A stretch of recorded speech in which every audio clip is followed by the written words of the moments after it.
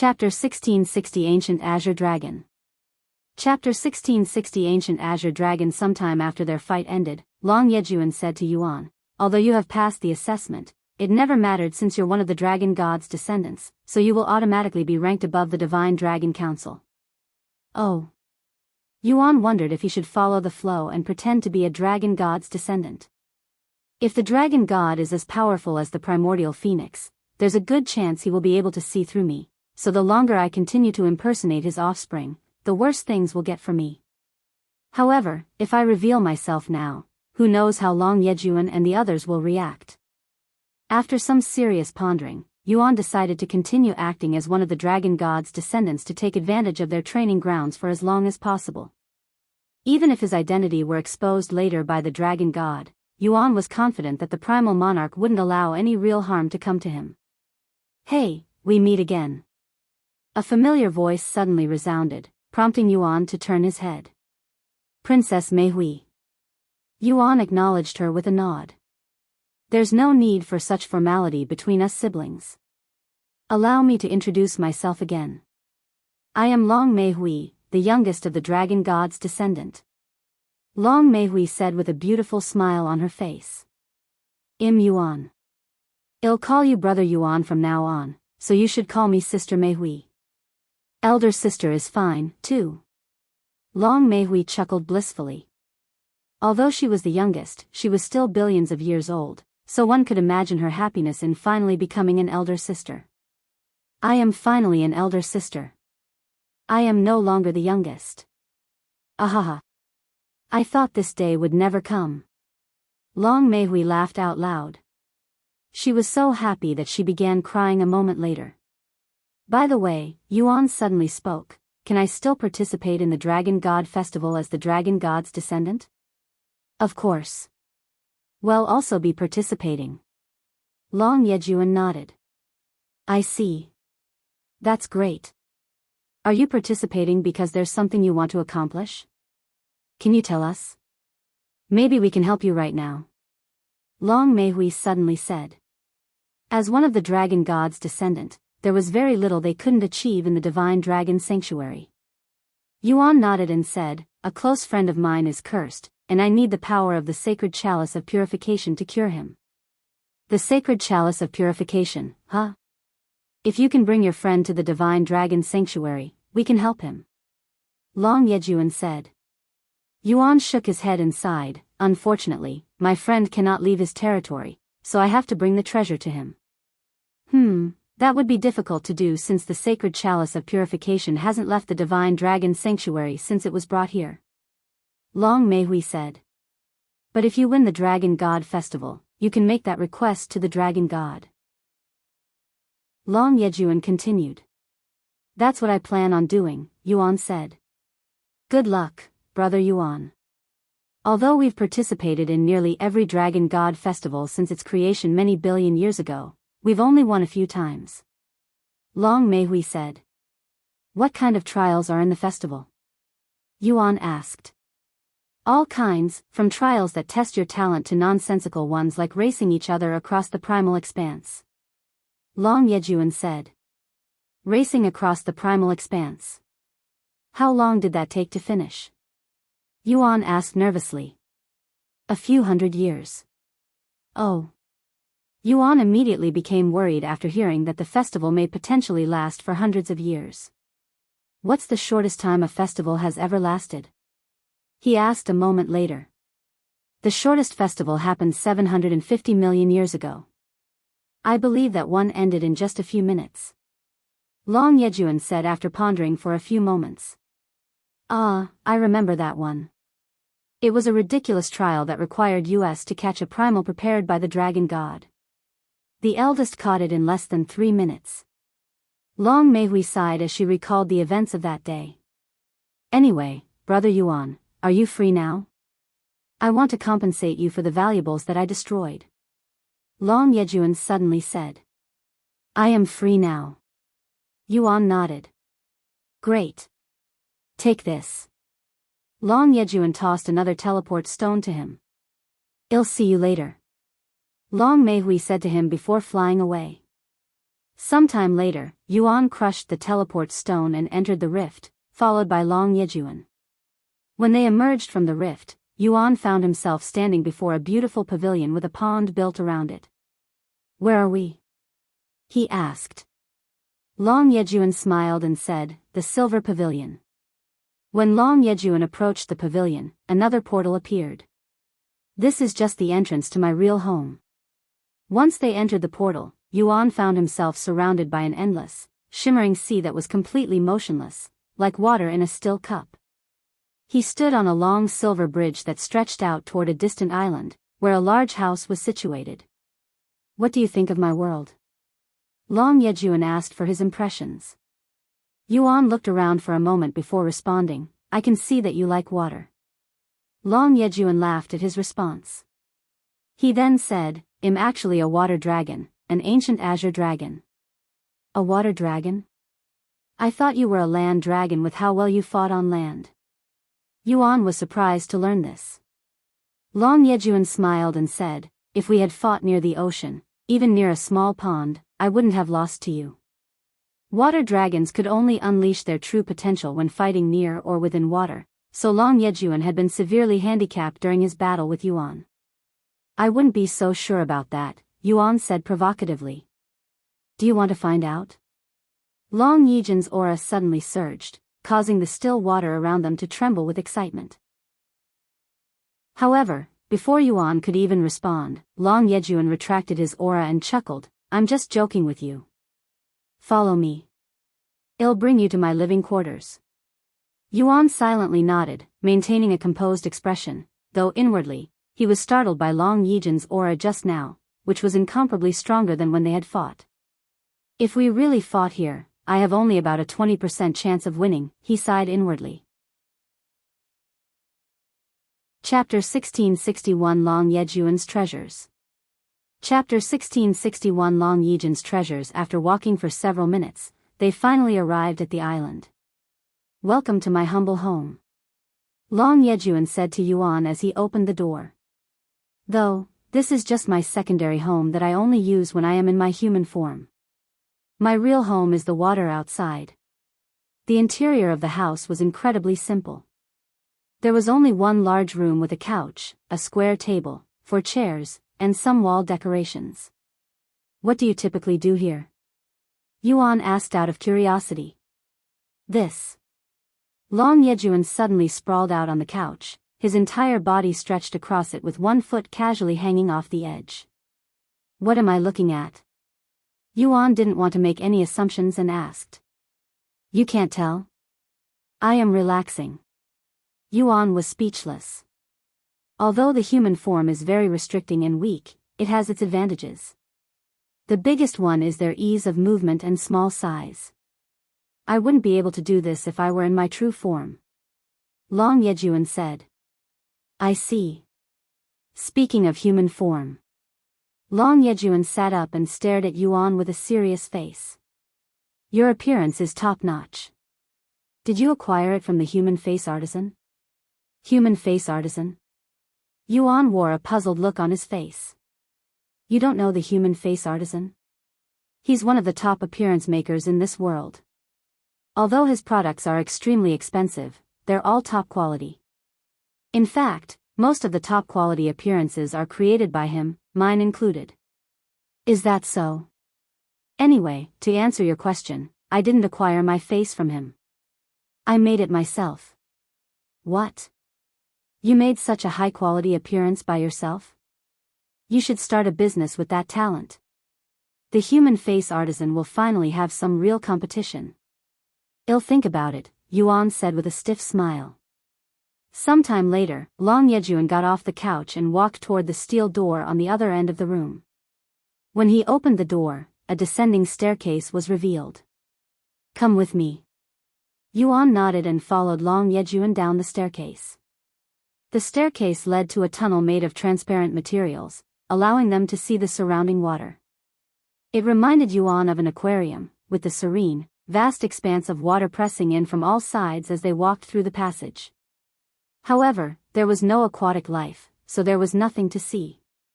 After walking for several minutes, they arrived at another room where numerous objects, each radiating a vast amount of chaotic essence, were displayed like a prized collection. Welcome to my treasure room, where I store most of my valuables. Unfortunately, I don't have any valuables that could replace your destroyed clothes and shoes. Since humans don't exist in the primal expanse and predators only take human form as a hobby, armor-type treasures meant for human anatomy are extremely rare. Since I destroyed 2 of your valuables, you can pick any 2 treasures from here. Long Yejun continued. Huh? Any? Are you sure? Yuan was pleasantly surprised by his generosity. Yes, I am sure. Then he'll look around. There were about a dozen treasures in the room, and Yuan approached the one that was closest to him. However, when he inspected the item, he was shocked by the notifications. Grade? Quality? Description? The system failed to analyze the treasure? This was the first time the system couldn't identify a treasure at all. Is it because the treasures were created in the primal expanse? He wondered. A few moments later, Yuan looked at Long Yejun and said, "Do you mind giving me a brief description of these treasures so I know what they do?" "Oh, of course." Long Yejun walked beside him and continued, "This treasure is called Dragon's Avarice. If you feed it enough chaotic essence, it will unleash a devastating attack that rivals even a dragon's breath." "Is that the technique you used on me?" Yuan asked. "Yes. Let's move on to the next one. I'll make a decision after I hear about every treasure." "Sure." The next treasure was a large golden scale that was the size of a watermelon. This is a scale directly from the dragon god. It doesn't really have any particular uses, but it's extremely durable, near indestructible. I wouldn't be able to put a scratch on it even if I used my full power. Long Yejun said. "The dragon god scale? How did you acquire this? And why is it so small?" "It was given to me by the dragon god, our father. Our siblings also have one, so he'll probably give you one later. It's small because I made father shrink it since its actual size is a pain in the ass to carry around. Its real size could cover the entire endless arena." "I see." The next treasure was an elegant earring, crafted from gleaming silver and adorned with a brilliant sapphire gem. "Oh, I crafted this one myself. It greatly increases the wearer's ability to control water. I chose this shape after meeting a human a few 100 million years ago, and he was wearing something like this on his ears." Long Yejun explained. "What happened to that human?" Yuan asked out of curiosity. "He took his own life when he realized that he couldn't return home and couldn't cultivate in this world. He was also my first and last human friend."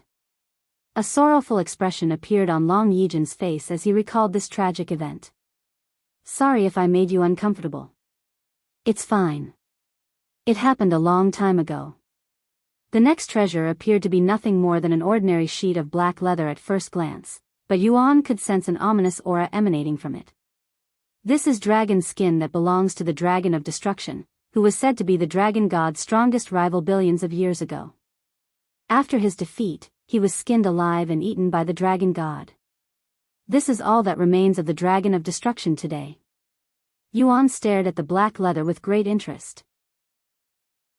"I can make new armor out of this," he thought. Chapter 1662 Two Treasures of His Choice. Chapter 1662 Two Treasures of His Choice. Long Yejun noticed Yuan's intrigued expression and smiled. "You seem interested. Do you want it?" He nodded, a little, "but I will decide after looking at the other treasures." "Then let's move on to the next one." The next treasure displayed was a beautiful golden marble resembling a dragon's eyes. "This is the dragon's true eye. If you consume it, you'll significantly strengthen all of your senses and even learn dragon's authority. Since you already know dragon's authority, this treasure won't benefit you too much, but for an ordinary dragon, it essentially turns them into royalty." The next treasure appeared to be some kind of stone. It didn't have any distinctive shape, and its chaotic essence was also the weakest in the room. "This is a small piece of the dragon god's claw. I acquired it from the first dragon god's descendant, who managed to chip it off the dragon god during a spar. If you know how to make your own treasures, this will definitely create a very powerful treasure. Yuan stared at the dragon god's claw with interest. Because he had recovered Tian Qiyuan's memories as the exalted blacksmith, these materials were more enticing than already completed treasures because he could easily customize the treasure to his own preferences. This material will be the most effective if used to create a weapon, but I already have enough weapons. Perhaps I can use it to upgrade the abyssal dagger. All sorts of ideas appeared inside Yuan's head.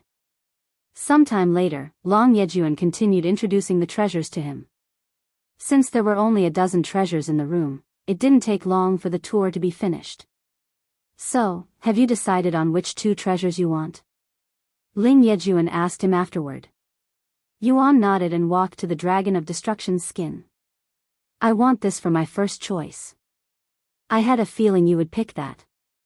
If needed, I can get someone to craft a treasure for you with that skin. Yuan shook his head and said, it's fine. I plan on doing it myself. What? This material isn't your ordinary skin but the Dragon of Destruction's skin. You'll need to be a master of crafting to deal with it. I know. I just need the proper equipment and place to craft the treasure. Yuan showed a confident smile. Unbelievable. How many talents do you have? Long Yejun muttered with a dumbfounded face. After snapping out of it, he continued, all right, they'll arrange the perfect place for you to craft the treasure. It might take a few months, though. As long as it can be done before the Dragon God Festival, Yuan said. Long Yejun retrieved the Dragon of Destruction's skin from the display and handed it over to Yuan. There's a lot more than I anticipated, Yuan mumbled after unfolding the skin to examine it properly. At a glance, there didn't appear to be much skin when it was neatly folded inside its display, but unexpectedly, after it was unfolded, its full size was revealed to be large enough to use as a ship's sail. With this much material, I can create more than just a piece of armor. Yuan smiled excitedly after realizing this. After storing the skin inside his spatial ring, Yuan approached his second choice. Long Yejun raised his eyebrows in a puzzled manner after seeing Yuan's second choice. Why did you pick this treasure? He asked. I'm not sure myself. It's a gut feeling, I guess.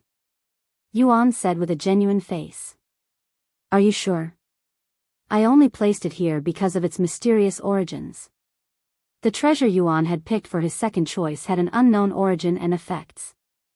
Long Yejun had examined and tried to figure out its secrets since he acquired it, but to no avail. I am sure. If you say so. Long Yejun didn't say anything else and handed the treasure to Yuan, who placed it inside his spatial ring without examining it. Seeing how confidently Yuan handled the treasure, Long Yejun had a feeling that Yuan knew the origin of the treasure, but he decided not to inquire about it for now. Once Yuan had his 2 treasures, they left the treasure room and returned to the main room. What are you going to do until the Dragon God Festival in 2 years? Long Yejun asked. I'm going to use the training grounds to strengthen myself. Which one? I'm not sure yet since this is my first time at the Divine Dragon Sanctuary. I see. Wait a moment. Long Yejun suddenly tapped his forehead, retrieving an orb of light. After extracting the orb of light, he made a flicking motion with his fingers, shooting the orb of light directly into Yuan's forehead. Once he absorbed the light, information on the Divine Dragon Sanctuary began filling his head, from its training grounds to other miscellaneous places. He was essentially given a map of the entire Divine Dragon Sanctuary. Sometime later, Long Yejun asked, have you found a training ground yet? Yuan nodded and said, the Baneful Dragon's poisonous swamp. Long Yejun's eyes widened, and he hastily said, wait a second. That's one of the most dangerous training grounds available. Unless you're a poison dragon, it's essentially suicide to train there. Even I don't dare to go there. It'll be fine. My poison resistance is quite strong. Yuan said. I never asked, but what kind of dragon are you? I'll keep it a secret for now. If you can guess it, I'll do you a favor. Alright, I'll accept your challenge. Before I head to the baneful dragon's poisonous swamp, can you take me back to the Divine Dragon Hall? I came to the Divine Dragon Sanctuary with a friend. Sure thing. Long Yejun shattered a teleport stone to the Divine Dragon Hall a moment later. Sorry for making you wait so long. Yuan approached Yingzi, who was waiting beside the entrance. Where did you come from? Yingzi was puzzled since she hadn't noticed him leaving the Divine Dragon Hall even though she had been watching it without looking away the entire time. Yuan immediately explained the situation to her. Chapter 1663 Baneful Dragon's Poisonous Swamp. Chapter 1663 Baneful Dragon's Poisonous Swamp, I see. Despite Yuan explaining the situation to her, Yingzi only became more puzzled afterward. She couldn't fathom how Yuan, who was obviously human, became the dragon god's descendant. Moreover, he should have the Primal Monarch's bloodline. However, she quickly stopped thinking about it, realizing it was pointless to overthink something she wasn't meant to understand. Your friend is a shadow dweller, huh? It's been over 1,000,000 years since I last encountered their race. Long Yejun commented as he stared at Yingzi, as it was incredibly rare for a shadow dweller to be so far away from their natural habitat, the hollowed expanse. Oh, let me introduce myself. I am the second dragon god's descendant, Long Yejun. Yingzi. Let's head to the baneful dragon's poisonous swamp now, shall we? Yuan said a moment later. Sure. Since their destination was only 3 days away from the Divine Dragon Hall, they decided to fly there instead of wasting a teleport stone. While they traveled, Long Yejun gave an introduction to the baneful dragon's poisonous swamp. Baneful dragons are the strongest poison dragons and some of the most feared creatures in the primal expanse due to their dreadful poisons. Their poisons are so deadly that even entities with poison immunities could perish from them. They're also so incredibly annoying to deal with that even the dragon god avoids fighting them as much as possible. How are they annoying to deal with? Yuan asked curiously. Their bodies are essentially made of poison, so they release poison from any wounds inflicted upon them. The only way to fight them is from a safe distance, and you must defeat them swiftly, or else their poison will spread. Unfortunately, that is easier said than done because baneful dragons are annoyingly durable. There's a reason poison dragons are considered one of the most powerful and dangerous dragon bloodlines. What bloodline does the dragon god have? Yuan asked. I would love to tell you, but unfortunately, even I do not have the answer. What? Even though you're his offspring? Long Yejun nodded and sighed. We've asked him many times, but he said he'd only tell us if we can defeat him, which is essentially impossible. Even the eldest, who is recognized as the most talented dragon since the dragon god, the unrivaled Tyrant, hasn't defeated him after many billions of years. I've heard about the first dragon god's descendant multiple times now, but I still don't have a clue what they're like. Yuan suddenly said. There's only one thing you need to be aware of about the eldest. Long Yejun paused to look around nervously. Once he was sure nobody was eavesdropping on them, he continued speaking through divine sense. That bitch is fucking crazy. No matter what, don't speak with her. As a matter of fact, don't even approach her. If you ever see her, run the other direction. The eldest is a woman, huh? Yuan thought to himself. What does she look like so I know it's her? Yuan then asked. She has multiple appearances and changes quite often, so it's impossible to recognize her from appearance alone. However, you'll still recognize her at a glance. I don't get it. You'll understand when you meet her. Not even a hint? Nope. Long Yejun refused with a smile. Forget it then. 3 days later, they arrived at the baneful dragon's poisonous swamp. Just as its name implied, the place was literally a swamp but with poisonous water and plants everywhere. There are 3 different zones in the baneful dragon's poisonous swamp: outer, inner, and center. Every zone has many layers of poisonous water, each containing a unique poison. We're currently in the first zone on the very outskirts of the place. Long Yejun explained. As you go deeper and approach the center of the swamp, the poison will become stronger. Do not underestimate this place, or you'll die. I have the antidote for all poisons up to the inner zone, so you don't have to worry about dying. However, once you enter the inner zone, I cannot save you, and only the Baneful Dragon could save you. Yuan nodded, thank you for the warning. After taking a deep breath, Yuan entered the swamp. The swamp is much shallower than I anticipated. Yuan thought to himself as the water in the swamp only reached his knees.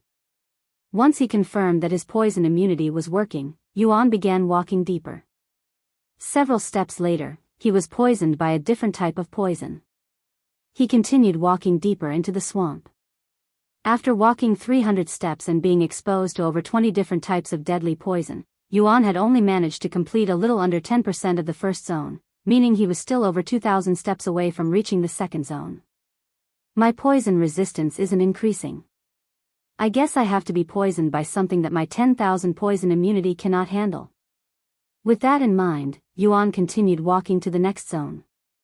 Sometime later, Yuan finished 90% of the first zone after experiencing over 200 different types of poison. When he was poisoned for the 207th time, a change occurred in his notifications. Ding! Seeing that his physique had finally activated, Yuan sat in the poisonous water and began cultivating. Although his physique was refining the poison, it didn't mean he wasn't experiencing any pain.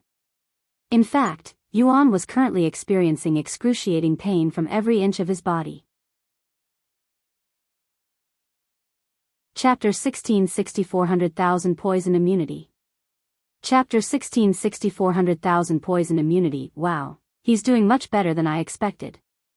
Long Yejun muttered with a surprised look after seeing how far Yuan had progressed in the Baneful Dragon's poisonous swamp. He turned to look at Yingzi, who was standing beside him, and asked, how long have you been traveling with him? A little over 2 years. So only recently, huh? How did you guys meet? I was the one who approached him. He appeared out of nowhere and piqued my interest. Is that so? Sometime later, Yuan stood up after receiving a notification. Progress, 10%, Yuan stopped to cultivate again. A few minutes later, Yuan walked to the next layer. He continued this until he reached the last layer of the first zone. Progress, 25%. It was only when his poison immunity advanced to the next realm that he noticed an increase in his progress. This realization led Yuan to believe that he would need to continue elevating his poison immunity to even higher levels in order to complete his progress. Sometime later, Yuan walked forward, stepping into the second zone of the swamp.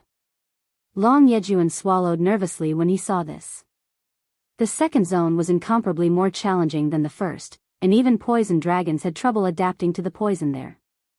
He's only been here for a few hours, and he's already entering the second zone. Long Yejun sighed out loud as he recalled taking several 100 million years to reach that point. His insane speed of adapting to poison, he's definitely a poison dragon. Long Yejun was already convinced that Yuan was a poison dragon. Otherwise, it would make no sense.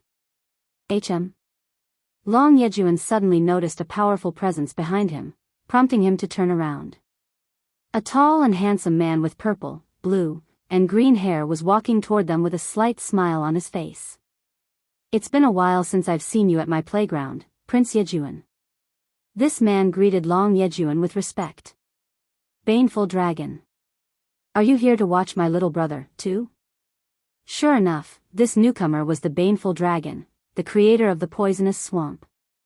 Your little brother? The Baneful Dragon looked at Yuan and smiled, so that's the rumored fourth dragon god's descendant. And I came here because I noticed something odd was happening at my playground. Something odd? Long Yejun raised his eyebrows in a questioning manner.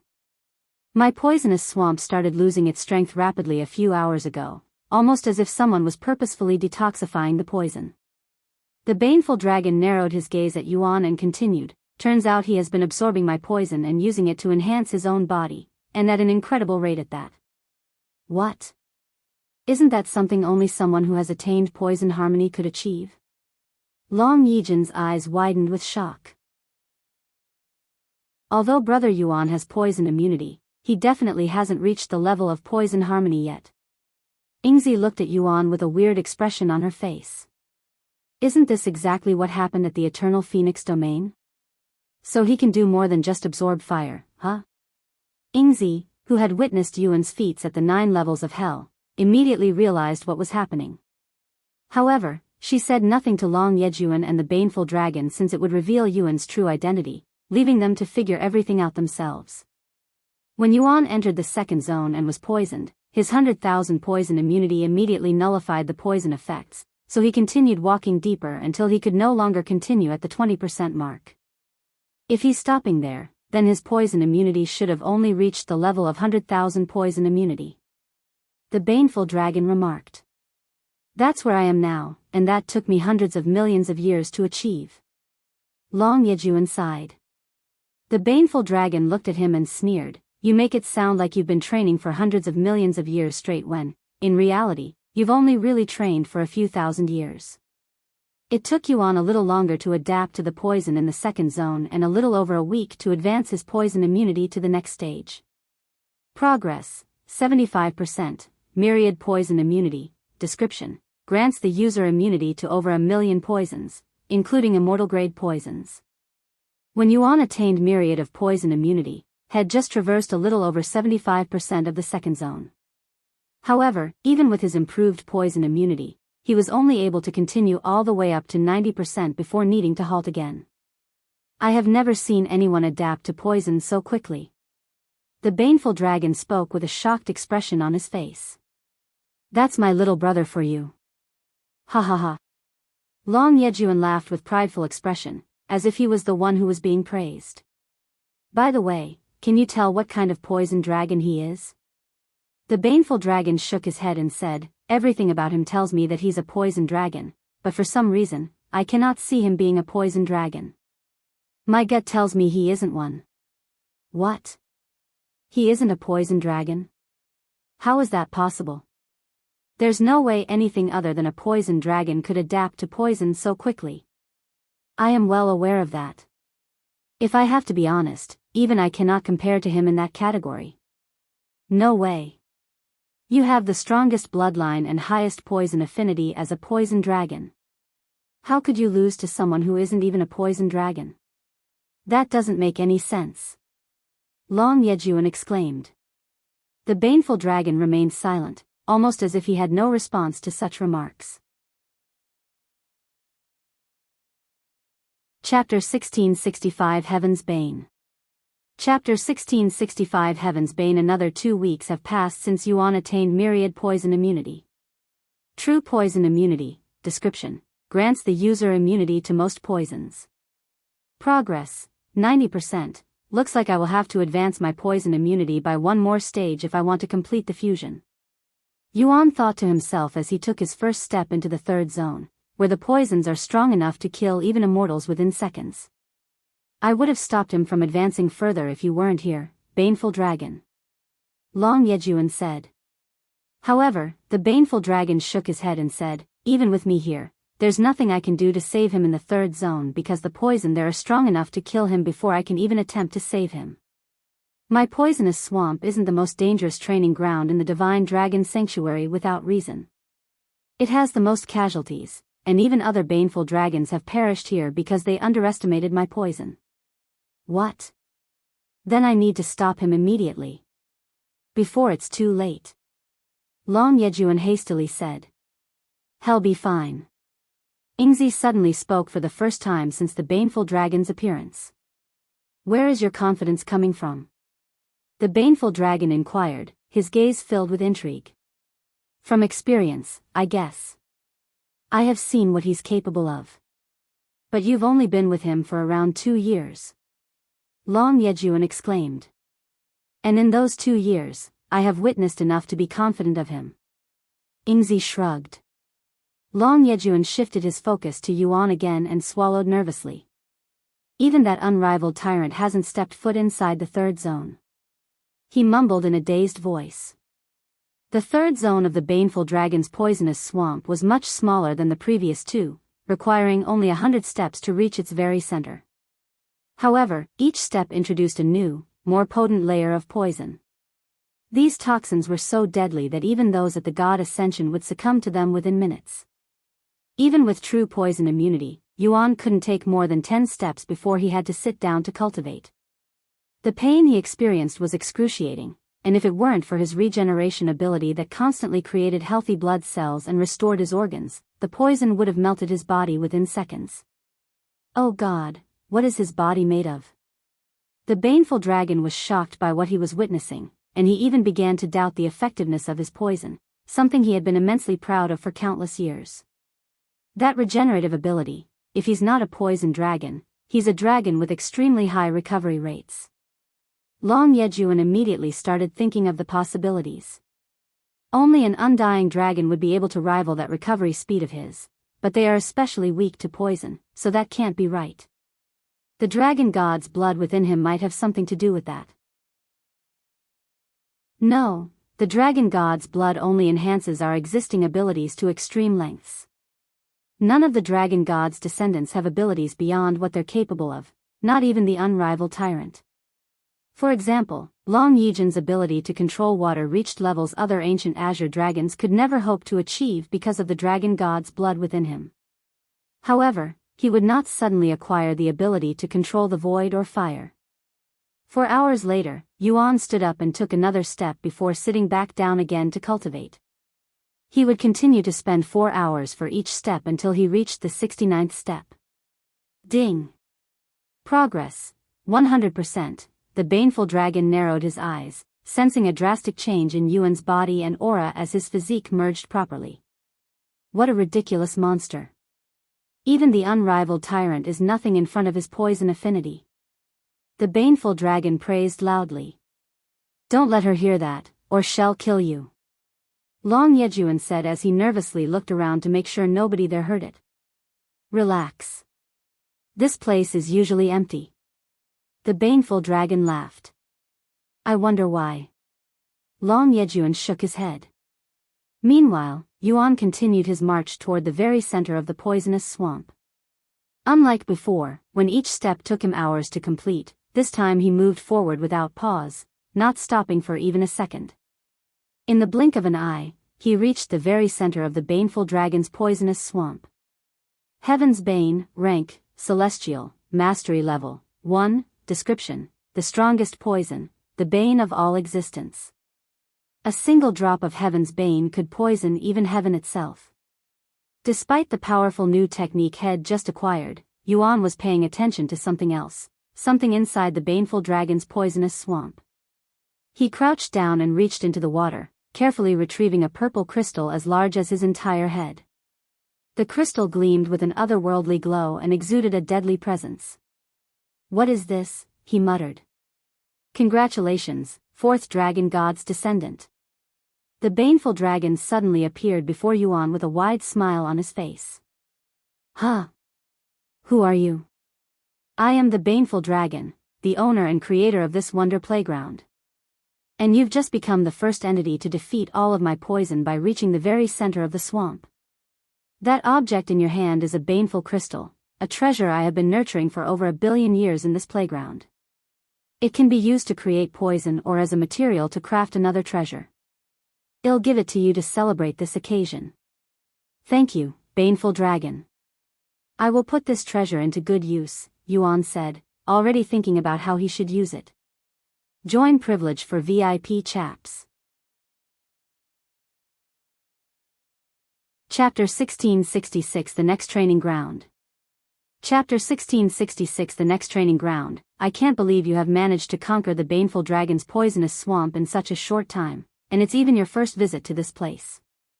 Long Yejun praised Yuan when he returned. He said, Are you a baneful dragon, too? Only a baneful dragon with dragon god's blood could possibly achieve this feat. Yuan shook his head with a smile and said, Sorry, you're wrong. I am not a baneful dragon. I want to believe you, but alas. Anyway, let's head to the next training ground.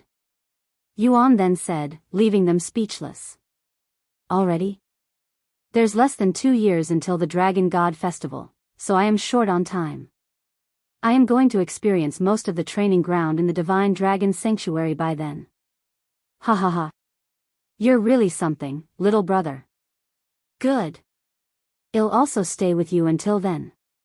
Long Yejun declared, as he had a feeling that he might be witnessing history being made. What about the location where I can craft my treasure? Yuan then asked. Don't worry, I've already notified my contact about it. I'll let you know when it's available. Thank you.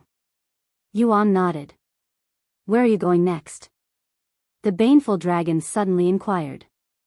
Yuan took a moment to look at the map inside his head before responding. The nearest training ground from here is the sky-splitting dragon's Tribulation, so I'll train there next. The sky-splitting dragon's Tribulation, huh? Long Yejun mumbled. It's been a while since I went there, so I'm going to tag along. I also want to see how far you'll go in a different environment. The Baneful dragon said. Long Yejun shattered a teleport stone that brought them near their destination shortly after. If I can become immune to lightning, I'll no longer have to worry about heavenly tribulations back in the 9 heavens. Yuan thought to himself as they entered the rift. In the 9 heavens, when an individual attains immunity to a particular element, their unique physique is given a specific name. For instance, those immune to poison are known to possess the perfect poison body, while those immune to fire are referred to as one with the flames. For those who achieve immunity to lightning, they possess what is known as a heavenly physique, a physique that directly defies heavenly tribulations. This unique trait grants them the power to withstand the wrath of the heavens itself, making it one of the most coveted and sought-after physiques for cultivators. Most cultivators perish during heavenly tribulations when attempting to ascend to the next major realm. Thus, one can only imagine the immense value of the heavenly physique that enables its bearer to completely ignore these tribulations and ascend unchallenged. A few days later, Yuan and his group arrived at the sky-splitting dragon's Tribulation.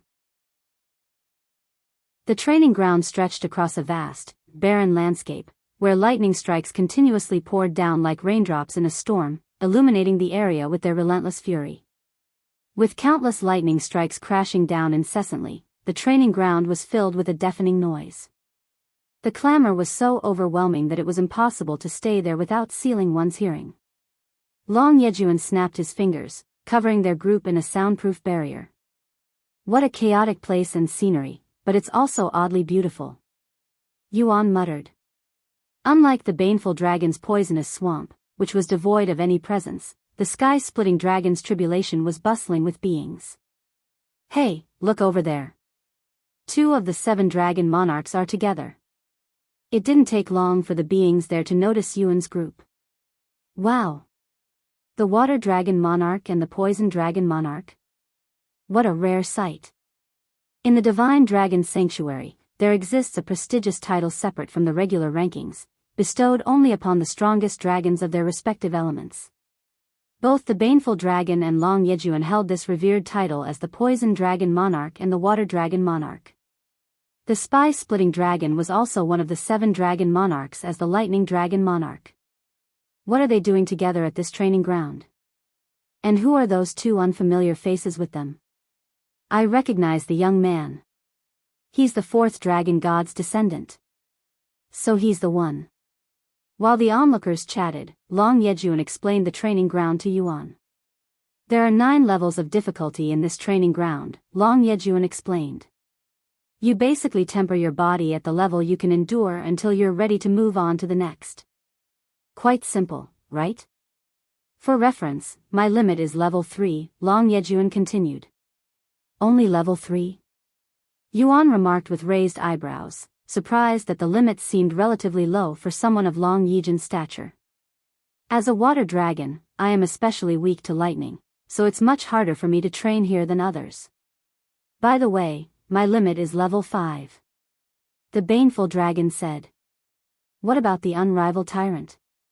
Yuan asked out of curiosity. She's conquered all 9 levels a few million years ago. Long Yejun said. But it took her 300 million years of straight training. 300 million years. Yuan swallowed hard at the sheer enormity of that number, unable to hide his awe and disbelief. Hopefully, it won't take me anywhere as long. After taking a moment to prepare himself, Yuan entered the training ground. Then I'll see you later. Good luck. They said to him. Look. The 4th dragon god's descendant has entered the training ground. The onlookers started shifting their attention to him.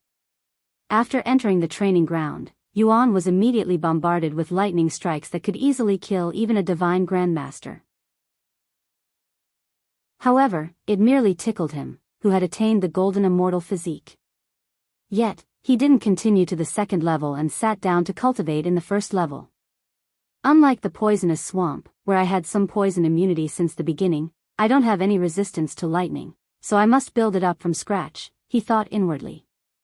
Join privilege for VIP chaps. Chapter 1667 Sky-Splitting Dragons Tribulation. Chapter 1667 Sky-Splitting Dragons Tribulation. An entire day had passed since Yuan began his training at the Sky-Splitting Dragons Tribulation, yet he had still not managed to develop any resistance to lightning. Lightning resistance was not only one of the most sought-after immunities but also one of the most difficult to train. Among all the immunities, the heavenly physique was one of the rarest, even though it had the greatest number of pursuers. Seeing that he was only progressing slightly, Yuan was tempted to enter the second level directly. After some contemplation, Yuan moved to the border between the first and second levels.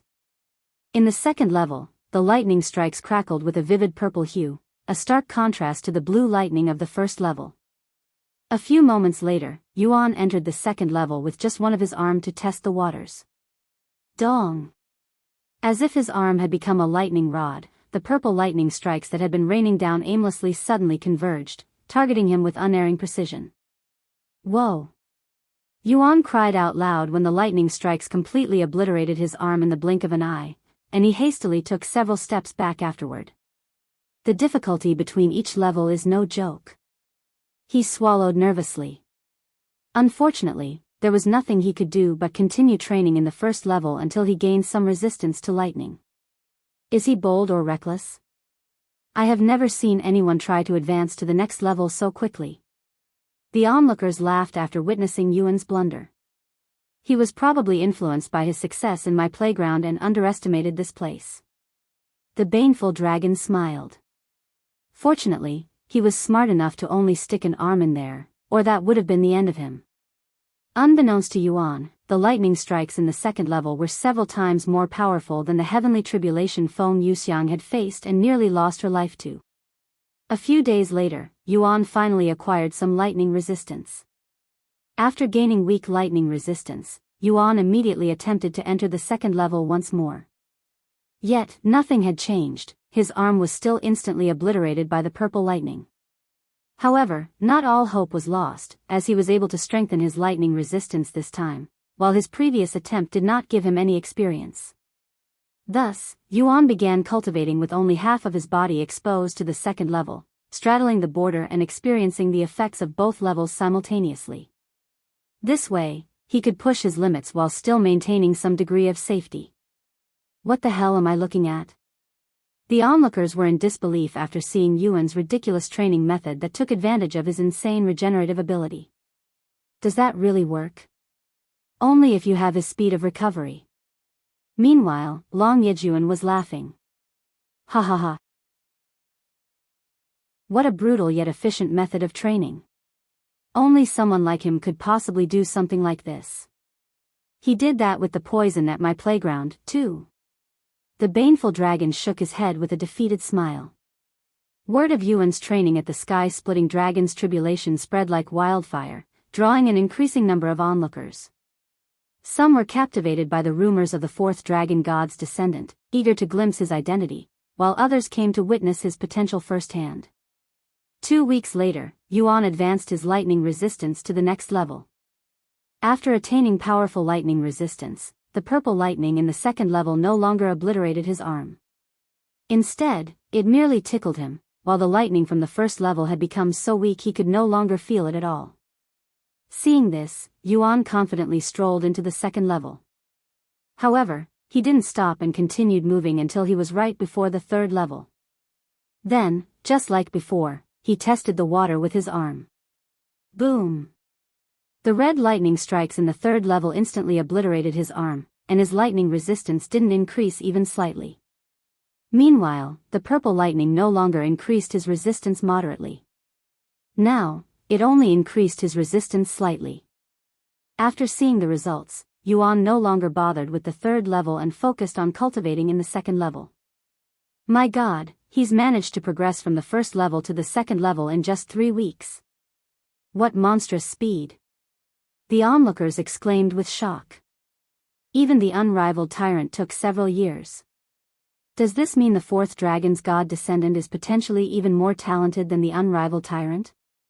No, this just means he's more talented than her in this one aspect. The unrivaled Tyrant has conquered most of the training grounds in the Divine Dragon Sanctuary, after all. Also, it is still too early to say anything. Even if his progress is faster than others, that won't mean anything if he reaches his limit too quickly. A month later. After advancing his resistance, Yuan repeated what he had done at the first level and cultivated in the third level with only half of his body. During this time, news of Yuan's intense training session continued to spread across the territory, drawing in a steady stream of new onlookers. Curiosity and excitement filled the air as more people gathered, eager to witness his remarkable progress. Elder brother, I knew you'd be here. Long Meihui approached Long Yejun after noticing him at the training ground. Oh, you're also here, Baneful Dragon. It's been a while, Princess Meihui. The Baneful Dragon greeted her with a handsome smile. How long have you been watching? Long Yejun asked her. I just arrived, she said, turning to gaze at Yuan with a look of awe in her eyes. If you find any errors, ads pop up, ads redirect, broken links, non-standard content, etc.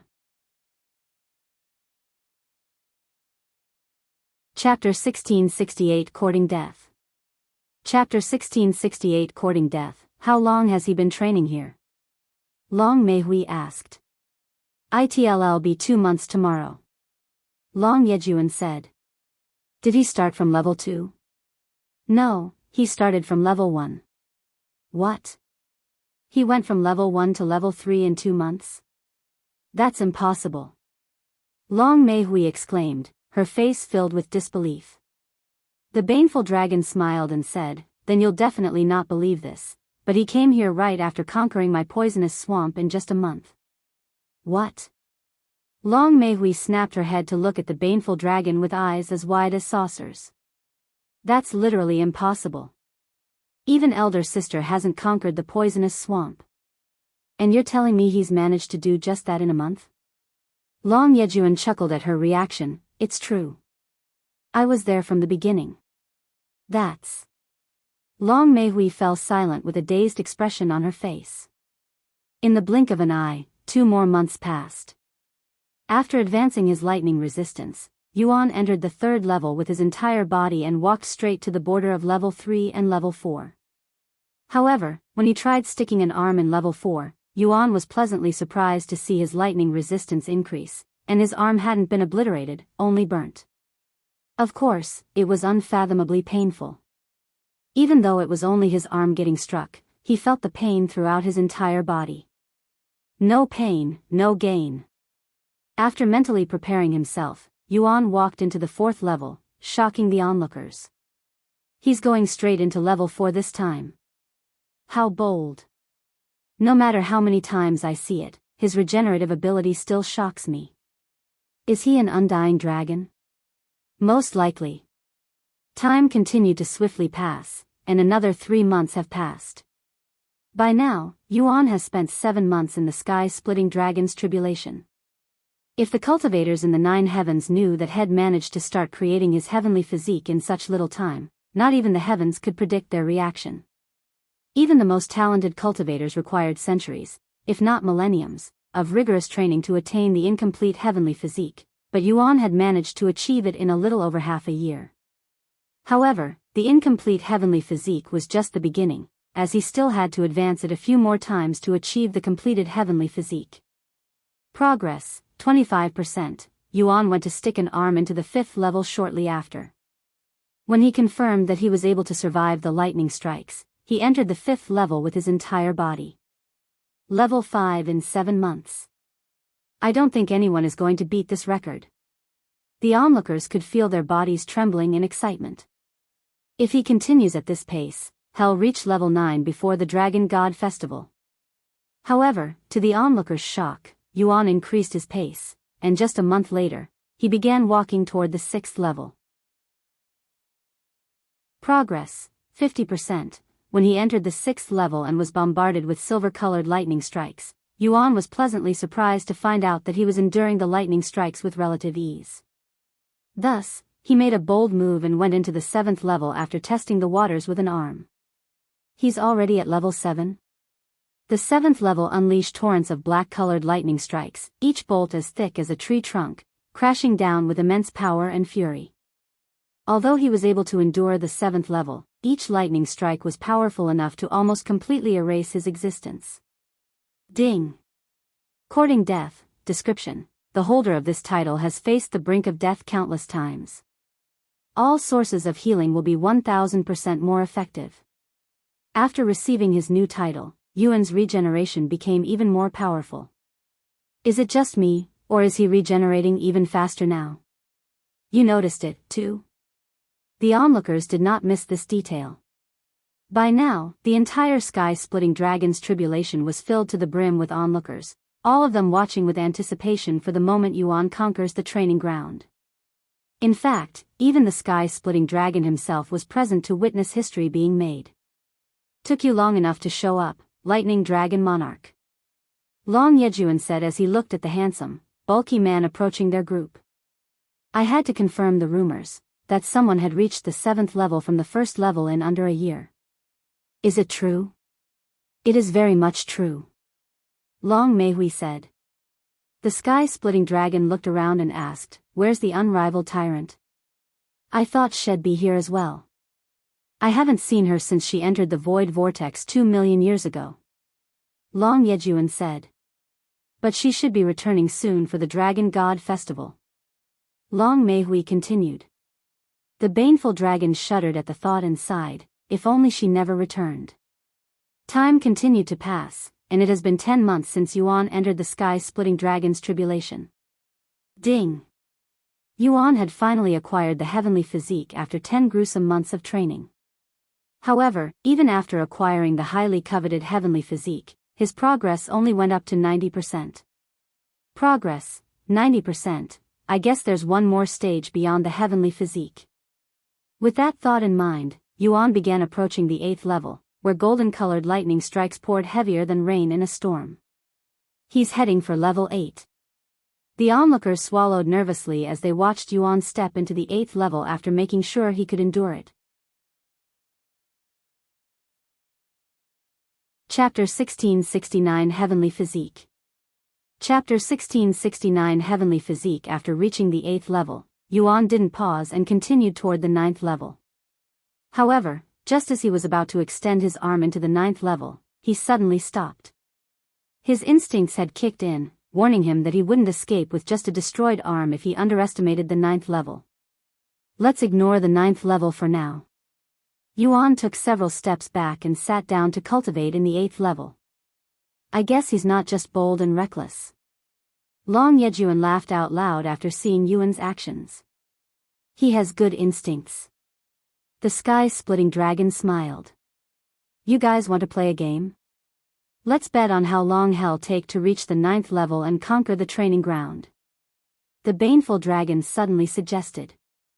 I'll start with 5 months. Sounds fun. I'll bet a year. The sky-splitting dragon confidently said. Then I'll go with 6 months.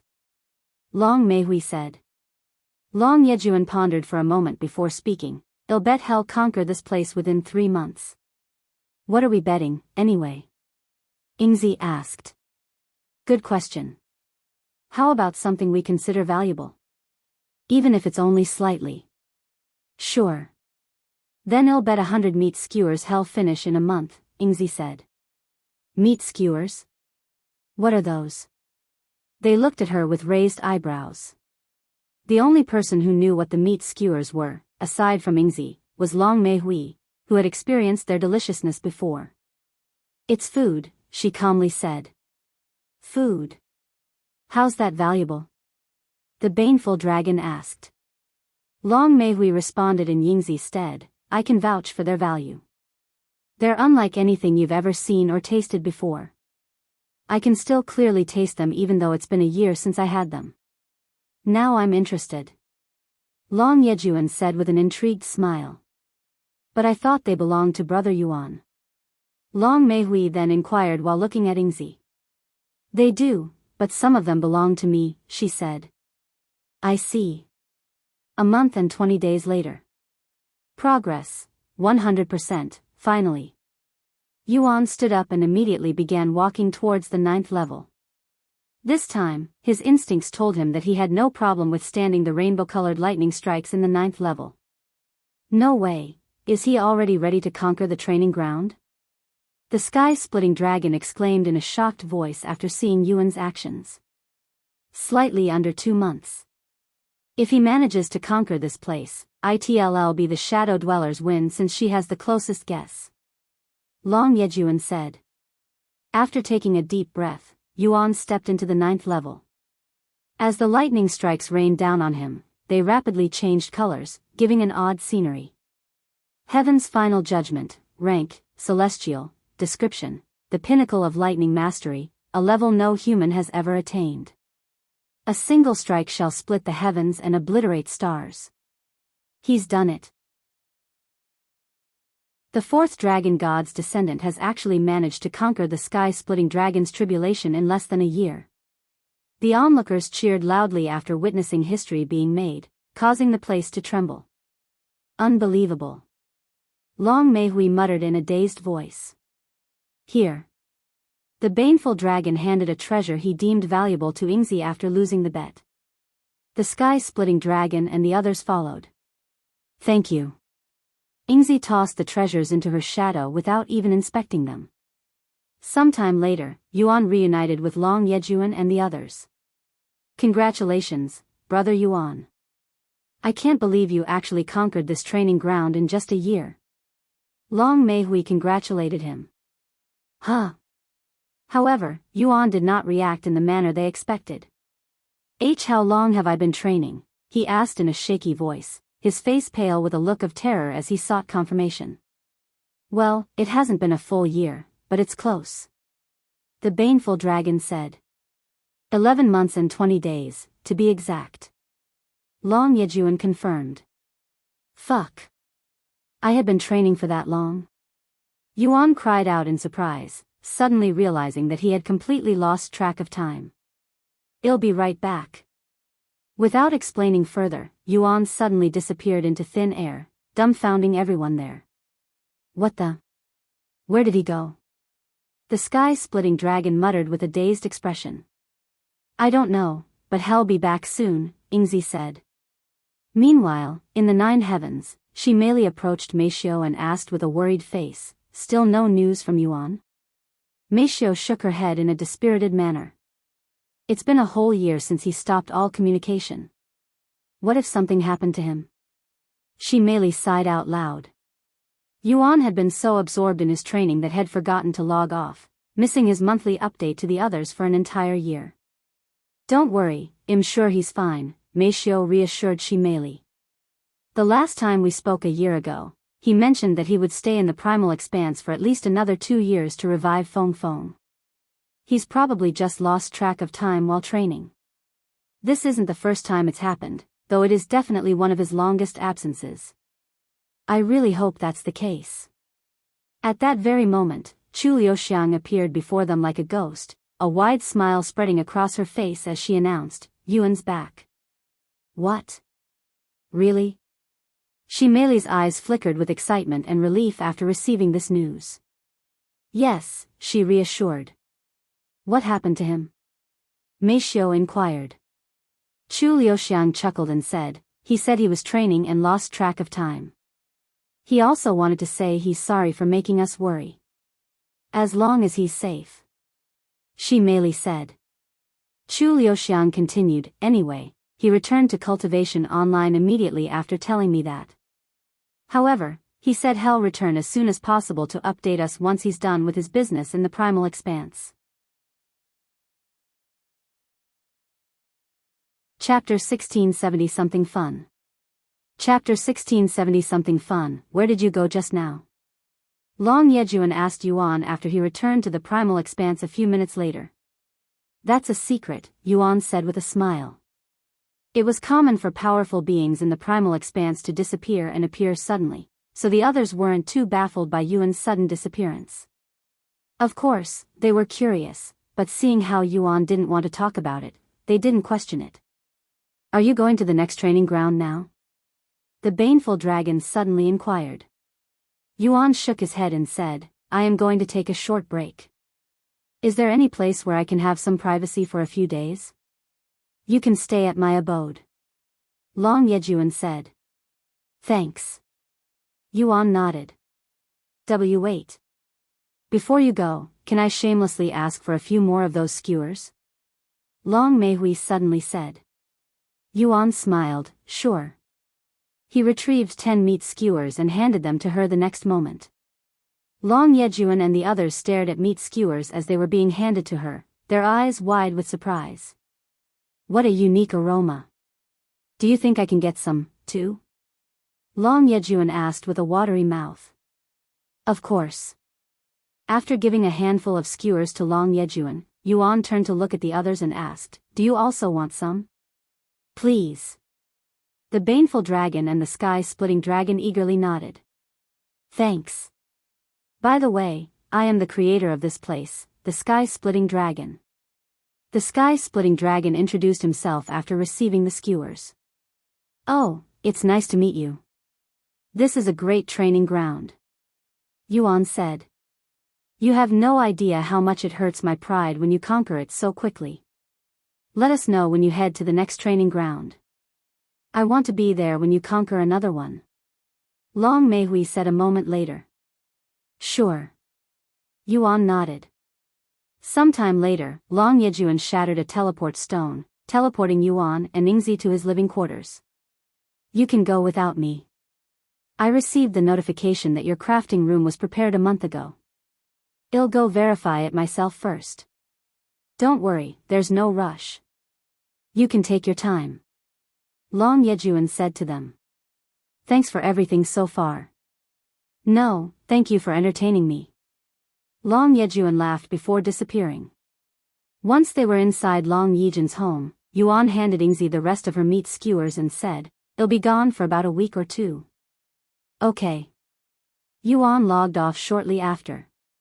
When he returned to his real body, Chu Liuxiang and Meishio were already awake and waiting for him. Welcome back, Meishio said. I'm so sorry. Yuan wasted no time lowering his head and apologizing to her. I was caught up in training and lost track of the time. I know. Lulu already told me. Still, I wanted to apologize to you myself. It's fine. Honestly, it didn't feel that long. I guess the higher our cultivation, the more we're prone to losing track of time. Meishio chuckled. Right? I have also been a victim of this. Chu Liuxiang said. Yuan then inquired about the Lord. Anyway, how's the Lord doing? I haven't replenished his energy in a year, after all. He's doing fine for now. I visited him last week. Chu Liuxiang said. That's good. I'll go replenish his energy right now. Yuan left from their balcony and flew straight to the peak of the mountain. The Lord emerged from his cave after sensing Yuan's presence approaching his place. It's been a while. Sorry, I lost track of time during my training. I hope you're doing okay. I have endured many centuries without any help. A single year won't kill me. The Lord laughed out loud. Still. Anyway, I'll call Ji-Ran now. Yuan summoned the Starry Abyss shortly after. However, after being summoned, Ji-Ran said, sorry, but I barely recovered any spiritual energy because the Primal Expanse lacks spiritual energy, so I won't be able to help. Now that you mention it. Yuan rubbed his eyes after realizing this blunder. I'm sorry, but you'll have to use my spiritual energy until I leave the Primal Expanse, he then said. I don't mind waiting until you leave the Primal Expanse. After all, even if you give me all your spiritual energy, it will only give me relief for a brief moment. The Lord said. He continued, moreover, the amount of spiritual energy I have received so far is enough to last another decade. All right. Then, I will return once I leave the Primal Expanse. It shouldn't take too long. Probably another year or two at most. Yuan returned to his living quarters afterward. How's training with the Eternal Lotuses lately? It must have been rough without my spiritual bath. Yuan asked. Yes, it was definitely rough on the trainees at first since they suddenly stopped recovering overnight, but they've adapted. Moreover, every single member of their faction is training with us now. Meishio said. That's good to hear. The Eternal Lotuses have also advanced their rank back to the top 10. Chu Liuxiang then said. What about us? Have you guys participated in any faction wars since the last one? Unfortunately, they're still afraid to challenge us. And since we've been inactive for a whole year, we're back to being unranked. Chu Liuxiang sighed. The ranking doesn't have any meaning to us, anyway. Yuan shrugged nonchalantly. He then asked, any news on the government or the 10 great families? Well, we know they're watching us from outside the Dragon Spiral Mountain, but that's about it, Meishio said. That's good. By the way, when are you going to return to Cultivation Online? Chu Liuxiang suddenly asked. I intend to stay here for a week or two before I return. Do you have something to do on Earth? He shook his head and said, no, I just want to spend some time with you guys since I've been away for a whole year. Then do you want to go out and have some fun? It's been a while since we've done anything fun together. Chu Liuxiang suggested. Yuan nodded, let's do that.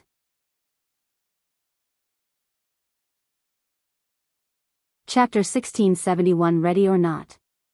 Chapter 1671 Ready or Not, do you have any suggestions? Chu Liuxiang asked.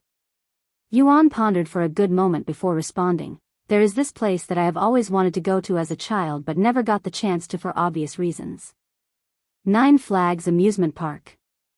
An amusement park, huh? I have also never been to one before. Let's go. Chu Liuxiang immediately agreed, even appearing quite excited about it. What about the others? Meishio asked. We can invite everyone. I'll let you know later. Yuan said. Sometime later, Chu Liuxiang logged into to invite the Demon's Ceiling faction. Meanwhile, Yuan and Meishio went to visit the Eternal Lotuses. Brother. You're finally back. Yuro was nearly brought to tears after seeing Yuan's face for the first time in over a year. Sorry. Yuan apologized and explained the situation to her. I thought we would see each other more often after becoming your neighbor, how wrong I was. She sighed. Yuan smiled and said, this is the nature of the cultivation world. Anyway, you've grown taller and even more pretty since I last saw you. Trying to change the subject? Well, I'll forgive you this time. Yuro showed a bashful smile after hearing his praises. Then, changing the subject again, I'm here to give you an invitation. We've decided to visit the 9 Flags amusement park. Want to tag along? I want to go. Yuro responded immediately and without any hesitation. She continued, oh, but can I invite Sister Jingyi and Sister Lianhua? Of course. Great. I'll go let her know now. While Yuro went to speak with Xia Jingyi, Yuan visited Bai Lianhua. Who is it? Bai Lianhua stopped her paperwork after hearing her door being knocked on.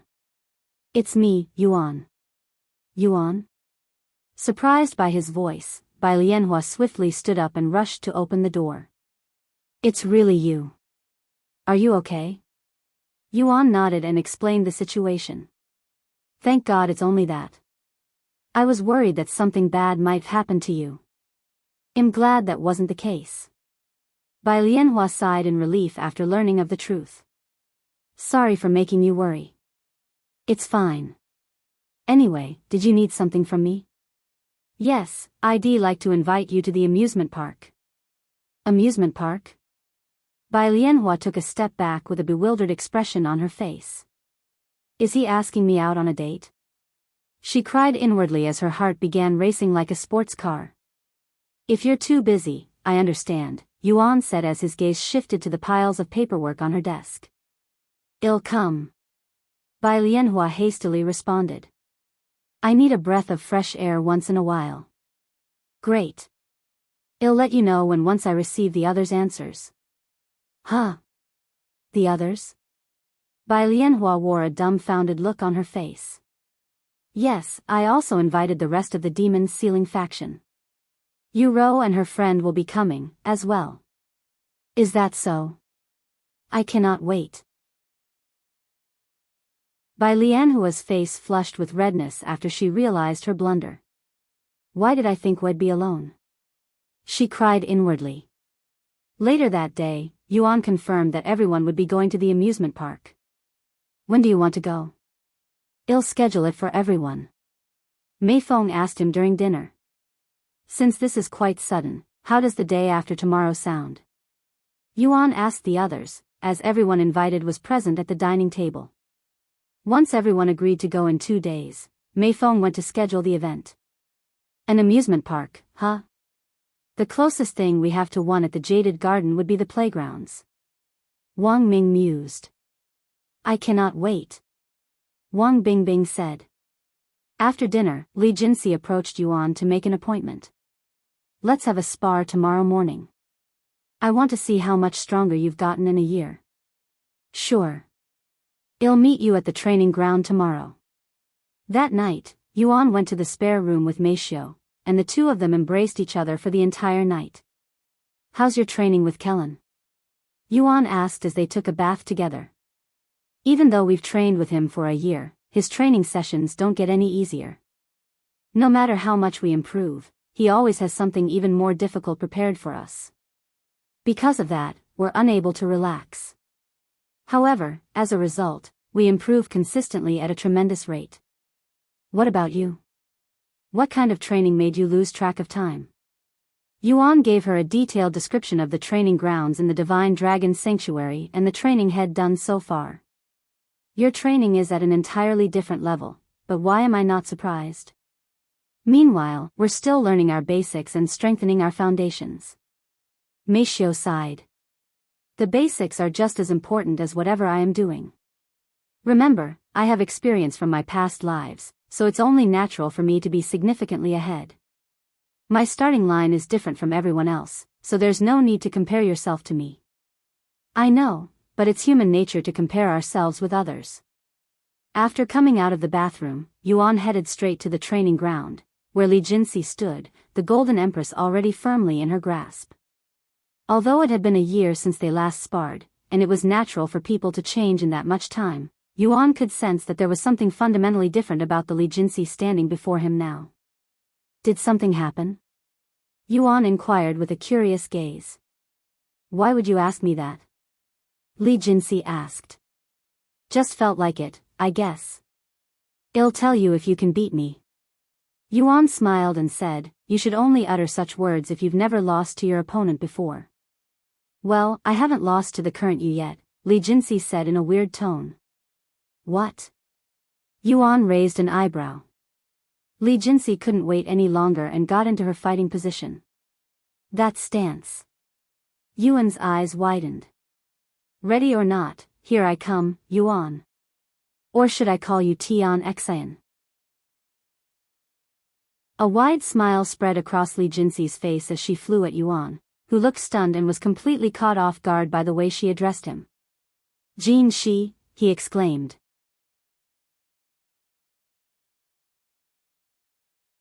Chapter 1672 Amusement Park.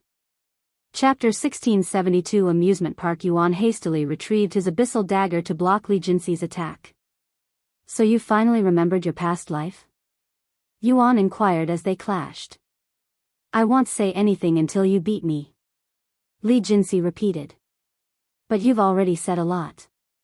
Yuan smiled.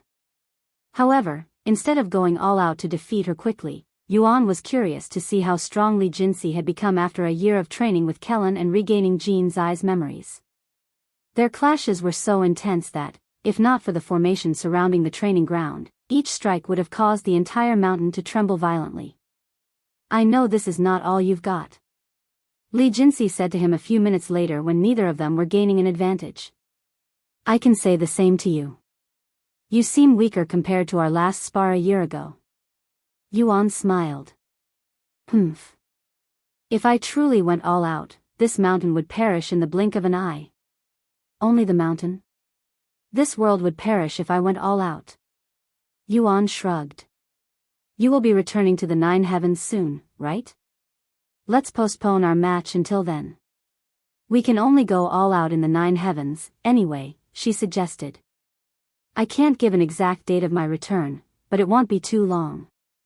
I also agree that we won't be able to fight seriously unless it's within the 9 heavens, so I don't mind postponing our match until I return. After a slight pause, Yuan continued with a provocative smile, It'll give you more time to mentally prepare for your inevitable defeat too. Then it's settled. Li Jinsi said as she stowed away her weapon. Are you really not going to say anything until then? Yuan then asked. That's what I said, no? Without saying anything else, Li Jinsi left the training ground, leaving Yuan standing there with a dumbfounded face. After leaving, Li Jinsi returned to her room and stood before a mirror with a perplexed expression on her face. So it's real. She muttered in a dazed voice. Early in the morning the following day, everyone from the Demon's Ceiling faction and 3 individuals from Eternal Lotuses gathered at the gates of the Dragon's Spiral Mountain, where a long limousine picked them up and drove them to the Dragon's Spiral Mountain's private airport. It's Yuan and the rest of the Demon's Ceiling faction. They're finally leaving the Dragon's Spiral Mountain. The people hired by the government to watch over the Dragon's Spiral Mountain were shocked to see Yuan and the others leave the mountain, and they quickly notified their superiors. When did you buy a private jet? Yuan asked Mei Feng when they arrived at the airport to see a luxurious private jet with the name of their faction printed on its body. A few months ago, she said. We have plenty of money, so you don't have to worry about our finances. I am not worried at all. I was just curious. Yuan said with a smile. Even if they were completely out of money, he could easily sell some treasures and gain a fortune. With the amount of treasures in his possession, as well as what he could acquire, it wouldn't be an exaggeration to say the Demon's Ceiling faction was one of the wealthiest in the entire world. Once they boarded the jet, Mei Feng drove it herself. The flight was only an hour long. When they landed, the group entered another transport vehicle that brought them directly to the amusement park. Huh? Why is it so empty? Is the amusement park closed? Yuro muttered out loud after seeing the empty parking lot. Yuan used his divine sense to peer inside the amusement park and spotted several workers going about their tasks. However, not a single customer was present within the park's grounds. Mei Feng then spoke, Oh, that's because I reserved the whole amusement park for today, so we're the only ones here. Seriously? Yuro stared at her with wide eyes. The experience will be different if we're alone. Chu Liuxiang sighed. Mei Feng shrugged and explained herself, in case you forgot, you're all celebrities. If I hadn't done this, we would have been swarmed by people. Yuan then said, although the experience will be different than what I had anticipated, I understand why it was done. I don't really mind it either. Also, this means we don't need to wait in line for the rides. I actually prefer that we're alone since we don't need to deal with anyone, Wang Bingbing said. Sometime later, they entered the amusement park. What should we do first? Yuro asked. We have plenty of time to try everything, so why don't we explore the park clockwise? Yuan suggested. Sounds like a plan. Thus, the group began exploring the park, experiencing every attraction one at a time. However, several attractions later, Wang Ming sighed out loud, this is more boring than I'd anticipated. Is it because this park was built for mortals? I don't feel any excitement from the roller coasters. As cultivators, their senses had been significantly enhanced, and things like roller coasters felt like they were moving at a snail's pace. As for the height, it wasn't even worth mentioning. It's a little disappointing, but there's nothing we can do about it. After all, this place wasn't made for cultivators. Yuan said. They continued to explore the amusement park until they experienced all of the attractions. Wow, that turned out to be a chore. Shi Lang laughed out loud as they left the amusement park. Although there wasn't any blood-pumping and heart-stopping excitement, I still had fun. It's like a walk in the park, one that is more elaborate, I guess. Yuro said. I agree. It wasn't that bad. Chu Liuxiang said. After leaving the amusement park, they returned to the Dragon Spiral Mountain to have a feast. Since Maifeng's cooking was better than most restaurants out there, they decided to save a trip and dine at home. Brother, do you have anything else planned? Yuro asked Yuan as they feasted. Yuan shook his head and said, not really, but if there's anything you want to do, don't hesitate to let me know. Okay. Let me think about it, she nodded.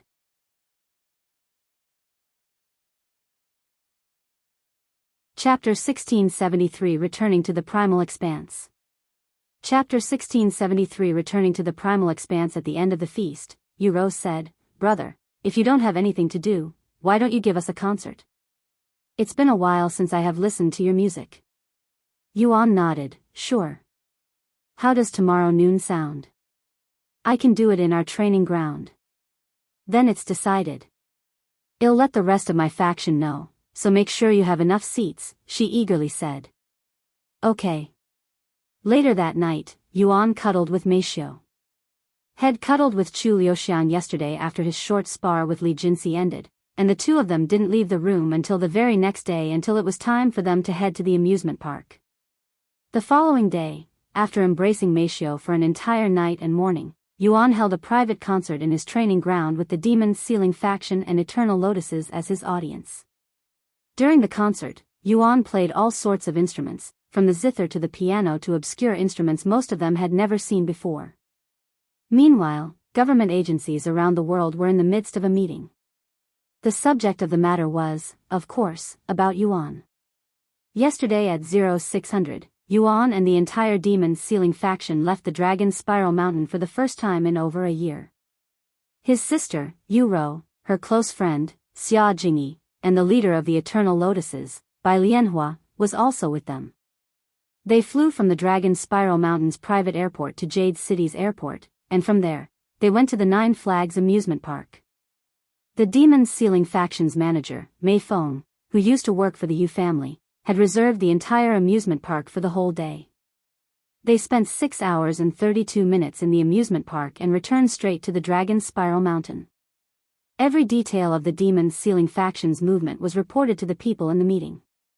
He went radio silent and holed up inside the Dragon Spiral Mountain for over a year, then came out just to visit the amusement park. What do you guys think of this? Bastard doesn't even put us in his eyes. How dare he have fun at an amusement park after threatening us? He's acting like we don't even exist. Honestly, I'd rather he ignore us than pay attention to us. That's what a coward would say. How can you let a single man who just reached adulthood scare you with some threat?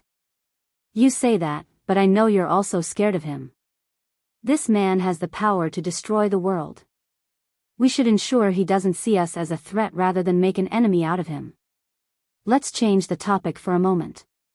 Did we manage to find anyone close to him who's willing to spy on him for us? We're still working on it, but we're making progress. We're currently in contact with several members of Eternal Lotuses trying to make a deal. Increase the rewards if they're still hesitant, enough to blow their hesitancy away in an instant. In the end, they decided to continue monitoring Yuan from a distance, at least until they found a way to deal with him. Meanwhile, Yuan ended the concert after 4 hours. Then, for the rest of the day, Yuan sparred with the members of Eternal Lotuses to see their growth. Since it's been a while, let's end today with a spiritual water bath, Yuan said, and the members cheered with excitement. After the bath, everyone returned home. For the next week, Yuan devoted all his time to Meishio and Chu Liuxiang, making up for the past year he had been away, with most of that time spent making love. I'll be returning to the Primal Expanse today, Yuan announced after spending 13 days on Earth. Try not to disappear on us for too long again, okay? Chu Liuxiang teased. Yuan nodded with a bittersweet smile. After saying his goodbyes, Yuan returned to the Primal Expanse. Welcome back. Yingzi was there to greet him upon his return, and all of the skewers she had before he left were gone. Did Long Yejun come by while I was gone? He asked her. Yes, he came by 2 days ago and left this behind. Yingzi handed him a teleport stone before continuing to speak. He said everything's been prepared, and you can use this teleport stone whenever you're ready. All right. After leaving Long Yejun's home and returning to the Divine Dragon Sanctuary, Yuan shattered the teleport stone and entered the rift with Yingzi. When he emerged from the rift, Yuan found himself on a remote island that had an active volcano that was larger than any mountain head seen before. Where is this? Yuan muttered out loud, as this place wasn't part of the Divine Dragon Sanctuary. Suddenly, a powerful presence filled the entire island. Are you the one Prince Yejun said will be coming? A stern voice rippled. Yes, I am Yuan. A half-naked, tall, bulky man with a bald head appeared before them a moment later. Let's make this clear. I only agreed to lend you my precious workshop because I owe Prince Yejun a favor. I don't care if you're the 4th dragon god's descendant. If you make a mess of my workshop, I will kill you. Yuan nodded with a confident smile and said, Don't worry, it'll be out of your hair, your sight before you even know it. By the way, is Long Yejun not here? No, but he said he'll be back soon. Do you mind if I wait until he returns? I don't care, but I only agreed to lend you my workshop for 10 years, not even a second more. Oh, one more thing. The timer started when I notified you a month ago. Yuan silently nodded. It's been a while since I created something, so I will be a little rusty, but it shouldn't take more than a few months to finish my treasures. He thought to himself.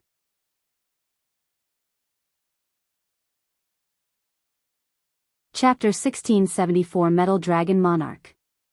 Chapter 1674 Metal Dragon Monarch, can you show me the workshop for now? Yuan asked the bald man. By the way, how should I address you? The man lifted his head in a prideful manner and introduced himself. I am the Metal Dragon Monarch, refined Obsidian Dragon. I am also one of the few beings in the Primal Expanse capable of creating treasures. As a matter of fact, nobody dares to claim they are number one as long as I am still alive. Creating treasures was unheard of in the Primal Expanse until a human skilled in treasure crafting appeared hundreds of millions of years ago. Since then, they have acquired the ability and knowledge to craft treasures. However, despite its potential, crafting treasures remained a niche practice in the Primal Expanse, as the knowledge and techniques were originally designed solely for humans. While some, like the refined Obsidian Dragon, have refined and further developed their techniques to new heights that allowed them to craft treasures for primals and predators, most lacked the talent to achieve such mastery and remained mediocre in their abilities. The lack of treasures for primals and predators also contributed to why the beings of this world preferred using human appearances, as that allowed them to wield treasures. That said, only the truly powerful are capable of acquiring treasures, which is why only the top beings in the Primal Expanse take the form of humans. Sometime later, the refined Obsidian Dragon led Yuan to a massive cave located at the base of the volcano. The workshop was so massive that Yuan couldn't help but think it had been built for giants. He glanced at the refined Obsidian Dragon, whose human form was also significantly larger than normal, resembling that of a miniature giant. All sorts of tools hung on the wall, but the most eye-catching was the elegant black hammer that hung prominently above the furnace, its surface gleaming with a mysterious aura. Yingzi also looked around with interest. This was her first time being in this kind of environment, and it piqued her interest. The refined Obsidian Dragon took a seat near the entrance, his gaze fixed on Yuan and Yingzi. It was as if he were a vigilant guard, ensuring they wouldn't cause any trouble in his workshop. Yuan also sat down and closed his eyes to cultivate. 2 days later, Yuan opened his eyes when he sensed a familiar presence appearing on the remote island. Long Yejun showed up at the workshop shortly after. Were you waiting for me? He asked Yuan. Yes. I figured you wanted to watch. I sure do. Also, this is for you. Long Yejun retrieved a fist-sized crystal that crackled with electric energy, tiny arcs of lightning dancing across its surface. What is this? Yuan asked. The sky-splitting dragon wanted me to give you this as your reward for conquering his training ground in record time. Yuan accepted the crystal and inspected it with interest. That is. The refined obsidian dragon's eyes widened with shock after seeing the crystal. He hastily rushed over to get a closer view of it. What a wonderful material. I could craft something even better than my previous masterpiece if I had this. He glanced at Yuan and frowned. I doubt you have the ability to handle this material yourself. Even if you can somehow handle it, you'll definitely waste its potential. Instead of wasting such a precious material, you should give it to me. In fact, I am probably the only one in this world who is qualified enough to use it. Refined obsidian dragon, even if Brother Yuan is willing to give you the material, the sky-splitting dragon won't approve of it since you didn't earn it. Long Yejun shook his head. Yuan smiled and said, sorry, but I have no intention of giving it to you. You ignorant bastard. Do you even know what you're holding? Do you even know how to use it? The refined obsidian dragon exclaimed angrily. I have never seen this material before, but I will understand it once I spend some time with it. Also, who said that I wouldn't be able to use it properly? I certainly didn't say anything like that. Yuan shrugged. The refined obsidian dragon then spoke, you seem confident in your abilities. In that case, let's put you to the test. If you can craft something that satisfies me and prove you can handle this material, I'll no longer attempt to take it from you. However, he continued, his eyes narrowing, if you prove incapable of handling this type of material, you'll have to hand it over to me. No, I'll take it from you. Yuan frowned and said, I don't mind you wanting to test me, but why is there no benefit for me, regardless of the outcome? If I prove my abilities, nothing changes, but if I fail, you'll take my material. Does that sound fair to you? As the one suggesting this test, you should, at the very least, put something on the line. How else will you atone for belittling me? The refined obsidian dragon gritted his teeth, struggling to suppress his irritation. Yet, he couldn't find any flaw in Yuan's logic. After all, even he had to admit that he was the aggressor in this situation. Very well. If you can prove yourself, I will give you the most valuable material in my possession as an apology. Yuan nodded with a smile, that's more like it. Give me a few hours to prepare the materials for your test. The refined obsidian dragon said before leaving the workshop. I'm sorry about this, Brother Yuan, Long Yejun said, his tone apologetic. The refined obsidian dragon may come off as an asshole, but it's only because he's incredibly passionate about his craft. In fact, even if you were the dragon god himself, he would still try to take the material from you if he deemed you unqualified. Yuan shook his head and said, you don't need to tell me. I understand where he's coming from, nor do I blame him. Thank you. Long Yejun smiled.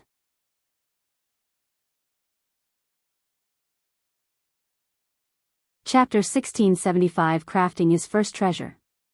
Chapter 1675 Crafting His First Treasure. The refined obsidian dragon returned to the workshop several hours later with a leather pouch filled with materials. He tossed the bag before Yuan and said, if you can craft a treasure while using half of the materials in there, they'll consider you worthy. Yuan grabbed the bag and poured all of the materials out. There were 21 materials in total, and he didn't recognize any of them. However, instead of panicking, Yuan smiled and muttered, interesting. This will be fun. He suddenly sat before the materials, grabbed one of them, and started inspecting it in silence. The refined obsidian dragon's eyebrows twitched at Yuan's actions, and he sneered inwardly, at least he isn't completely incompetent. After spending several hours examining every single material there in great detail, Yuan closed his eyes and began doing mental simulations. What's he doing? Long Yejun asked the refined obsidian dragon. Despite being a blacksmith himself, he didn't understand Yuan's actions. The refined obsidian dragon narrowed his gaze at Yuan and pondered for a moment before responding, I believe he's doing mental stimulations. He's basically crafting the treasure inside his head right now. What? You can do something like that? I have never even heard of this until today. Long Yejun couldn't fathom crafting treasures inside his mind. It's possible, but it's extremely difficult to achieve since you need to know the materials perfectly, and you also need to be incredibly knowledgeable and experienced in blacksmithing. The refined obsidian dragon clenched his fists in frustration as he spoke. Mental simulations? Ha ha ha. Even I cannot do mental simulations. There's no way he's doing it properly. This is just a waste of time. He mocked inwardly. A few hours later, Yuan stood up and said, "Okay, I am ready to craft the treasure. Do you have a hammer I can borrow?" The refined obsidian dragon grabbed an old hammer and tossed it to him. Yuan looked at the worn hammer with a slight smile and said, "It'll only make you look worse if I pass the test with this half-broken tool. Here, you can use mine." Long Yejun retrieved his personal hammer and offered it to Yuan. However, he shook his head, refusing to accept it. "Thanks, but I don't need it." He walked to the anvil and controlled the materials from afar with his chi manipulation, throwing all of them into the furnace. What the? Long Yejun's eyes widened at his bizarre actions. Ha ha ha. What the fuck is he doing? How can he throw all of the materials in her at once? The refined obsidian dragon burst out laughing. They were taught to deal with one material at a time, so Yuan's actions made him look like a complete fool who knew nothing about smithing. I can't believe I actually thought he was competent even for a second. He had me fooled in the beginning. Yuan completely ignored the refined obsidian dragon's loud mockery and focused on the materials inside the furnace. A few days later, Yuan retrieved a single piece of material from the furnace. This material had no impurities and was perfectly refined. When the refined obsidian dragon saw this, his eyes nearly popped out of their sockets. What the fuck? That's impossible, he cried out loud. He actually managed to refine that many materials at once, even though each one needed to be handled differently and required a different refining time? Long Yejun muttered in disbelief, struggling to comprehend the feat. The refined obsidian dragon felt an intense urge to rush over and inspect the refined material up close, but he held back. It wasn't out of respect for Yuan but rather because of an unspoken rule among blacksmiths to never interrupt one once they have begun their work. After inspecting the refined material and being satisfied with it, Yuan placed it on top of the black anvil before him and started hammering away with the damaged tool.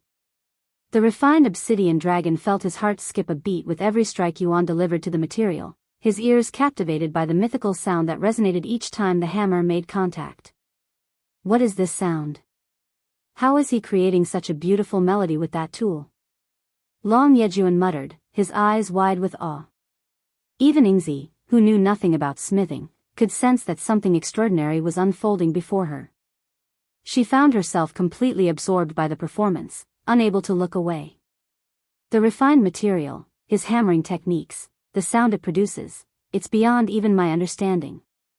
The refined obsidian dragon fell to his knees as the crushing reality of the vast difference in skill between himself and Yuan set in. It was an unfathomable gap, leaving him overwhelmed and humbled. It turns out I was the ignorant one all along. Tears flowed from his eyes. After striking the anvil for several hours without pause, Yuan finally completed the treasure, which took the form of a sword. It radiated a powerful aura that would easily be graded as a P-quality Empyrean-grade treasure in the 9 heavens. Yuan walked to the refined obsidian dragon, who was still on his knees, and placed the treasure before him. "I'm done. Please examine it." "You're done. Already?" The refined obsidian dragon muttered in a dazed voice. "It's a bit slower than usual, but it can't be helped since I am still rusty, so thank you for giving me this chance to warm up." The refined obsidian dragon slowly reached for the sword before him, but he stopped himself centimeters away and withdrew his hand. "I don't deserve to touch it, let alone examine it. I am also not qualified to test you. I apologize for my ignorance and disrespectful behavior earlier. I hope you'll forgive me, Master Yuan." The refined obsidian dragon apologized in a sincere tone as he kowtowed respectfully before Yuan. Long Yejun stared at the scene, his face filled with bewilderment. He could never have imagined witnessing the refined Obsidian dragon behave in such a manner. He's showing Brother Yuan more respect than he does to the dragon god. He sighed with a bittersweet smile.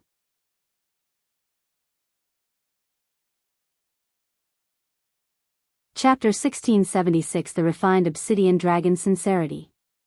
Chapter 1676 The Refined Obsidian Dragon Sincerity. I don't mind forgiving you for your unruly behavior, but I will need you to prove your sincerity first, Yuan said to the refined Obsidian Dragon. How can I show my sincerity? I will do anything. The refined Obsidian Dragon shouted. Although I can make do with the materials I possess currently, it would be great if I had more. Do you understand what I mean? Yuan spoke with a calm expression on his face. It took a second, but the refined Obsidian Dragon responded with great enthusiasm. Of course, I understand. It would be an honor if Master Yuan used my materials for his creations. Please wait here while I gather my finest materials. The refined Obsidian Dragon rushed out of the workshop the very next moment. Brother Yuan, how many more surprises are under your wings? Where in God's name did you learn how to craft treasures like that? Long Yejun asked him with shining eyes. I am mostly self-taught, Yuan said with a calm smile. Self-taught? Surely, you are teasing me. Long Yejun didn't believe him even for a second. I am serious. How long did it take for you to achieve that level of mastery? It must have taken billions of years.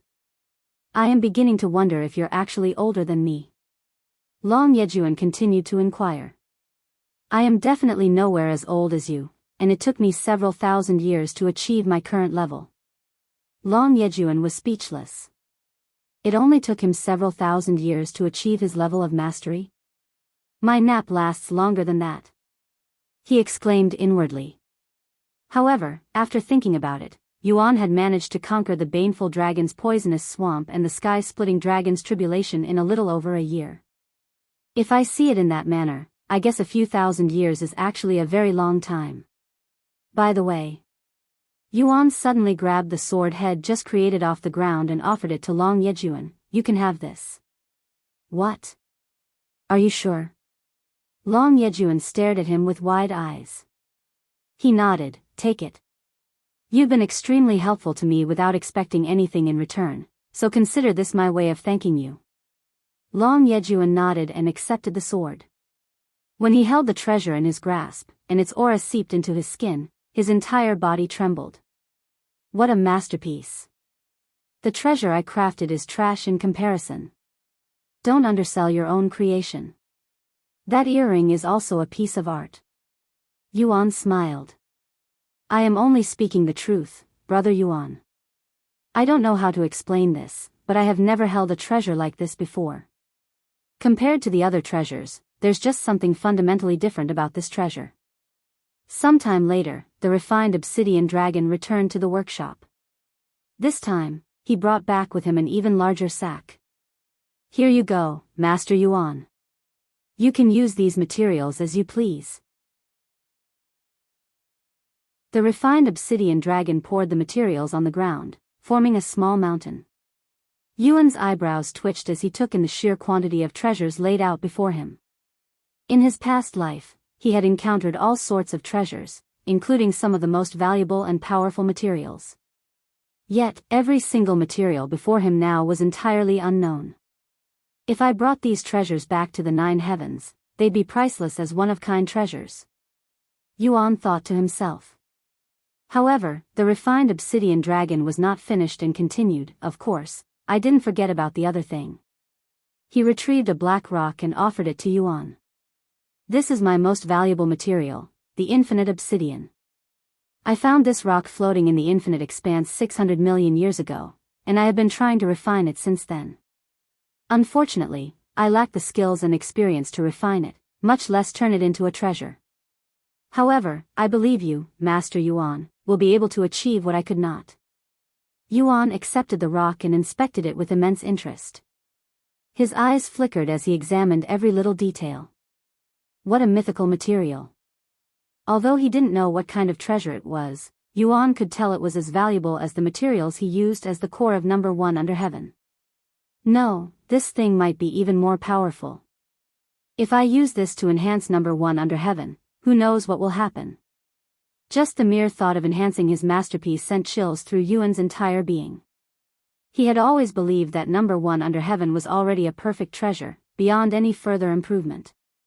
Yet, the appearance of this unknown material had turned his understanding on its head, igniting a surge of excitement within him.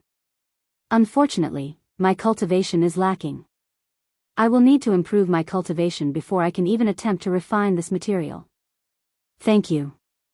I will put this treasure to good use. You have also proved your sincerity, so I'll forgive you and let bygones be bygones, he said to the refined obsidian dragon after putting the infinite obsidian inside his spatial ring. Your words mean more than you can fathom, Master Yuan. He nodded and said, I am going to start crafting my treasure now. Hearing this, the refined obsidian dragon made a swift grasping motion toward the massive hammer hanging on the wall.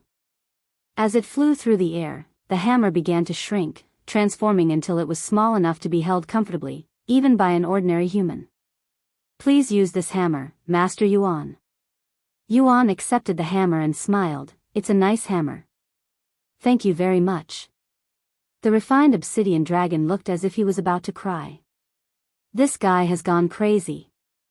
Long Yejun looked at the refined obsidian dragon while shaking his head inwardly. Master Yuan, do you mind if I watch you craft? I swear I won't disturb you. The refined obsidian dragon then asked with begging eyes. Yuan nodded, sure. Thank you very much. The refined obsidian dragon actually shed tears this time.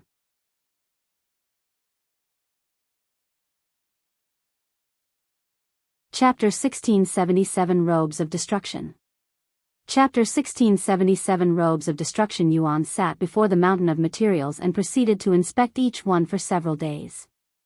After completing his inspection a week later, Yuan closed his eyes and began doing simulations inside his head.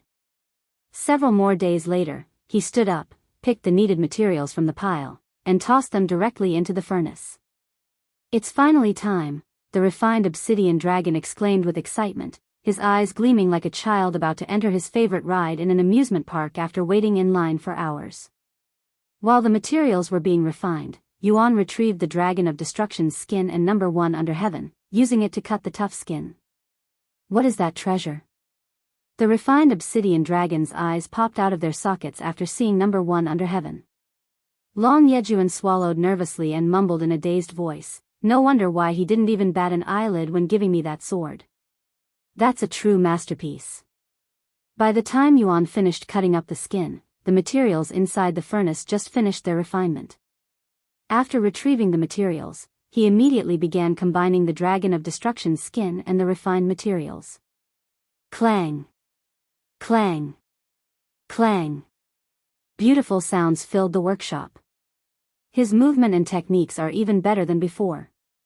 The refined obsidian dragon's jaw dropped. So he wasn't joking when he said he was rusty. Long Yejun swallowed nervously. It's too vast. The refined obsidian dragon suddenly mumbled in a dazed voice. What is? Long Yejun asked. Our difference. I knew he was much better than me, but I could have never imagined it was to such an extent. I am no different than a baby in his eyes. Don't punch yourself down too much. You're still one of the best blacksmiths in the Primal Expanse. Long Yejun sighed. Pay. Refined obsidian dragon suddenly spat on the ground. One of the best? Don't you ever say that to me again.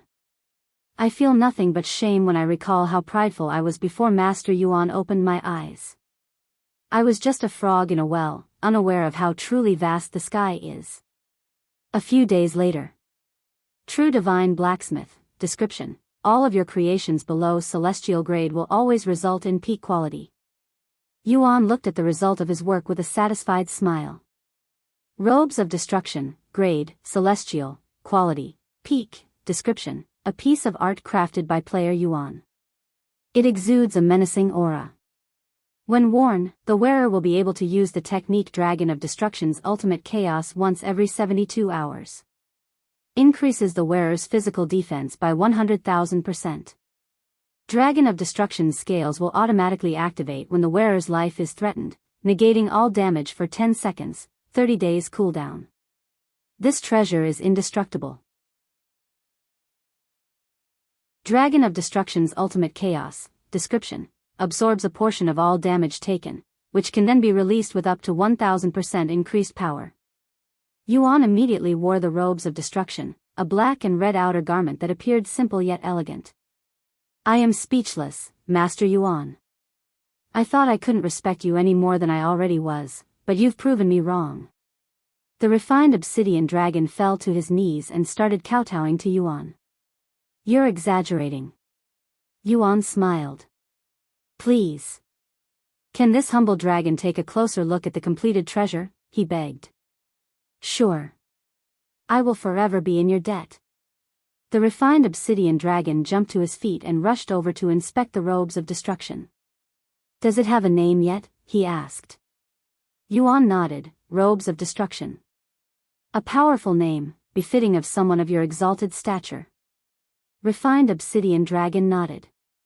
Yuan could have never expected the refined Obsidian dragon to be so good at kissing ass. Are you going to make more treasures? Long Yejun suddenly asked him. Yes, but not from scratch. I am going to upgrade an existing treasure next, he revealed. Upgrading an existing treasure? You can do something like that? Refined Obsidian dragon exclaimed in shock. He always thought that once a treasure was completed, it could no longer be altered. I'll show you how it's done in a moment, Yuan said. Refined Obsidian dragon nodded and swiftly backed away, returning to his original location. Yuan retrieved the Starry Abyss and the Baneful crystal, the treasure head acquired at the center of Baneful Dragon's poisonous swamp. That dagger gives off a similar aura to his sword. The refined Obsidian dragon noticed this detail and mused out loud, unaware they were both soul weapons, something that did not exist within the Primal Expanse due to a lack of usage of weapons. And that material, it gives me the shivers. What is it?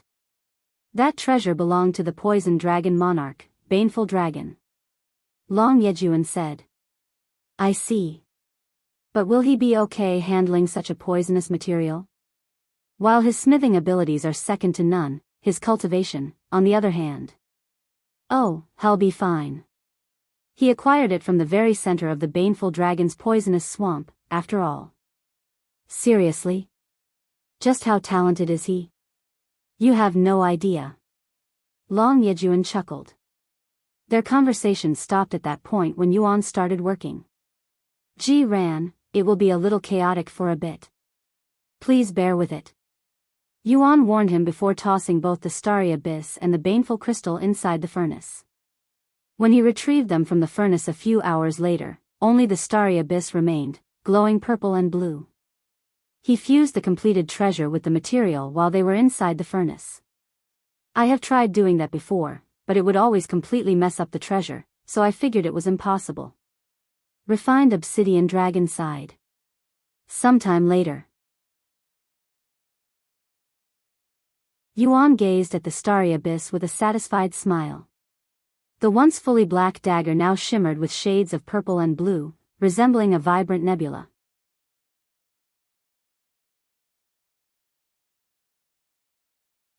Chapter 1678 Starry Abyss Upgrade. Chapter 1678 Starry Abyss Upgrade, Mark of the Baneful, description. When this weapon inflicts damage, the victim will be inflicted with the Mark of the Baneful. Those affected by Mark of the Baneful will be severely poisoned and take continuous damage until their life is completely extinguished. The poison damage will increase over time. Mark of the Baneful can only be dispelled by the Baneful Abyss. Revenge of the Baneful, description. Whenever someone inflicted with Mark of the Baneful dies, their body will explode, automatically releasing a poison mist in a 100-meter radius. Those caught in the poison mist will also be inflicted with Mark of the Baneful. Poison acceleration, description. The Baneful Abyss will accelerate the effects of all poison in its vicinity. Poison absorption, description. The Baneful Abyss has the ability to absorb all poison to enhance its own strength. Even without needing to test its abilities, Yuan could tell that the poison within the baneful abyss rivaled even heaven's bane. Revenge of the baneful, this will allow me to kill a crowds of enemies with extreme ease. Yuan thought to himself after reading its second ability. After its upgrade, the baneful abyss has transformed into a terrifying weapon that, if misused, could turn the heavens upside down. What an ominous aura that weapon now exudes. Even I don't dare to approach it. Refined Obsidian Dragon swallowed nervously after sensing the baneful abyss' sinister aura, even taking a few steps back. It gives off the same dangerous aura as the baneful dragon's poisonous swamp. Long Yejun commented. Yuan looked at Refined Obsidian Dragon and showed a teasing smile. You don't want to inspect this? I'll even let you touch it. Refined Obsidian Dragon began sweating as he started making excuses. I don't dare touch it. It's too much for a humble blacksmith such as myself. I would only dirty your beautiful creation. It's fine. Come, give it a touch. But don't touch the blade. You might die. Yuan beckoned.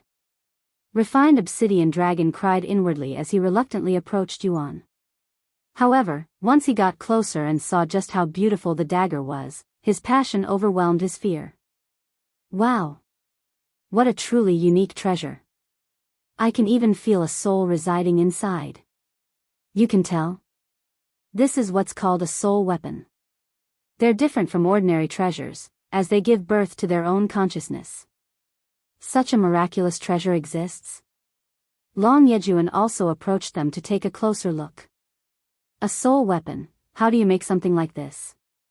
He then asked.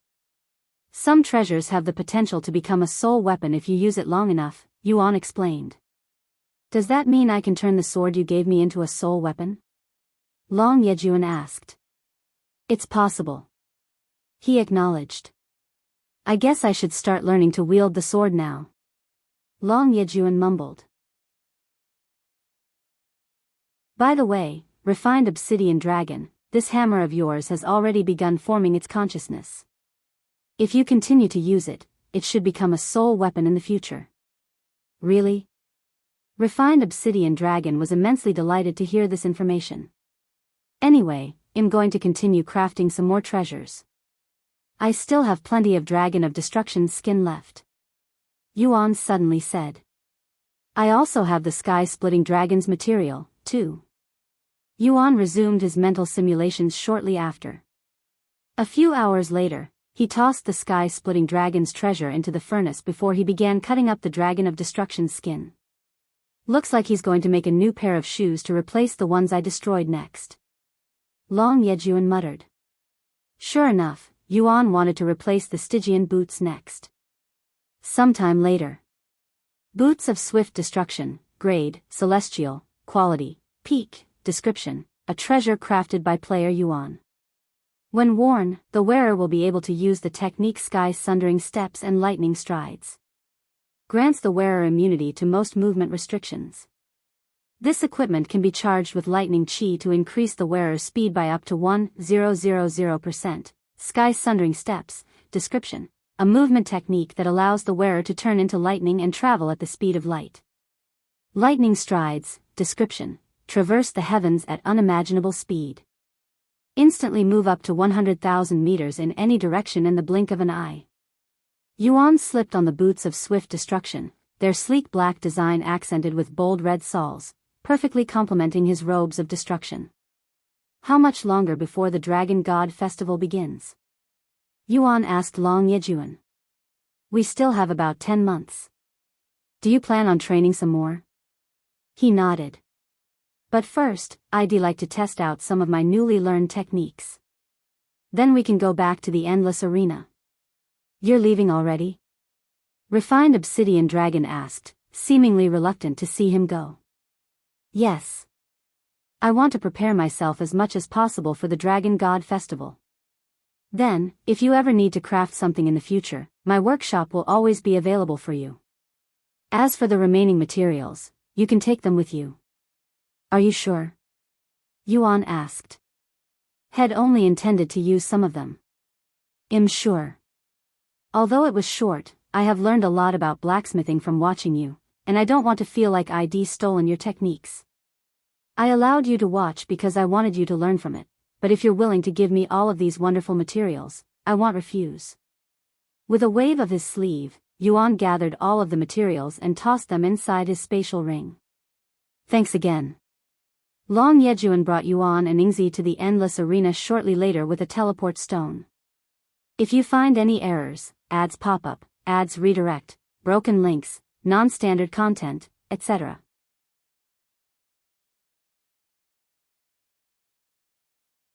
Chapter 1679 Boots of Swift Destruction. Chapter 1679 Boots of Swift Destruction. After returning to the endless arena, Yuan immediately started testing his new equipment and techniques. First up, let's try out my new equipment.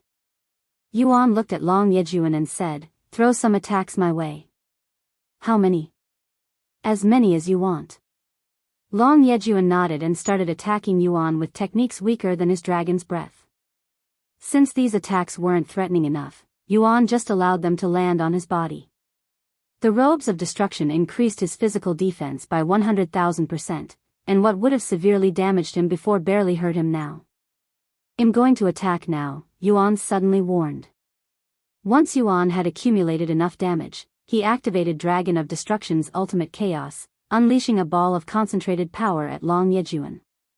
Long Yejun's eyes widened slightly when a ball of mass destruction that was 10 times more powerful than all of his attacks combined flew at him. Of course, even if the Dragon of Destruction's ultimate chaos could strengthen the attacks 1,000 times, it would not be enough to harm a hair on Long Yejun, who only attacked Yuan with Divine Lord-level attacks while being as powerful as a God Ascension cultivator.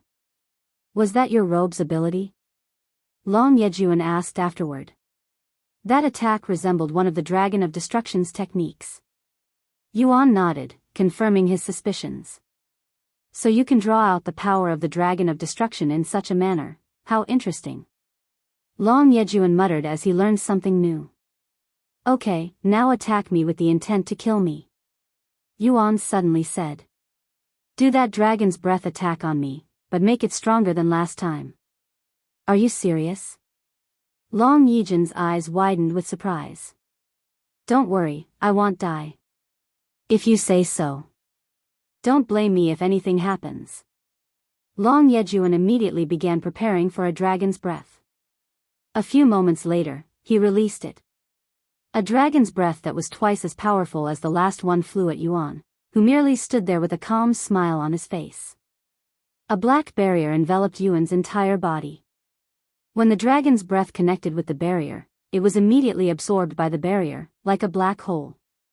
Seeing this, Long Yejun continued to release dragon's breath. Long Yejun closed his mouth after 7 full seconds. Wow, you really escaped that unscathed. Is that also the robe's ability? Yuan nodded. But I can only use it once a month. That's amazing. You basically have an extra life every month. Yuan tested the boots of swift destruction next. He tested Sky Sundering Steps first.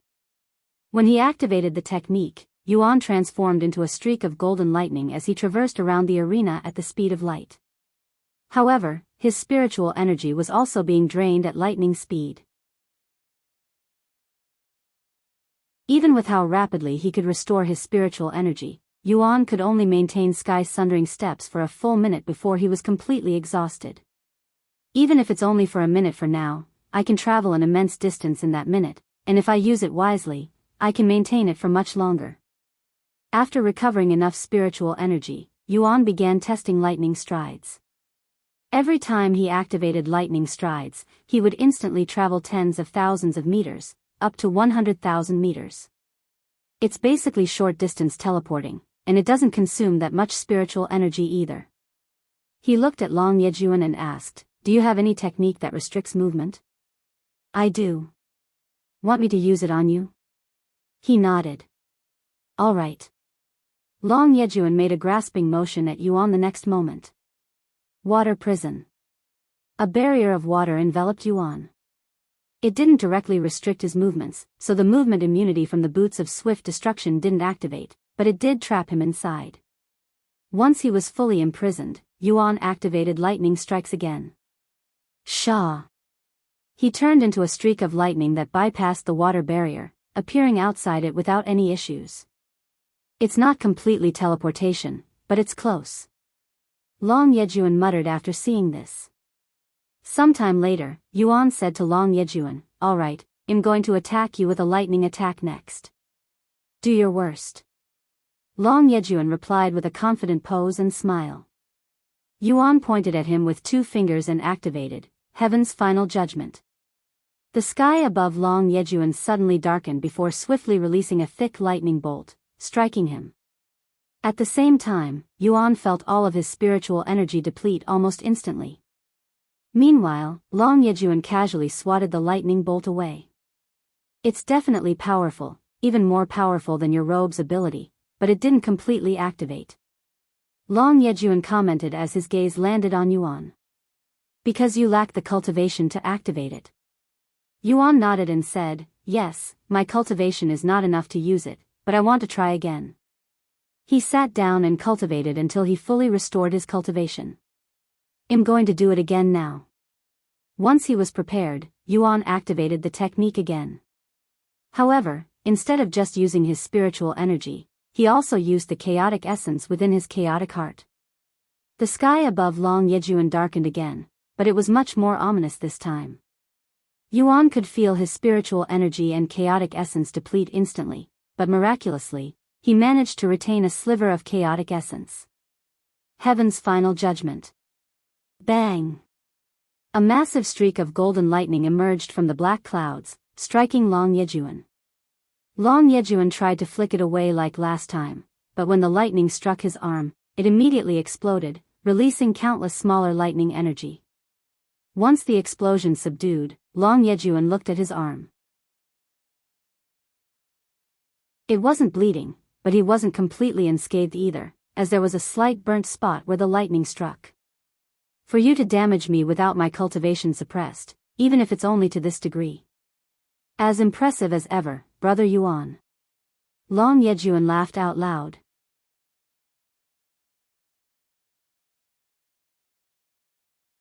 Chapter 1680 Infinite Spiraling Abyss.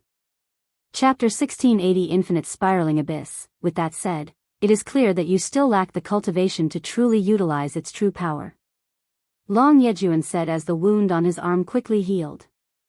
"Yes, that feels like a fraction of its true potential. Unfortunately, that was the best I can do with my cultivation." Yuan sighed, but he wasn't discouraged. If anything, he was excited for the future when his cultivation was sufficient enough to call down the true Heaven's Final Judgment. "I guess the technique isn't celestial grade for no reason." He smiled inwardly. Yuan wanted to test Heaven's Bane and the Baneful Abyss, but he felt that it was too dangerous. While his techniques may not affect Long Yejun, poison was a different story, especially when it's one of the strongest poison in the world. There is a good chance that the poison won't affect him, but there's no reason to risk it just to satisfy my curiosity. I can test it later on people who really deserve it. As for primordial fire, let's not reveal too much just in case. With that decided, Yuan ended his testing there. "Alright, I am done here," he said a moment later. "So, which training ground will you attempt to conquer next?" Yuan began pondering. Had already conquered the 3 biggest and most useful elements out there: fire, lightning, and poison. His lightning immunity made him unaffected by even heavenly tribulations. His poison immunity made it impossible to assassinate or poison him. As for his fire immunity, the fire element was one of the most widely used elements in the cultivation world. After pondering for some time, Yuan smiled and said, "I want to try my hands at the infinite spiraling abyss." Long Yejun's eyes widened as he hastily exclaimed, "No, you don't. The infinite spiraling abyss is arguably the most dangerous training ground in the Divine Dragon, in the entire Primal Expanse." Yuan was surprised by his reaction and asked, "For you to react like this? Is this place really that dangerous?" "You have no idea. Only those who have a good understanding of the power of the void should think of training there. Even if you're an expert, a single mistake and you'll instantly be consumed by the infinite spiraling abyss and never return." The power of the void, simply put, was the power to control space itself. If one could master this ability, one would have the freedom to traverse anywhere in the world. This power was incredibly potent and filled with infinite possibilities, but it was also the most difficult and dangerous to cultivate, with countless casualties just trying to understand the surface of it. Hence, only a handful of cultivators dare to pursue it, and most of them do so after becoming powerful immortals. However, even to this day, not a single cultivator has ever mastered the power of the void. I am well aware of how dangerous the power of the void is. Yuan sighed inwardly. After all, not a single of my previous incarnations had any understanding of it despite being peak figures in their era, at least as far as I am aware. However, to be fair, none of them had tried to understand the power of the void, as the very concept itself was nearly non-existent, and they were busy pursuing other paths.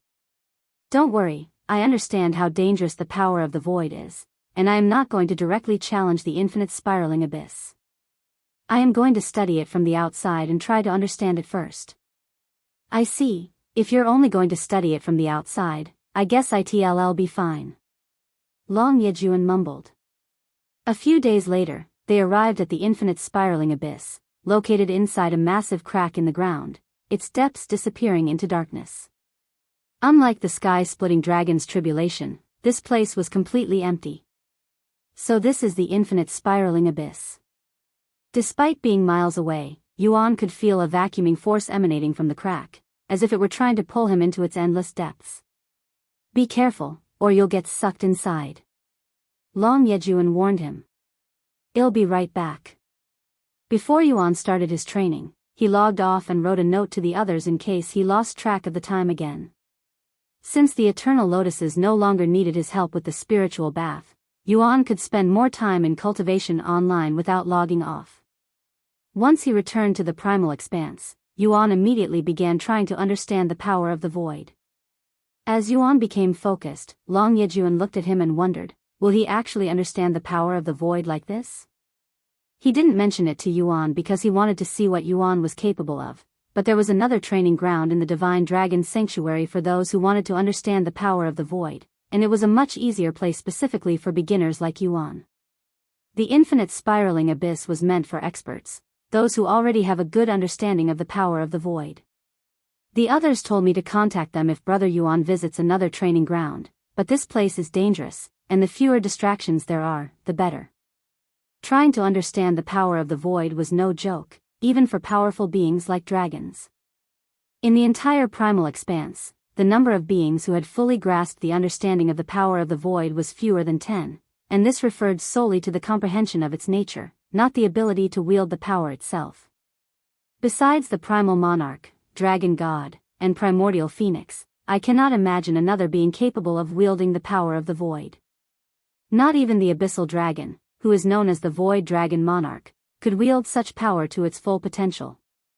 As Yuan stared into the infinite spiraling abyss, he gradually fell into a trance, much like the state he experienced when he first comprehended Dragon's gaze.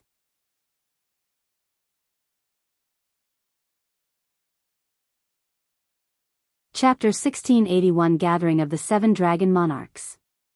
Chapter 1681 Gathering of the Seven Dragon Monarchs. Power of the Void. What a profound and mysterious concept. Yuan pondered as he gazed into the infinite spiraling abyss. It's like a branch that endlessly spreads out, extending into countless possibilities. The more Yuan tried to comprehend the power of the void, the more overwhelming it felt, almost as if had been tossed inside the void itself. Long Yejun and Yingzi silently watched him from a distance while ensuring that he didn't accidentally fall into the infinite spiraling abyss. What is that profound and mysterious feeling that surrounds him? I have never felt anything like that before. Long Yejun wondered to himself as Yuan's aura gradually began to change. After a few days, Yuan began showing signs of entering enlightenment. However, the concept of enlightenment did not exist within the Primal Expanse. As a matter of fact, beings in the Primal Expanse are incapable of entering enlightenment. The reason remains unknown because nobody knew of its existence in the first place. What a mysterious aura. Yingzi was immediately drawn to the aura Yuan was emitting due to his enlightenment, and she subconsciously approached him. However, Long Yejun snapped her out of it and said, "You can't disturb him now. I don't know why, but I am getting this feeling that it'd be dangerous to disturb him now. Yingzi nodded and moved further away from Yuan so she couldn't disturb him. As time passed, the profound aura surrounding Yuan grew stronger and stronger until it reached the point where even other beings from far away could vaguely sense it. When Long Yejun noticed several presences approaching their direction, he immediately set up a barrier around Yuan and the infinite spiraling abyss. Then, using sound transmission, he commanded the approaching presence to leave. As the second dragon god's descendant, Long Yejun, command you to leave and stay away from this place for the rest of the year. When those approaching heard Long Yejun's voice and command, they instantly halted, silently bowed in their direction, and turned around, swiftly leaving. However, Yuan's aura of enlightenment continued to grow stronger, much stronger than ever. My concealment barrier isn't able to stop his aura from spreading even though it could completely hide our presence? What an extraordinary aura.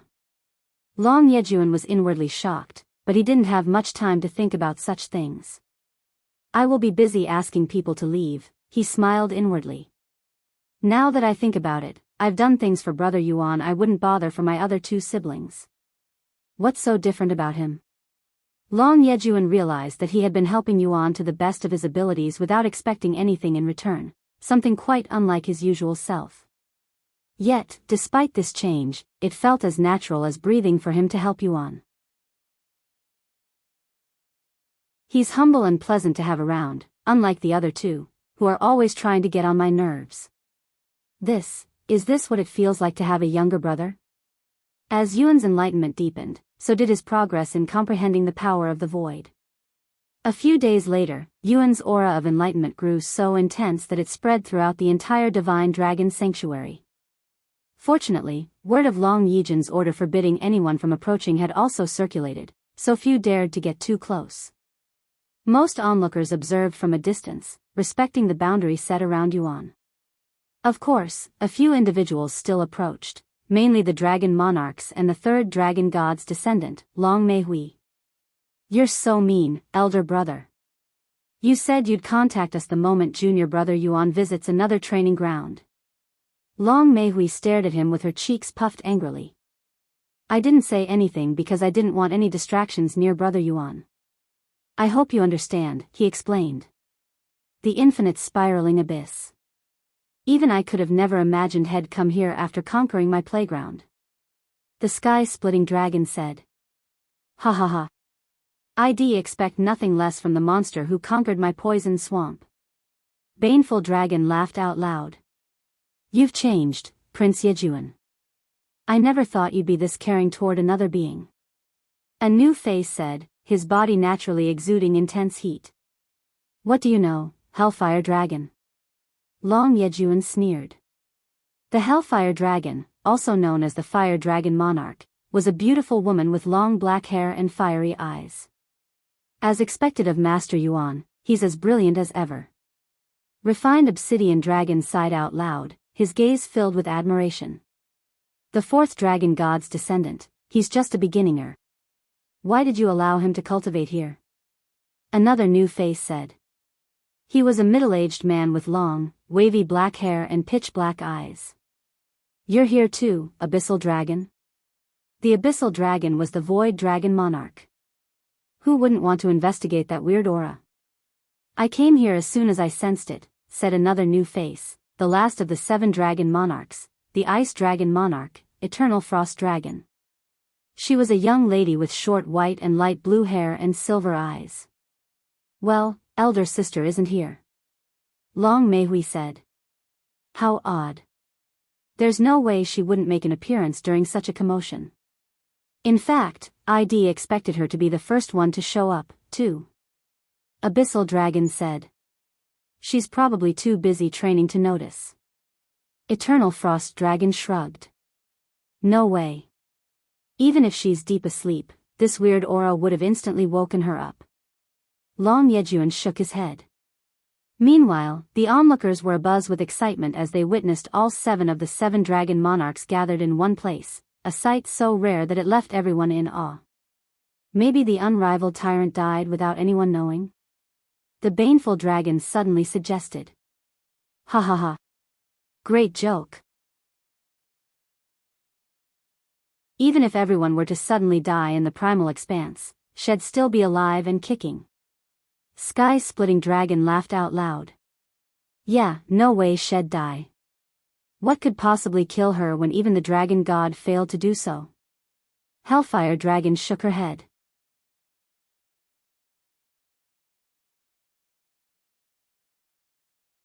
Chapter 1682 Basic Void Understanding. Chapter 1682 Basic Void Understanding. 1 month, 2 months. 3 months passed in the blink of an eye. During this time, Yuan remained fixated on the infinite spiraling abyss, his eyes staring into the darkness in a dazed manner. Ding! Basic Void Understanding. Description. You grasp the fundamentals of the power of the void, allowing you to manipulate the void to a minor extent. Void Manipulation, Grade, Mythic, Mastery Level, 1. Description. Allows you to manipulate the void to a certain extent. After acquiring the most basic understanding of the void, the infinite spiraling abyss looked entirely different in Yuan's eyes. It no longer seemed out of reach and incomprehensible. Once Yuan was familiar with the power of the void within the infinite spiraling abyss, his progress skyrocketed, and his aura of enlightenment became even stronger. However, despite Yuan's ever-growing understanding, he couldn't shake the feeling that he wasn't getting any closer to the next level. It was as if he had encountered an invisible bottleneck, and this feeling lingered for an entire month. Suddenly, as if possessed by a ghost, Yuan suddenly began flying toward the infinite spiraling abyss, shocking everyone there. Brother Yuan. What are you doing? Long Yejun exclaimed with a bewildered expression. However, Yuan had moved with such speed that by the time Long Yejun processed the situation, had already flown into the infinite spiraling abyss. My God! Why did he do that? Long Meihui cried out loud. The abyssal dragon shook his head and sighed, how foolish. Had only just reached a basic understanding, yet he dared to challenge the infinite spiraling abyss meant for those who have fully comprehended the power of the void. I had high hopes for him, too. Right? How boring. I also had high hopes for him after hearing of his previous feats.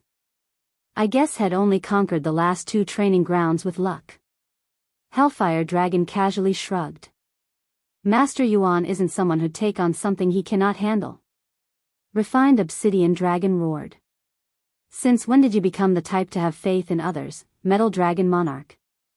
The Eternal Frost Dragon asked him. Humph. If you knew Master Yuan's true capabilities, you'd also be revering him. Will he be okay? Yingzi asked Long Yejun with a worried look on her face. Since their first meeting, this was the only time she didn't have any confidence in Yuan's actions. Long Yejun clenched his fists, and he responded with a deep frown on his face. Unfortunately, even if it's Brother Yuan, I don't think he can escape the infinite spiraling abyss. If anyone can save him, it's the dragon god and possibly my elder sister if he hadn't gone too deep into the void. You only mentioned that he wouldn't be able to escape, but what about his chance of survival? Yingzi asked after noticing this detail. He sighed. While the infinite spiraling abyss is indeed very destructive, I believe Brother Yuan can survive it with his current level of regeneration. However, as he descends deeper into the void, the destructiveness will continue to intensify until it eventually surpasses his regenerative abilities. How about the dragon god? You said he could probably save Yuan. Can we ask for his help? Yingzi said. Ha! Good luck with that. Hellfire Dragon sneered. The dragon god will only show himself during the Dragon God Festival or when he needs something. Since we're so close to the Dragon God Festival, he probably won't appear until the very last second, right before the festival begins. I can try looking for him, but it'll take so long that it's better just to wait for him to show up during the Dragon God Festival. Long Yejun sighed. No way. Yingzi wore a sorrowful look on her face. What about elder sister? Long Meihui asked. She's even harder to find than the dragon god. Unless you're fated to meet her, you'll never find her. Long Yejun sighed. He continued, we can only hope Brother Yuan survives long enough for the dragon god to show up. Meanwhile, somewhere in the infinite expanse, two individuals had been quietly observing the events unfolding at the infinite spiraling abyss since the very beginning, their expressions calm yet alert. A handsome man with long, beautiful golden hair glanced at the young child hovering beside him and spoke, "Are you sure you don't want to save him? He's your son, isn't he? Weren't you prepared to kill him for faking his identity as your descendant just some time ago? Why are you suddenly worried about his well-being?" The Primal Monarch inquired with a nonchalant expression on his face. The handsome man, who was known as the Dragon God, smiled, "I was, until he showed the qualifications to become a genuine descendant of mine. I can save him right now, but then I'll take him off your hands." "What kind of nonsense is that?" Primal Monarch shook his head and continued, "Also, even if you want him, does he want to be your son? You're just a slightly stronger dragon than the rest." "Ha ha ha." The Dragon God suddenly burst out laughing, his laughter powerful enough to shake the void around them. He stopped a moment later and said, "Did I just receive your permission to save him? Whether he wants to become my son or not, we can deal with that afterward." The Primal Monarch sighed, "Do you really think he needs your help?" The Dragon God stared at the infinite spiraling abyss and sneered, "Whatever." Meanwhile, after entering the infinite spiraling abyss, Yuan found himself in a pitch-black world that seemed to spiral endlessly around him as he continued to fall deeper into the void. His body was also constantly being damaged. While it wasn't enough to threaten his life, he could feel the intensity of the damage gradually increasing, becoming stronger with every passing moment.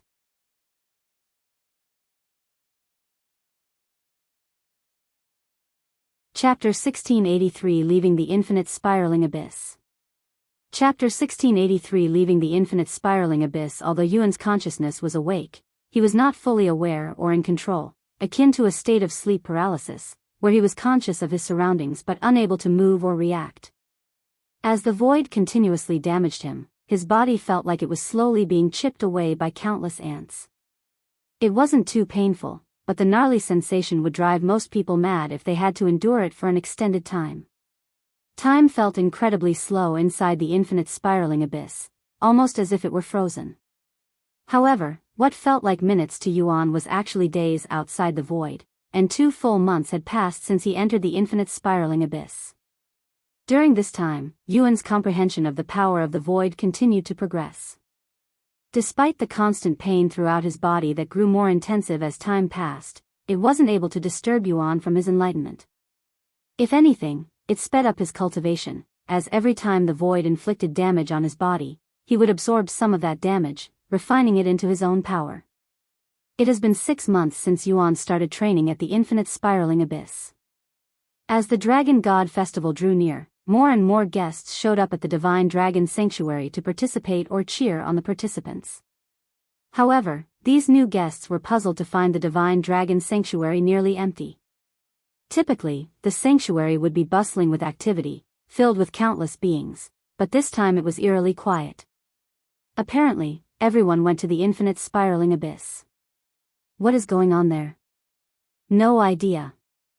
I heard the 7 dragon monarchs are also there. Seriously?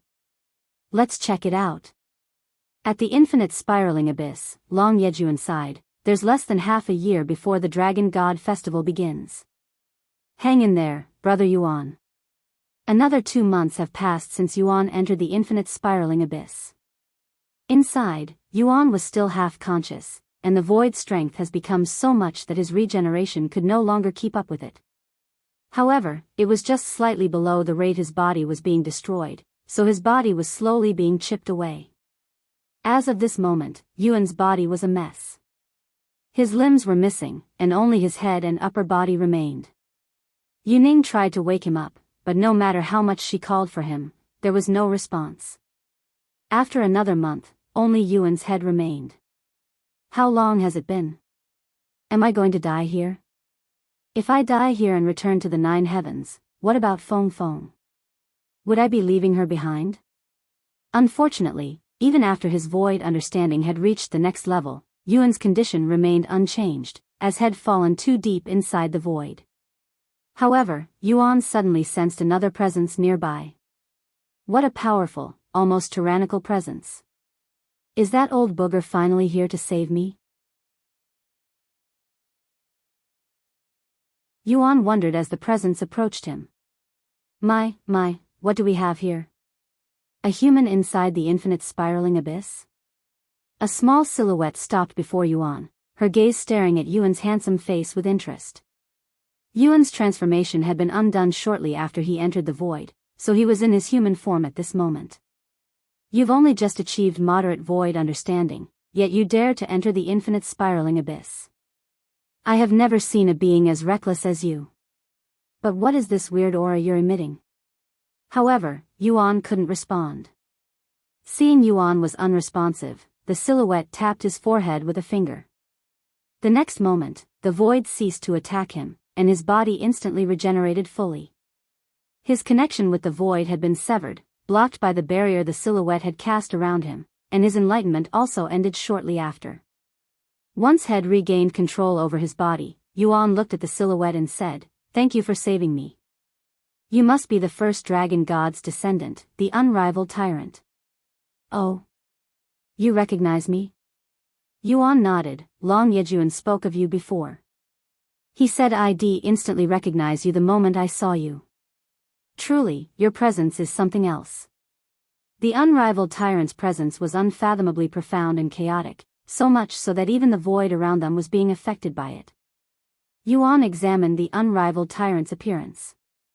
She had a petite figure and a somewhat skinny body, with short black hair that ended at her shoulders, a refined face, and sharp eyebrows that gave her a naturally fierce expression. At a glance, she looked like an ordinary, pretty little girl, but once her dark red eyes locked onto you, it felt like you were being preyed on by a bloodthirsty monster. My name is Yuan." Yuan introduced himself. "I'm Long Wuqing, eldest of the dragon god's descendants. How long have you been living in the primal expanse?" "Not long. I've only been here for about 3 years." Long Wuqing narrowed her eyes and said, "Are you lying to me?" "Why would I do that?" Yuan quickly refuted. "You've just arrived in the primal expanse, yet you already have a completed chaotic heart? How do you explain that? Also, I didn't know humans were capable of having chaotic hearts.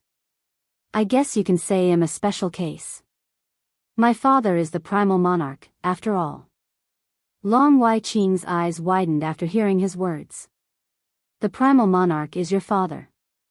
"Well, he's not my real father. I was adopted by him." "I see. In any case, I have a lot to ask you, but we can continue our chat later. The Dragon God Festival is about to begin, so I will take my leave now. Do you wish to come with me or continue training here?" "Honestly, I'm trapped in here, so I'd appreciate it if you can take me with you." Long Wuqing nodded and brought him along as she traversed the void. "She's a pretty nice person. I wonder why Long Yejun made her seem like some unreasonable monster." Yuan thought to himself. I cannot wait to get back and have a feast. I have been training here for the last 100 million years." Long Wuqing suddenly muttered out loud. Yuan looked at her and said, "I happen to have some food with me. Do you want some?" "I am a very picky eater," she said. Yuan didn't say another word and directly retrieved several meat skewers for her. Long Wuqing's body trembled the moment she noticed their savory aroma. "Let me see those," she hastily said in a demanding tone. Yuan handed them to her. Once the skewers were in her hand, Long Wuqing examined them for several minutes before putting them in her mouth. I have traversed nearly the entirety of Primal Expanse and savored all kinds of beings, but nothing comes close to this." After her fist bite, Long Wuqing wouldn't stop until all of the meat skewers were gone, the skewers included. "Did you bring that food from the human world?" she asked afterward. "That's right. Do you have any more?" "Of course." Yuan didn't hesitate to grab another handful of meat skewers for her. "She did save my life, after all." He smiled inwardly. "Do you have more?" Long Wuqing asked again a few minutes later. "Here you go." Yuan continued taking out meat skewers for her. "You're very different from the other humans I have met," she suddenly said. They would all cower in fear and soil themselves the moment they see me. Even my siblings are no different. Have you met a lot of humans? He asked. A few hundred of them, I suppose. Wow, that's a lot. Yuan was surprised by the number. I have lived a long time, after all. However, humans have stopped coming to our world for some time now. Do you know why? Because they're afraid. After all, none of those who have come to this world have ever returned, so people just stopped coming. That makes sense. What about you? Are you sad that you can no longer return to the human world? Not at all. I can return whenever I want with the Primal Monarch's help, but I am staying here for reasons. Once I win the Dragon God Festival, I will return. Ha ha ha. Long Wuqing suddenly burst out laughing. You actually dare to claim you'll win the Dragon God Festival right before me? How bold. So, you think you can defeat me? She looked at him with an excited face, but her aura was oozing with bloodlust. Despite her threatening aura, Yuan faced her and spoke calmly, depending on the conditions, yes, I can. Long Wuqing stared at him in silence for a moment before turning away, but she didn't say anything. A few more minutes of awkward silence later, they emerged from the infinite spiraling abyss, shocking everyone there. Brother Yuan. He's actually managed to escape. Long Yejun exclaimed in an excited voice. Then he noticed Yuan had emerged with a different appearance, and even his scent had changed. However, before he could even think about it, his entire body trembled as Long Wuqing's tyrannical aura permeated throughout the entire place. The unrivaled tyrant? The dragon monarchs and onlookers exclaimed with shocked faces after noticing her presence, their very souls trembling in immense fear.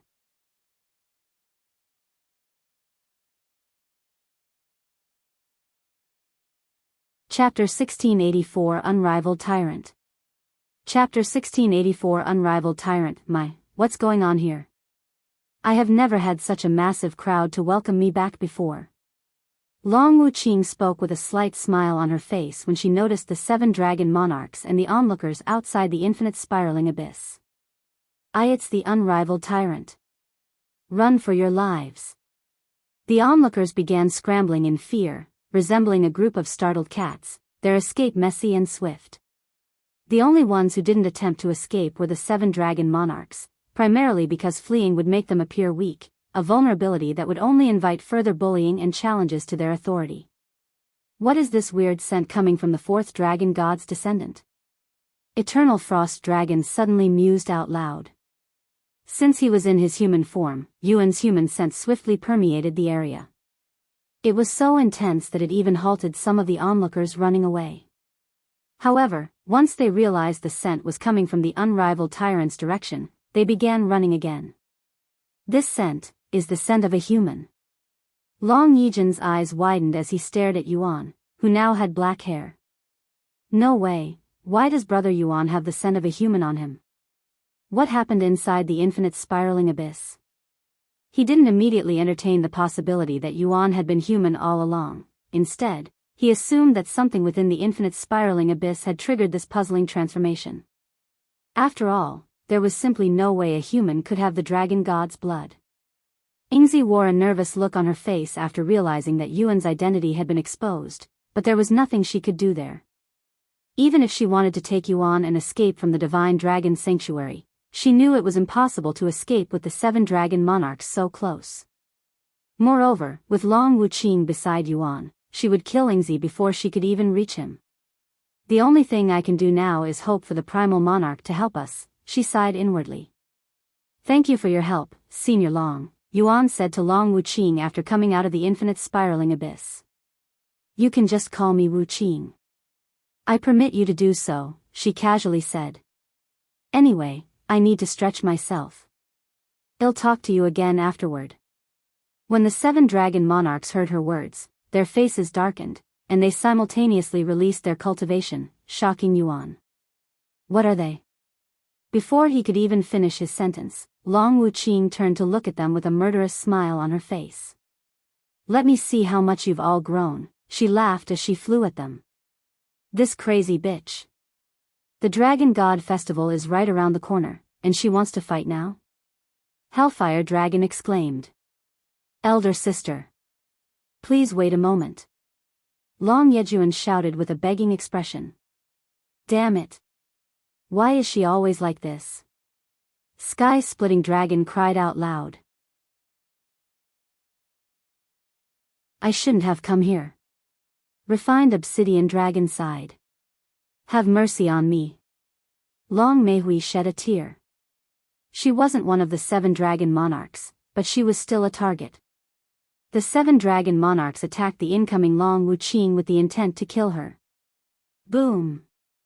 A powerful ripple swept the divine dragon sanctuary when Long Wuqing collided with the 7 dragon monarchs. Yingzi had instinctively escaped the moment Long Wuqing looked in her direction, and she barely made it in time, or she would have been caught up in their confrontation. Yuan was swept away like a pebble during a storm at first, but he quickly stabilized himself. A massive cloud of smoke hovered in the air, concealing the figures of the 7 dragon monarchs and Long Wuqing within its dense, swirling mist. Moments later, several silhouettes could be seen coming out of the smoke. To be more precise, they appeared to have been tossed out, and their appearance was a mess with blood all over their bodies. Amongst these silhouettes were the refined Obsidian Dragon, Eternal Frost Dragon, Long Meihui, and the Baneful Dragon. After a few more moments, the cloud of smoke was forcefully removed when another powerful blast occurred, revealing Long Yejun, the Abyssal Dragon, Sky-Splitting Dragon, and Hellfire Dragon's figure. However, they were all beaten up and dripping with blood, looking as if they had been run through by several trucks. Long Wuqing was also there, but she didn't have a single scratch on her body. As Long Wuqing hovered in the air, exuding an aura of confidence and superiority, she sighed and remarked, "What have you lot been doing for the last 100 million years? Lying on your backs all day?" She looked at Long Yejun and continued, "I am especially disappointed in you, little brother. I thought you would be able to last a little longer this time, but alas, you've barely improved since we last fought." That's nonsense. I have improved a lot. You're just a damn monster who outpaces all of us significantly, so no matter how much we train, you'll always be several steps ahead of us.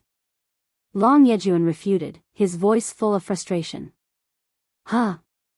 What did you just call me? Long Wuqing's eyebrows twitched.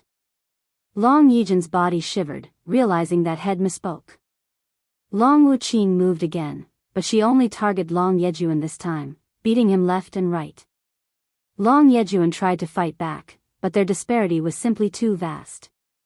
Wuqing, can you stop beating him? A voice suddenly spoke, halting her movements. Long Wuqing turned to look at Yuan, who continued speaking, "He's been nothing but a good friend to me ever since I arrived, and I cannot bear to see him in such a state. If you want to stretch, how about doing it with me? I would appreciate it if you can suppress your cultivation to match mine, or I'll die from a single punch from you. If you find any errors, ads pop up, ads redirect, broken links, non-standard content, etc."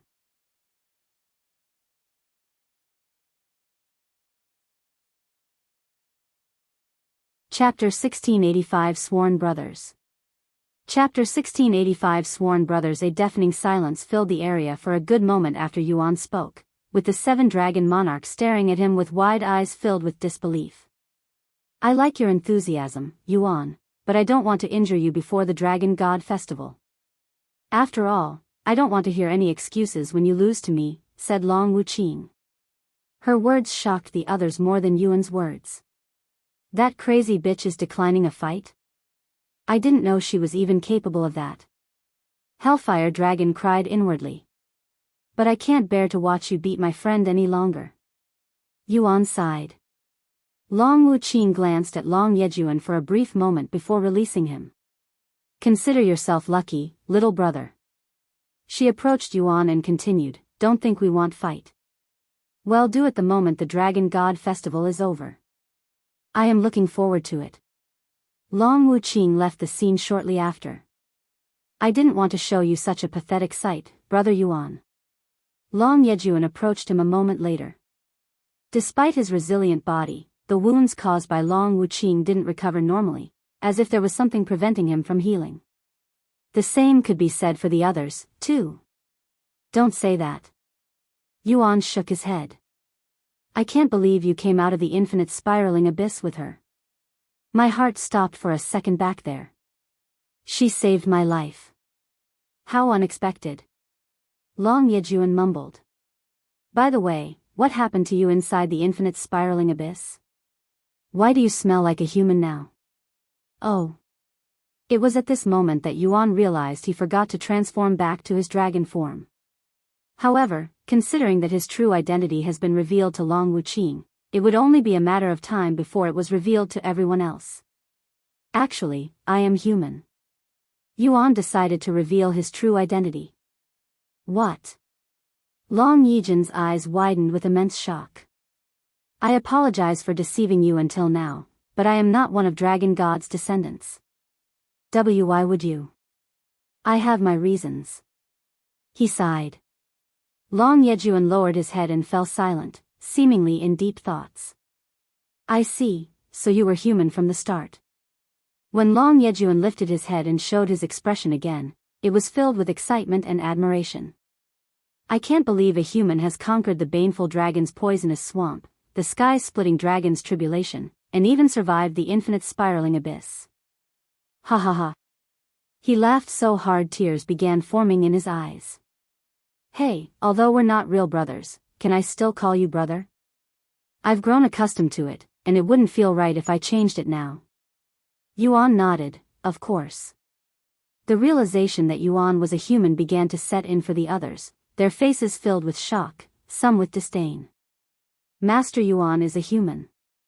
That explains his godlike smithing techniques. The art of smithing was originally humans to begin with. Refined Obsidian Dragon muttered to himself. A human? A human conquered my playground? The baneful dragon wore a look of disbelief on his face.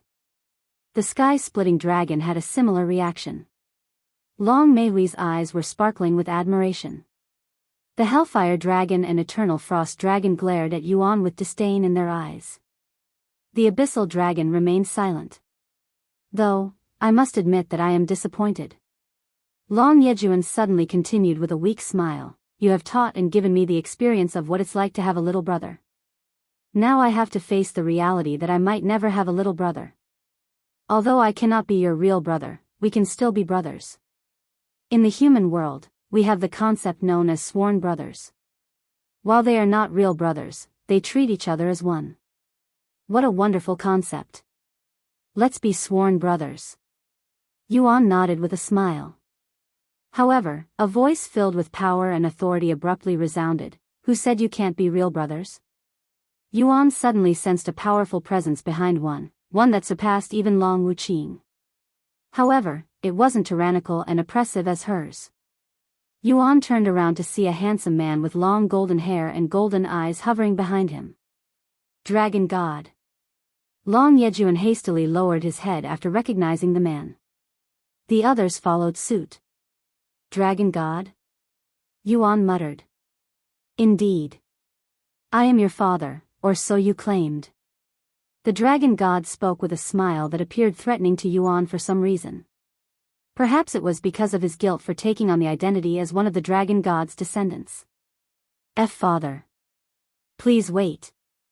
There's a good reason that Brother Yuan, Long Yejun hastily tried to come up with an excuse, but the Dragon God sealed his lips with a single glance. Brother Yuan, huh? It sure has a nice ring to it. The Dragon God chuckled. Relax, I am not cruel enough to punish you for pretending to be my descendant, he continued. Oh, really? Suddenly, another figure appeared beside the Dragon God. None of those present, except for Yuan and Yingzi, recognized him. However, they were bewildered that this young man could stand beside the Dragon God as an equal. No, he is standing even above the Dragon God. Long Yejun noticed this. You're not going to tell him that if I hadn't stopped you, you would have killed him? You dwell too much on the insignificant details, Primal Monarch. The Dragon God shook his head. The Primal Monarch? Long Yejun and the others exclaimed in shock. We greet the Primal Monarch.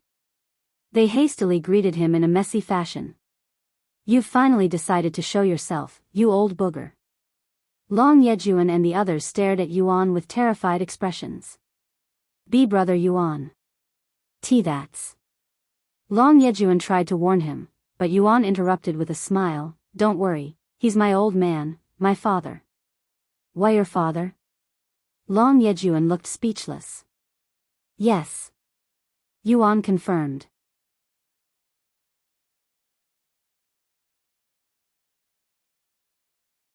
Chapter 1686 A Feast Before the Festival. Chapter 1686 A Feast Before the Festival. Did you want me to save you sooner? I knew there was someone inside that was capable of saving you, so why would I waste my energy? The Primal Monarch shrugged with a smile on his face after hearing Yuan's words. What if she didn't save me? He asked. But that didn't happen, so why dwell on it? Yuan sighed and no longer tried to argue with him. Ahem. The dragon god cleared his throat. As I was saying. If you want to become my descendant, I will make it possible. You were serious? Yuan looked at him with wide eyes. Of course. Do you want me to show you how serious I am? Hey, why are you trying to poach him when you didn't even save him? Primal Monarch suddenly asked. My daughter saved him, which is the same thing. Dragon god shrugged. I can't believe such shameless words are coming out of that mouth. Did you hit your head too hard recently? Long Yejun and the others were bewildered by the dragon god and Primal Monarch's childish bickering, as they had never seen such behavior from these godlike existences. Since when were they on such good terms with each other? Long Yejun wondered inwardly. Once it seemed like their conversation had ended, Yuan spoke. I don't know how you'll make me a descendant, and I appreciate the offer, but I will have to decline. After all, I already have a father here. Primal Monarch snickered after hearing this. The dragon god's expression didn't change much, and he appeared calm, but he was definitely disappointed inwardly. What a pity. With your talents, you definitely qualify to be my descendant. But if you don't want it, I can't force you. The Dragon God Festival will begin soon, so I will take my leave now. Until then. The dragon god disappeared into thin air the very next moment. I'll also take my leave for now. The Primal Monarch left before Yuan could say anything to him. The place remained dead silent even many moments later. Eventually, Long Yejun broke the silence and spoke in a trembling voice. I can't believe you're the Primal Monarch's descendant. That's actually even more impressive than being the dragon god's descendant. Well, I am not really his blood-related descendant. I was adopted by him, and he gave his blood essence to me. Yuan explained. The Primal Monarch's blood essence? That's even more impressive. Long Yejun cried out loud. He continued, anyway, what are you going to do now? Since we still have a little time left before the Dragon God Festival, want to have a feast? Yuan nodded and said, sure, but I will be away for a little. No worries. We need a few days to prepare the feast, anyway. Long Yejun nodded. Yuan looked at Yingzi and said to her, I'll be gone for a bit again. Okay. Yuan logged off at that moment. Huh? Where did he go? The baneful dragon muttered in a dazed voice. I can't sense his presence anymore, almost as if he ceased to exist. Was that the power of the void? Long Meihui inquired out loud, her face filled with wonder. The Primal Monarch probably took him somewhere, Eternal Frost Dragon deducted. Meanwhile, Yuan returned to Earth again. He looked at the two sleeping beauties beside him and sighed. I'd just promised them that I'd not lose track of time, but alas, it's almost been a year since my last return. Although he didn't technically lose track of time but was trapped inside the infinite spiraling abyss, it was basically the same thing. Yuan waited for either Meishio or Chu Liuxiang to wake up. The following day, Meishio was the first to wake up.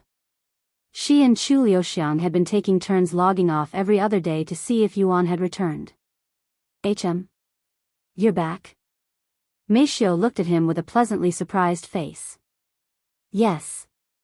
Upon seeing his apologetic smile, Meisho instantly knew he was about to apologize for his absence again, so she swiftly placed a finger on his lips and said, "You don't need to apologize. We were prepared for it when you left a note this time." Yuan nodded and said, "All right, I won't apologize, but I want to tell you what happened this time." "Of course." Yuan proceeded to explain about being trapped inside the infinite spiraling abyss and how time flowed differently inside. "It felt like I had only been there for several minutes, but by the time I came out, several months had passed," he said. "Anyway, the Dragon God Festival is right around the corner. Once I finish it and hopefully win it, I'll immediately return to the 9 heavens. What will happen if you don't win?" Meisho entertained this possibility and inquired. "Then I'll have to ask the Primal Monarch for help. If he can't help Feng, I'll just have to postpone her revival and return to the 9 heavens. Though, I doubt the Primordial Phoenix will accept that outcome. She said that she'd wage war with the Divine Dragon Sanctuary for the treasure if I failed, and I cannot allow that to happen no matter what." I don't know how serious she was being when she said it, but I have a feeling she was being dead serious, Yuan sighed. "If I have no other option, I will see if the Dragon God would be willing to lend me the treasure, and in exchange, I will become his descendant." "His descendant?" Meisho wore a puzzled look on her face. "Apparently, the Dragon God wants me to be his descendant. I don't know what went through his mind that led him to such a decision, though." After chatting for some time, Yuan and Meisho spent the rest of the day together. He did the same thing with Chu Liuxiang the following day. Then, he visited Yu Rou and the Eternal Lotuses. Once he caught up with everyone, Yuan returned to the Primal Expanse for the feast.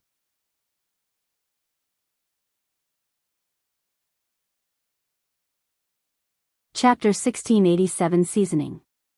Chapter 1687 Seasoning. When Yuan returned to the Primal Expanse, Yingzi was there to greet him with a teleport stone given to her by Long Yejun. Without uttering a word, Yingzi handed the teleport stone to him. After attaining moderate void understanding, Yuan could see the more intricate details within the teleport stone, even able to tell the direction it would take him. He shattered the teleport stone the next moment and entered the rift created by it. When they emerged from the rift, Yuan and Yingzi appeared at the endless arena, but it had a vastly different atmosphere and was no longer as empty as their previous visits. The once empty platform is now filled with human figures and beasts, with mountains of food in every direction. Since Yuan was still in his human form, his scent quickly spread, attracting the attention of those around him. They stared at him in silence for a few moments before someone shouted, "It's the Primal Monarch's descendant." News of Yuan's true identity had long spread throughout the Divine Dragon Sanctuary.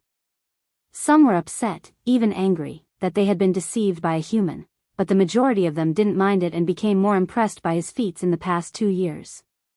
The beings near Yuan respectfully greeted him, regardless of their feelings toward him, as he was the Primal Monarch's descendant, which ranked even above the Dragon God's descendants. "Oh, you've arrived." Long Yejun appeared shortly after their arrival. "Follow me. I'll bring you to our spot." Yuan and Yingzi followed him to another area where the other Dragon Monarchs were present. However, not all 7 of the Dragon Monarchs were present.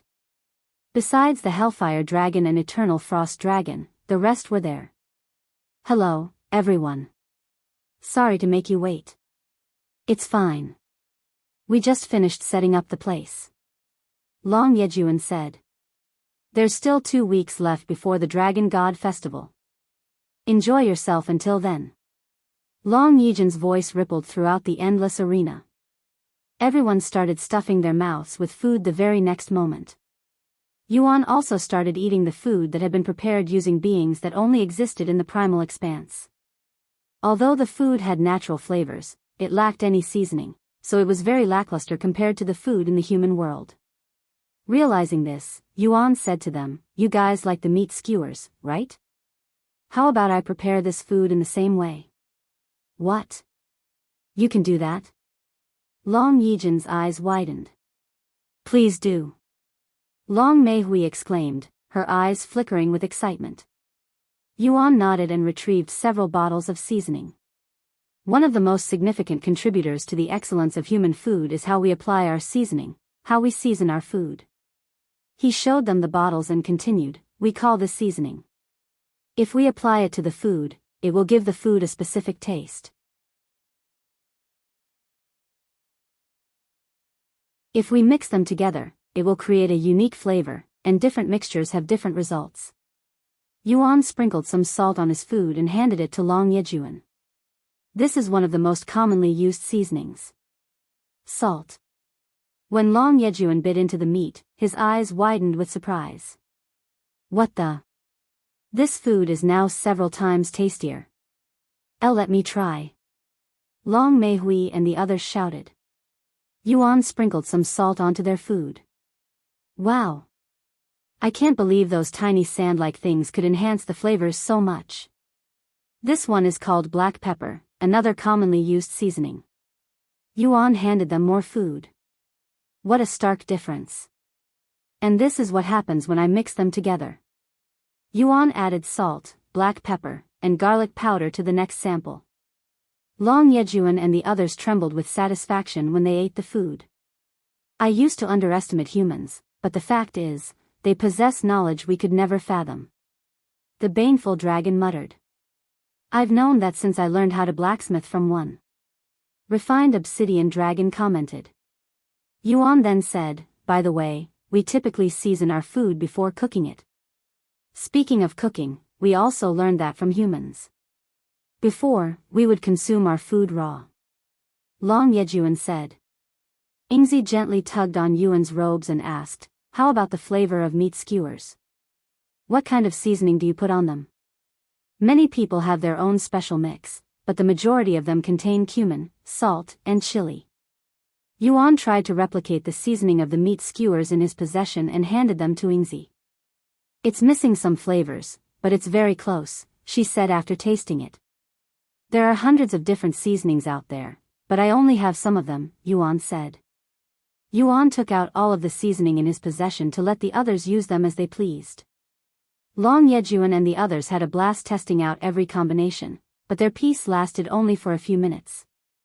Suddenly, a rift appeared right next to Yuan, and even before the figure emerged, their tyrannical presence poured through the rift, saturating the surroundings with an overwhelming and oppressive force.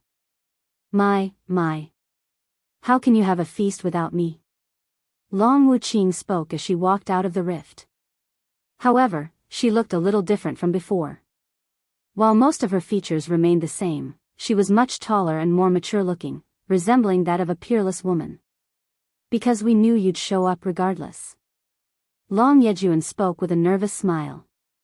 Long Wuqing looked at the bottle of salt in his hand and inquired, what is that white stuff in your hand? Seasoning. Humans use them to enhance the flavor of their food. Yuan gave her a brief explanation. Interesting, she showed a thrilled smile. Show me how to use it.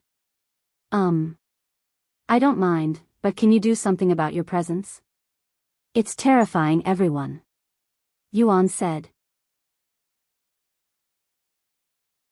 Everyone at the endless arena had instinctively halted their movements since Long Wuqing's appearance and hadn't moved a muscle since then. Some even tried running away, but their bodies were stiff from fear.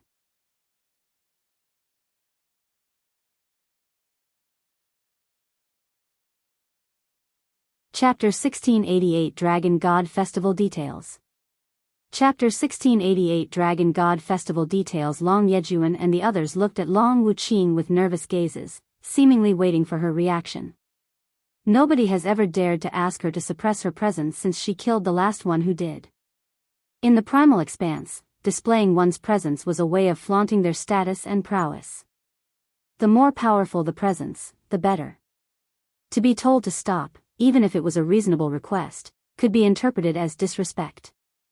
It was akin to telling a wealthy man to stop showing off their jewelry in public because they were reflecting the sunlight and bothering those around him.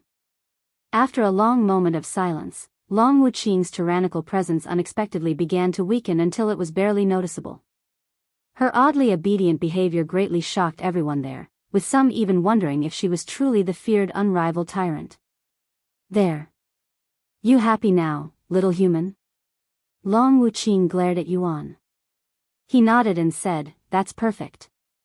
let me show you how to use the seasoning. After teaching her the basics, Long Wuqing began testing other combinations on her own.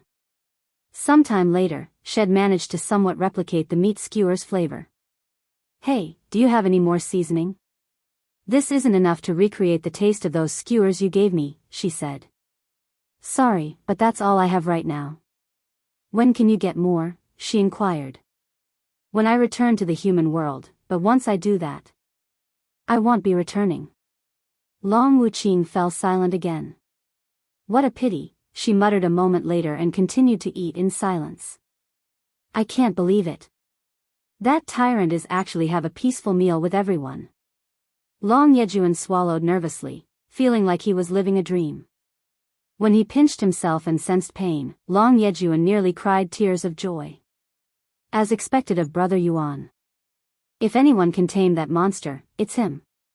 He glared at Yuan with a profound gaze. Yuan's spine shivered at Long Yejun's gaze. What is this ominous feeling? He wondered inwardly. For the next few days, Yuan and the others continued to feast until all of the food was devoured, leaving not even the bones. Of course, it was the beasts who consumed all of the bones. As big as his appetite was, Yuan wouldn't eat bones. 10:46 For the next few days, Yuan and the others continued to feast until all of the food was devoured, leaving not even the bones. Of course, it was the beasts who consumed all of the bones. As big as his appetite was, Yuan wouldn't eat bones. Shortly after they finished eating, a powerful presence suddenly appeared in the endless arena, alerting everyone there. We greet the almighty dragon god. The beings there respectfully greeted upon noticing him. The dragon god remained silent. A few moments later, he opened his mouth and spoke, his voice resounding throughout the entire divine dragon sanctuary. Heed my words. I will be announcing the details for this year's Dragon God Festival. The entire divine sanctuary became dead silent without a single entity making a sound. This year's Dragon God Festival will consist of 3 separate trials, each requiring the completion of the previous to participate. The first trial shall be a one-on-one death match.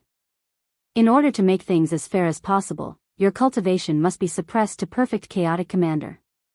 Those of you with a lower cultivation will have to deal with the difference if your opponent has a higher cultivation. Once you participate, you will not be able to forfeit. In other words, half of the participants will die. The first trial left everyone speechless. While death was not uncommon during the Dragon God Festival, with many perishing in each event, this trial had been the deadliest to date, and it was only the first of 3 trials.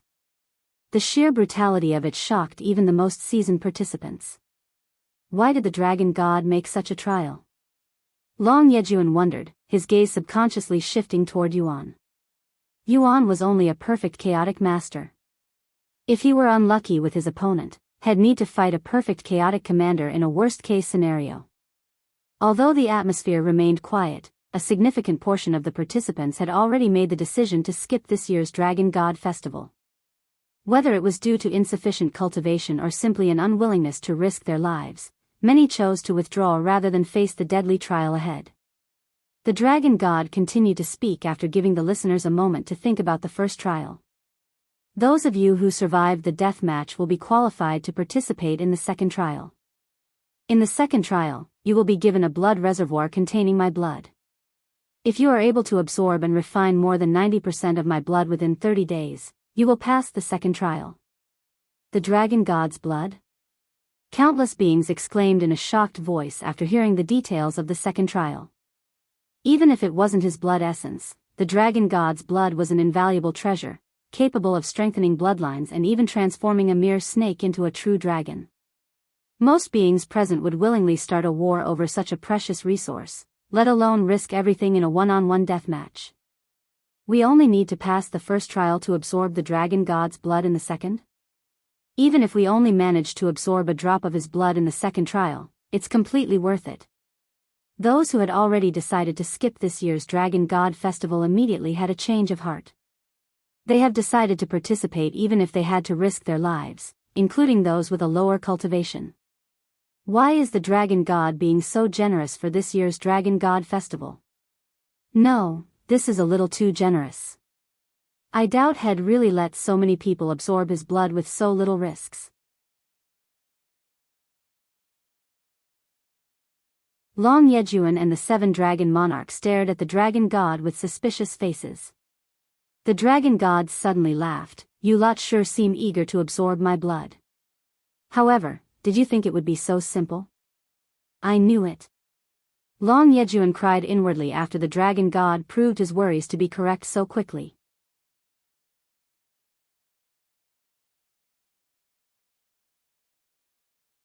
Chapter 1689 Dragon God Festival Details, 2.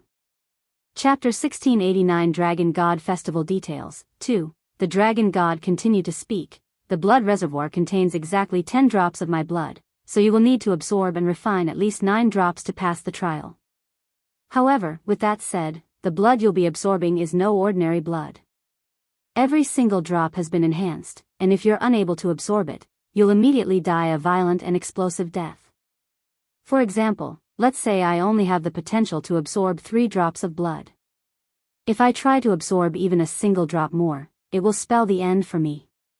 You may think it'll be fine as long as you stop at your limit, and while that is true, only some of you will have the capability to tell your own limit. The majority of you will not know your limit and will essentially be walking on a thin rope in the void. I will give you a warning. Whether you heed it or not is none of my problem. Many, and I mean many of you here will not even be able to absorb a single drop of my enhanced blood. The dragon god's voice was grim but also felt oddly provocative, as if he was daring them to participate. The second trial was arguably even more dangerous and deadly than the first. While half of the participants would perish in the first trial, there was a good chance that most of the participants would perish in the second trial. As the reality set in for those present, they began to wonder why this year's Dragon God Festival was so dangerous and different from the rest. It was as though the festival had been tailored and fine-tuned for a particular individual. Unbeknownst to those present, the Dragon God had changed the Dragon God Festival at the very last minute. While some speculated that was the case, they had no solid proof, and they were not going to question the Dragon God. Yuan silently stared at the Dragon God. Although the Dragon God wasn't looking at him, he had a weird feeling the Dragon God was somehow paying attention to him. Let's move on to the last trial. The Dragon God continued a few moments later. If you manage to absorb and refine 9 drops of my blood and pass the second trial, you'll be able to participate in the third and final trial, where you will get the opportunity to refine my blood essence. What? Almost everyone there exclaimed in shock, Long Wuqing included. Long Yejun's eyes were so wide that his eyeballs were on the verge of falling out of their sockets. You did not hear me incorrectly. For the third trial, you'll need to refine my blood essence to become this year's champion. Yuan was speechless. He could have never expected the Dragon God to use his own blood essence for a mere festival. However, he wasn't exactly delighted either. While Head managed to refine the Primal Monarch's blood essence, it was mainly because he already had the immortal Monarch's bloodline. The Dragon God's blood essence was an entirely different story and could outright kill him if he attempted to do so. I still don't dare to consume the Dragon Ancestor's blood essence in my current state, and the Dragon God is most likely even stronger than the Dragon Ancestor. How could I possibly refine his blood essence? It sounds like an impossible task. The only one there who even had a chance to refine the Dragon God's blood essence would be Long Wuqing. However, when Yuan looked at her to see her reaction, her face was full of doubt and worry. So even she's not confident, huh? Yuan shook his head inwardly. That is all. Due to the unnatural nature of this year's Dragon God Festival, I will give you all an extra month to think about it. Until then. The Dragon God disappeared into thin air afterward. Right before the Dragon God left, Yuan noticed the Dragon God giving him a quick glance. The entire Divine Dragon Sanctuary remained silent for a few more moments before commotions erupted in every direction. Holy fuck. This year's Dragon God Festival is fucking batshit insane. It's as dangerous as it is rewarding. Who is going to participate? I was, until his warning for the second trial. Nearly everyone was having a conversation about the Dragon God Festival at this moment. Brother Yuan, what do you think? Are you still going to participate? Long Yejun turned to ask him. The festival turned out to be much more dangerous than I could have ever anticipated. You probably don't want to hear this, but I don't want you to participate. It's too dangerous. This has nothing to do with your talents. Humans are simply unable to absorb the dragon god's blood, much less the enhanced version. Yuan nodded. I am aware of its danger. We still have a month to decide, but as of this moment, I haven't given up yet. It'd be quite bad if one of us gets paired with each other during the first trial. Sky-splitting dragon suddenly commented. Yes. It's incredibly risky, and it'll only become riskier with fewer participants. Baneful dragon responded. As enticing as the trial seems, I won't be participating. Refined Obsidian dragon had already made up his mind. He was already one of the 7 dragon monarchs, and his passion was smithing. He almost has no reason to risk his life at this festival. What about you two, the dragon god's descendants? Abyssal dragon looked at Long Yejun and Long Meihui. He didn't even bother asking Long Wuqin because he already knew her answer. In response, Long Meihui looked at Long Yejun and Long Wuqin with a worried frown. I'm worried that I might need to fight with my own siblings. Will the dragon god, our father, really be fine with us killing each other for this festival? She wondered out loud. Long Meihui wasn't worried that she had to kill her siblings. If she really fought with Long Yejun or Long Wuqin, Long Meihui had no chance of surviving. She was worried for her own life. It was as simple as that.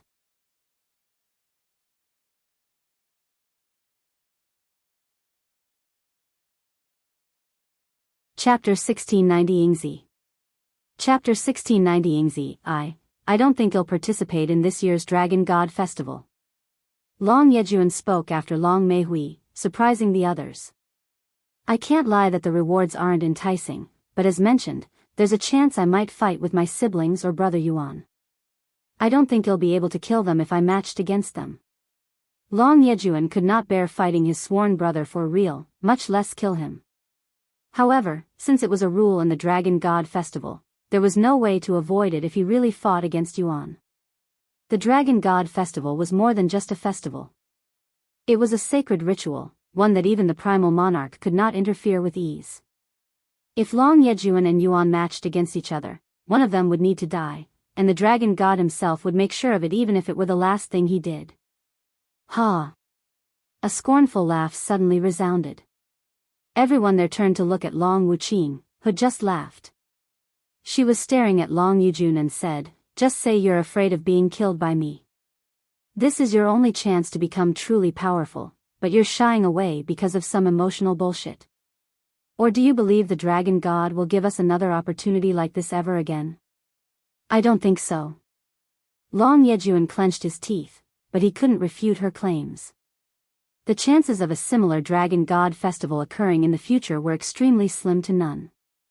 If he were to let go of this opportunity, he would never close the gap between him and Long Wuqin. If you're worried about killing me, don't. Yuan suddenly chimed in. If we really matched against each other, I wouldn't hesitate to kill you. Of course, I will also have no qualms if you kill me. Brother Yuan. Long Yejun looked at him with wide eyes. Yuan smiled and said, I told you. I need to get my hands on the sacred chalice of purification no matter what. Being sworn brothers doesn't mean we cannot kill each other. As long as we both agree to it, nothing is off the table. Brother Yejun. I don't mind if you kill me. Yuan confirmed with a serious expression on his face. After a moment of silence, Long Yejun smiled and said, I also don't mind if you kill me. Even if I die, it's not like I will be gone forever. Due to my bloodline, I'll eventually be reincarnated. However, if I let go of this opportunity, I will never have a chance like this again. Then it's settled. Yuan nodded with a smile. Long Yejun turned to look at Long Wuqin and continued, don't think you've won already. Well, both have our cultivation suppressed, so even if we fought, it's not like I don't have any chance at all to defeat you. Long Wuqing laughed out loud, as if she just heard something unbelievable. What a ridiculous joke. Even if I suppressed my cultivation to perfect chaotic master, you will never defeat me. Long Wuqing shifted her attention to Yuan and said, you better not run away, little human. You claimed you'd win the Dragon God Festival. If you dare run away, I'll kill you right here and now. Yuan smiled and said, don't worry, I don't have any plans on running. Although he was worried about the second and third trials, he still had to do it for Feng Yuxiang's sake. No, this is no longer just about Feng Feng. If I lose here, there will be countless casualties from both the Divine Dragon Sanctuary and the Eternal Phoenix Domain, he sighed inwardly. If he fails to acquire the Sacred Chalice of Purification, the Primordial Phoenix will lead the Eternal Phoenix Domain and raid the Divine Dragon Sanctuary, resulting in countless deaths. Good, because you seemed hesitant moments ago. Long Wuqing smiled. I could say the same for you, Wuqing. Humph. As if. You were just seeing things. Then I'll see you next month. Long Wuqing flew away shortly after. I'll probably still skip this year's Dragon God Festival. Long Meihui sighed a moment later. But I'll wait to see how many will be participating. We have a month, after all. After saying that, Long Meihui also left. I'll also leave now. The others left one after another until it was just Long Yejun, Yuan, and Yingzi.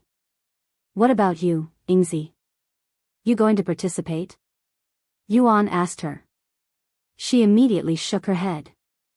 I have no interest in this sort of thing, she said. I see. I'm going to go home and take this time to prepare myself. Long Yejun said a moment later. You're welcome to join me. Yuan shook his head and said, it's fine. There's nothing I can do to prepare for the upcoming trials. Then I'll see you here in a month. Long Yejun disappeared afterward. Now that it was just Yuan and Yingzi, he said to her, I'm going to leave for a month. Hey, can I come with you? Yingzi suddenly asked. Come with me. I don't think that's possible, unfortunately. You know this isn't my real body, just a fragment of my soul, right? She nodded. I am returning to my real body now, and I don't think there's a way for you to come with me. Sorry. It's okay, Yingzi said.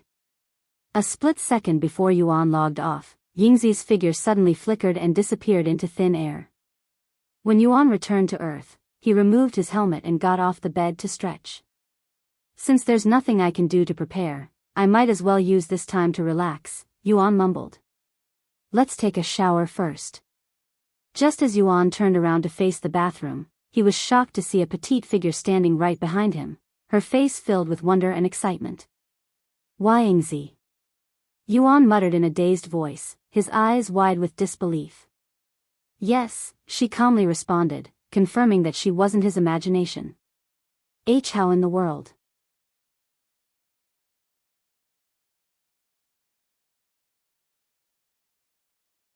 Chapter 1691 Yingzi, 2.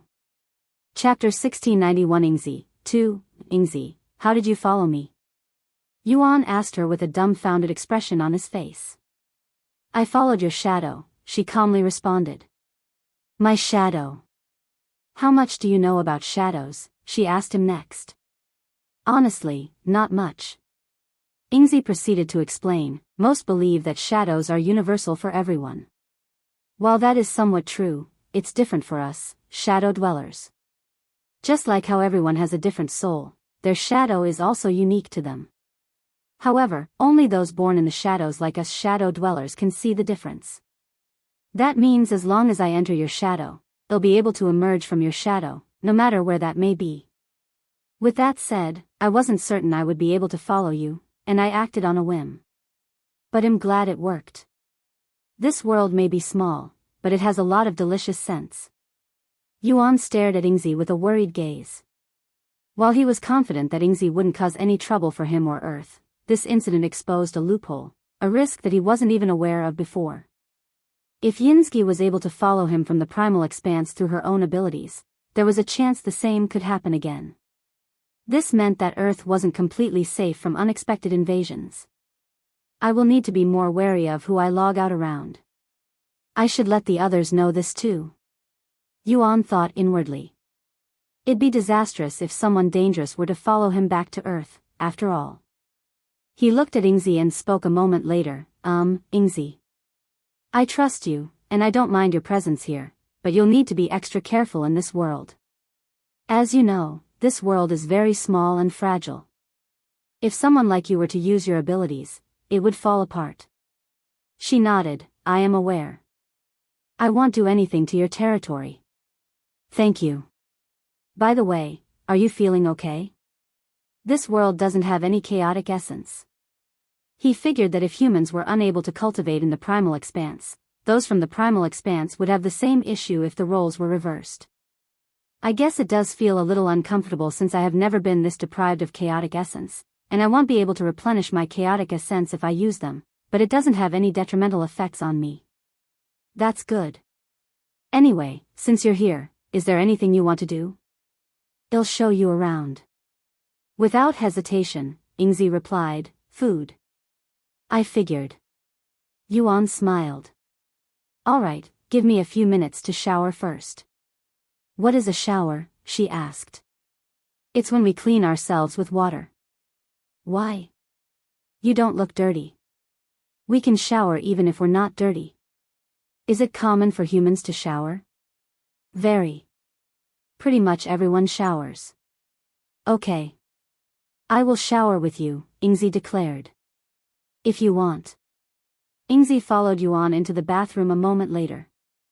Once inside, Yuan began taking off his clothes. Yingzi followed. A certain object on Yuan's body quickly attracted Yingzi's attention. Hey, she spoke. What is that weird thing between your legs? When the beings of Primal Expanse first took on the appearance of humans, most got rid of what they deemed useless, such as the object between a man's legs.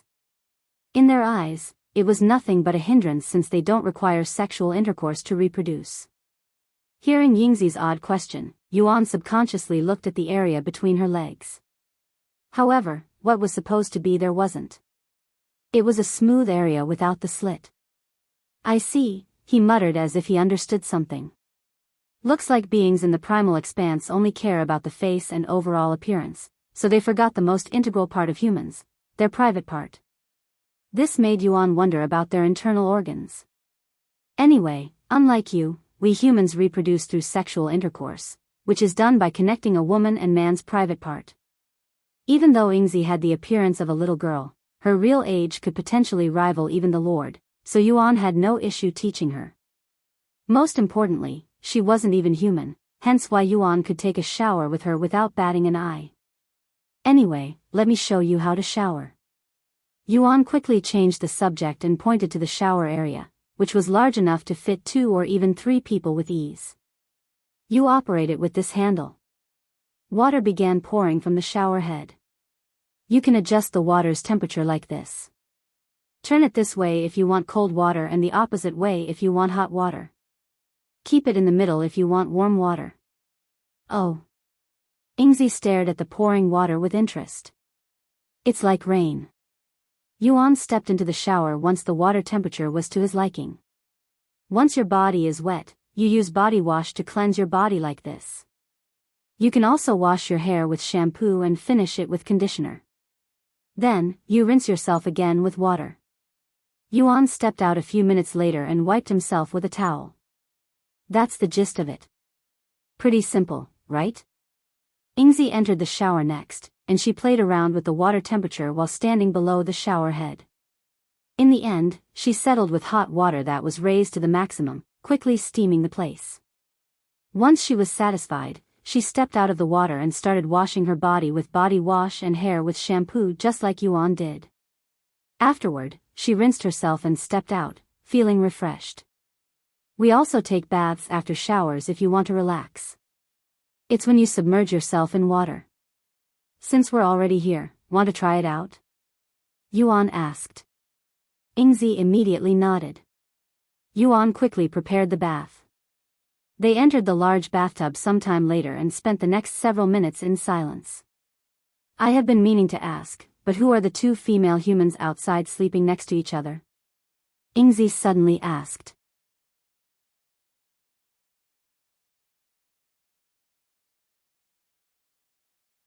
Chapter 1692 Yingzi, 3. Chapter 1692 Yingzi, 3. Ah, those two? They're my partners, Meishio and Chu Liuxiang. Yuan explained.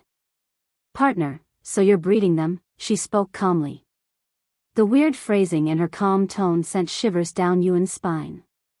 He cleared his throat and explained, while some humans enter a relationship with the determination and intent of having children, not everyone wants children. We became partners because we love each other. What is love? It's an emotion we feel towards someone we want to be with forever, someone you really like. For example, you like to eat food, right? Love is basically several times more intense than that. I still don't understand. Yuan pondered for a moment before asking her, how do you feel about me? What emotions do I invoke from you? Yingzi stared at his handsome face in silence. You pique my interest. You're always full of surprises. Also, when I look at you, I don't feel the desire to rip you apart, unlike others, she said a moment later. You've followed me for over 2 years now. Why? At first, I wanted to learn more about humans. But before I realized it, I found myself wanting to learn more about you. Then how do you feel about following me for the rest of your life? Would you be able to do it? I'm not sure what to feel, but I can't imagine following you for the rest of my life, she responded with a calm expression. Yuan smiled and said, if you can imagine yourself following me, or anyone for that matter, for the rest of your life, you'll get closer to understanding the feeling of love. With that said, love is a very complex emotion, even for us humans, and there are many different types of love. Of course, it's also fine if you don't understand it for the rest of your life. It's just an emotion, after all. Just like how some people never feel fear, it's possible some will never experience love. By the way, why do you want to understand humans? Yuan suddenly asked. I don't really have a reason. I think I am inherently interested in them, she responded. Is there a problem with that? No, that's fine. We humans often do things for no reason, too. Just as Yingzi opened her mouth, another voice interrupted. Welcome back, Yuan. Are you taking a bath? Let me join you. A cheerful voice came from outside the bathroom.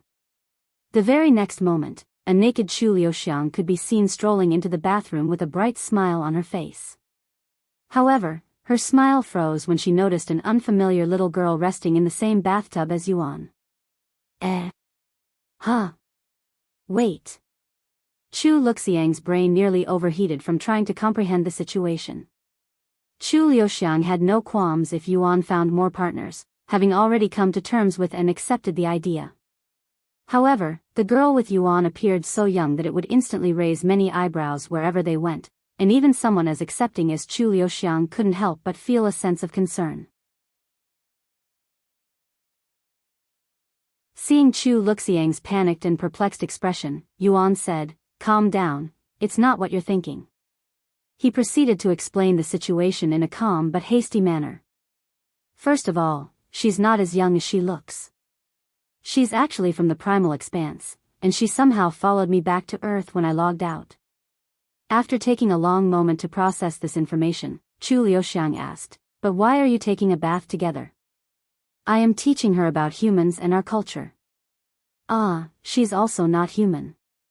So she's not the third, she asked for clarification. Yuan calmly shook his head. Chu Liuxiang heaved a deep sigh of relief once her worries were eliminated. Oh, I was worried for a second there.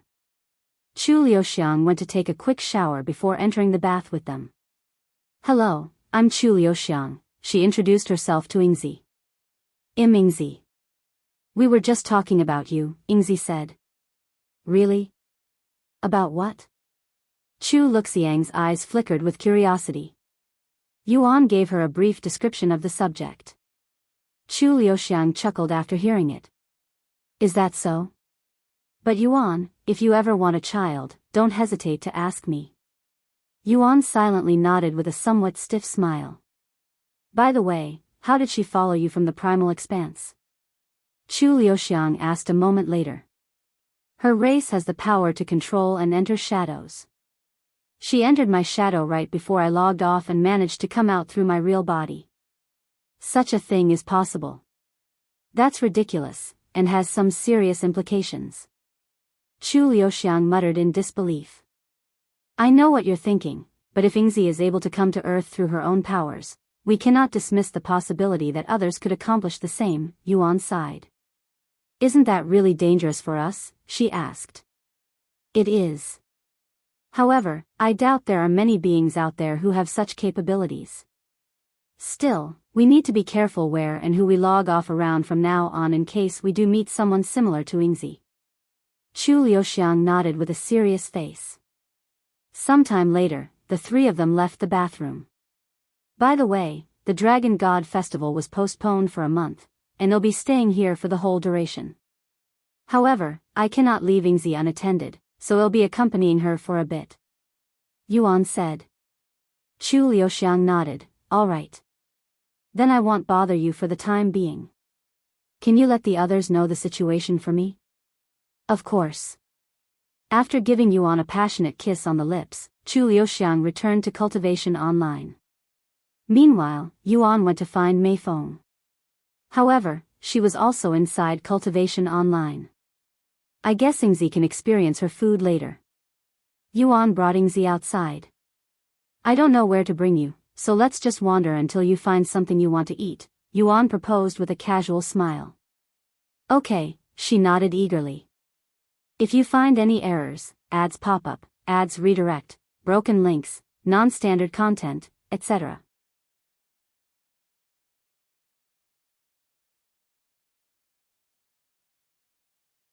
Chapter 1693 Yingzi, 4. Chapter 1693 Yingzi, 4. After leaving the Dragon's Spiral Mountain, Yuan brought Yingzi to the nearest city for their first destination. Before leaving, Yuan consumed an appearance-altering pill to change his face so they don't attract unwanted attention. We're moving too slow. I'll bring you with me like usual. Yingzi complained halfway there. Yuan nodded and said, do you see the city in that direction? That's our destination. Yingzi swiftly wrapped her chaotic essence around Yuan and, as if they'd teleported, arrived at the city instantly. Earth was simply too small for someone like Yingzi. With her cultivation, she could easily circle the world a dozen times before someone could even finish blinking their eyes. Either her cultivation is too high for formation to work on her, or it has no effect on those with a chaotic heart. Yuan thought inwardly after realizing the cultivation restricting formation had no effect on Yingzi. After arriving at the city, Yingzi took a moment to savor the unique scenery of tall buildings, cars, and bustling humans. Although she'd already seen this view through her divine sense, looking at it with her own eyes and being there in person invoked a special feeling that couldn't be achieved through divine sense. A look of awe appeared on Yingzi's face as she realized the complexity of human technology. Just how did humans achieve this? She mused in a low voice. This is what happens when society focuses on technology rather than cultivation. You may find this hard to believe, but the majority of this world learned about cultivation only a few years ago, Yuan said with a slight smile. Is that why everyone's cultivation is so weak, barely noticeable? Even the weakest beings in the Primal Expanse would be a big shot here. Unfortunately. Once she had enough of the scenery, Yingzi walked to the nearest restaurant and pointed at it from outside. I want to eat whatever is inside, she said. Yuan nodded and approached the waiter by the entrance. Table for two. Ah, can I also have your biggest table? We'll be ordering one of everything. The waiter looked at Yuan with wide eyes, seemingly in disbelief. One of everything? We have 200 different dishes, you know. Yuan silently nodded. Oh, okay. Please follow me. The waiter led them to one of the biggest tables available and asked again once they were seated, just to confirm, one of everything? Yes. Can you pay in advance first? Yuan retrieved a black card and placed it on the table. Thank you very much, esteemed guest. The waiter's eyes flickered with excitement after seeing the card. Once the payment was confirmed, the waiter placed their order. Why is it taking so long? Yingzi complained not even 5 minutes later, her disappointed gaze focused on the empty table before her. Besides fast food, they only start cooking once an order is placed. This guarantees the food will come out fresh and hot.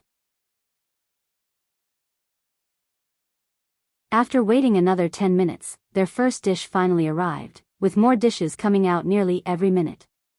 The workers were initially worried they'd need several tables to accommodate all the food, but Yingzi quickly relieved them of their concerns. She devoured each meal within seconds, effortlessly keeping pace with the speed at which dishes were coming out of the kitchen. Yuan didn't touch any of the meals and allowed Yingzi to hoard all of the food. Yingzi's unfathomable ability to consume so much food with her small body left the others shocked. They took out their cell phones and began recording her. Heavens! Is she a professional eater? That already exceeds the level of pros. Where does she keep the food? Is there a black hole in her stomach? The other customers muttered to each other. Once Yingzi finished all of the dishes, she stood up and said to Yuan, "Let's head to the next place immediately." Yuan nodded with a smile.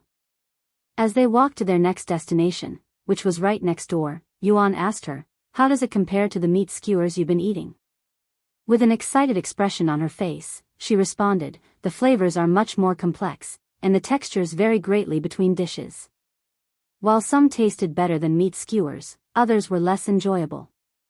However, overall, even the least impressive dish is far superior to anything I've experienced in the Primal Expanse." Once they arrived at the restaurant next door, Yuan showed the waiter his black card and said, "I want to order one of everything on the menu.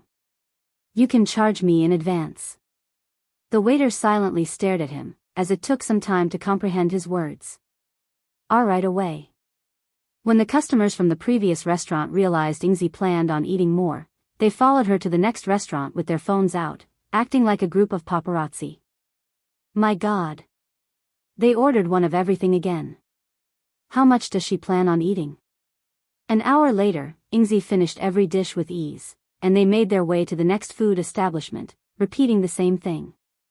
News of a monstrous little eater began spreading across the internet, quickly gaining traction. Videos of Yingzi eating gained millions of views in just a few hours, and every single one of these viewers was shocked by her infinite appetite. With her newfound fame, Yingzi earned the nickname Little Fairy of Gluttony. However, many were skeptical of her eating ability and claimed it was all fake. Once Yingzi became popular enough, people began traveling to her location just to watch her eat with their own eyes, with some traveling even halfway across the world just to confirm her existence. She's still eating? This is her 27th food establishment, and she'd been eating almost non-stop for the last 10 hours. The onlookers couldn't comprehend how Yingzi could eat so much.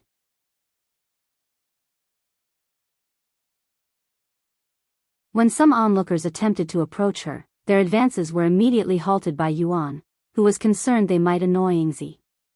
He knew that irritating her could potentially lead to disastrous consequences, and he wasn't willing to take that risk.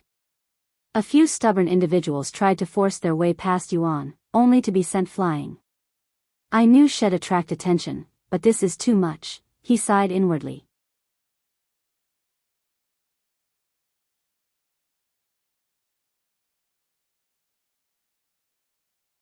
Chapter 1694 Yingzi, 5. Chapter 1694 Yingzi, 5, Bastard, who the hell do you think you are? We are just trying to speak with the Little Fairy of Gluttony. One of the individuals who tried to force his way through and was sent flying returned shortly after to shout at Yuan. Little Fairy of Gluttony? Yuan couldn't help but crack a chuckle after hearing her nickname. Anyway, she's a friend of mine, and we don't need any distractions. I don't mind if you watch from a distance, but stay away from my friend unless you want to die. Of course, Yuan had no intention of killing anyone, but Yingzi was a different story. He didn't know much about her or the limits of her patience, and the last thing he wanted was for things to escalate due to her unpredictable nature. Unless you want to die. The man repeated Yuan's words in a mocking tone. Get a load of this bastard. Suddenly, another figure stepped forward. He was a skinny young man with depraved facial features, looking like a ghoul. Step aside before you get hurt. The skinny man warned Yuan as he showed off his Spirit Grandmaster cultivation base. After a moment of silence, a low sigh resounded. Should I just get rid of all of them? Yingzi stopped eating to ask. Yuan looked at her and said, just focus on your food. I can deal with them myself. All right. Yingzi no longer paid them any attention and returned to eating her food. Yuan released a defeated sigh the next moment. He looked at the skinny man and muttered, since we've already attracted this much attention, there's no point in hiding myself any longer. Yuan removed his disguise, revealing his true identity to everyone there. P-player Yuan? Someone from the crowd instantly recognized him and shouted. What? The same player Yuan who disappeared after stomping the fiery garden of hell? He hasn't shown himself for over 3 years now. Yuan narrowed his eyes at the skinny Spirit Grandmaster and those around him. I am having trouble breathing with so many people around me. Do you mind giving me some space? The skinny man snapped out of his daze and hurriedly left without uttering another word. The others swiftly followed. Yuan shook his head and returned to his seat. Now that Head made an appearance for the first time in over 3 years, the attention on Yingzi skyrocketed to unprecedented levels. Player Yuan returns after 3 years. Unexpectedly, he's friends with the Little Fairy of Gluttony. What's Player Yuan's relationship with Little Fairy of Gluttony? Player Yuan disguised himself to be with Little Fairy of Gluttony. A secret relationship exposed? Such leadlines swiftly filled the internet. Despite the growing attention and the increasing size of the crowd around them, nobody dared to approach Yuan or Yingzi. The spectators kept their distance, content to watch from afar, clearly still fearful of Yuan. Although 3 years had passed, the majority of people still vividly remembered Yuan's fight with the fiery garden of hell. The sheer intensity of that battle left an everlasting impression, keeping his reputation fresh in their minds. After spending a few days visiting literally every single food establishment in the city, Yingzi traveled to the next city and repeated the same thing. Her seemingly infinite appetite made people wonder if she had a unique physique that refines food into her own energy. Unbeknownst to them, Yingzi truly had an infinite appetite. Shadow dwellers are made entirely of shadows, so no matter how much Yingzi ate, she would never feel full. However, she doesn't feel hungry either. While unnecessary, Yingzi still enjoyed eating, just like how powerful cultivators could survive without food but still indulge in it once in a while. In the blink of an eye, 2 weeks had passed since Yingzi's visit to Earth. During that time, she had experienced a wide variety of foods and cuisines. However, there was only so much truly unique food to try. Eventually, she began encountering similar dishes, with only minor differences in flavor and quality. Although she still enjoyed them, Yuan could tell that she was slowly getting bored of them. Food can vary greatly depending on our location, with some food only available in specific parts of the world. If you want to experience newer food, we should travel further. Yuan suggested. Yingzi nodded and said, okay. I'll let you choose the place next. After finishing her current meal, Yuan brought Yingzi to the other side of the world to experience their cuisine. They spent 1 week eating as much food as they could. Then, for the last week, Yuan bought seasoning for her to use in the Primal Expanse. He bought so much that they had to visit several supermarkets because he emptied all of their stock. This month I have spent in this world has been the best of my entire life. I will remember it forever. Thank you, Yingzi said to Yuan with sincerity as they returned to the Dragon Spiral Mountain. Yuan nodded with a smile. You've done a lot for me in the Primal Expanse. This is the least I could do for you. Before we return to the Primal Expanse, I would like you to have one last meal. Okay. Yuan brought her to the dining room, where a feast prepared by Mei Feng was waiting. The Demon Sealing faction members were also present. So that's the famous Little Fairy of Gluttony, huh? Wang Ming chuckled after seeing her. She resembles Xiao Hua. Meishio mumbled after noticing their similarity. After all, Yingzi borrowed most of her features from Xiao Hua. Although you've eaten a lot of food in the past month, you ate mostly alone. Some say food will taste better when you're eating with others. Yuan said to her. Once the introductions were done, they began feasting. When Yingzi took her first bite, her eyes widened with surprise. He's right, there is something different about this food, she mused inwardly. Hey, Yuan, the Dragon God Festival is tomorrow, right? How confident do you feel about it? Shi Lang suddenly asked. A stiff smile appeared on Yuan's face as he responded, honestly? I don't feel confident at all. Seriously? Everyone there turned to look at him while looking surprised.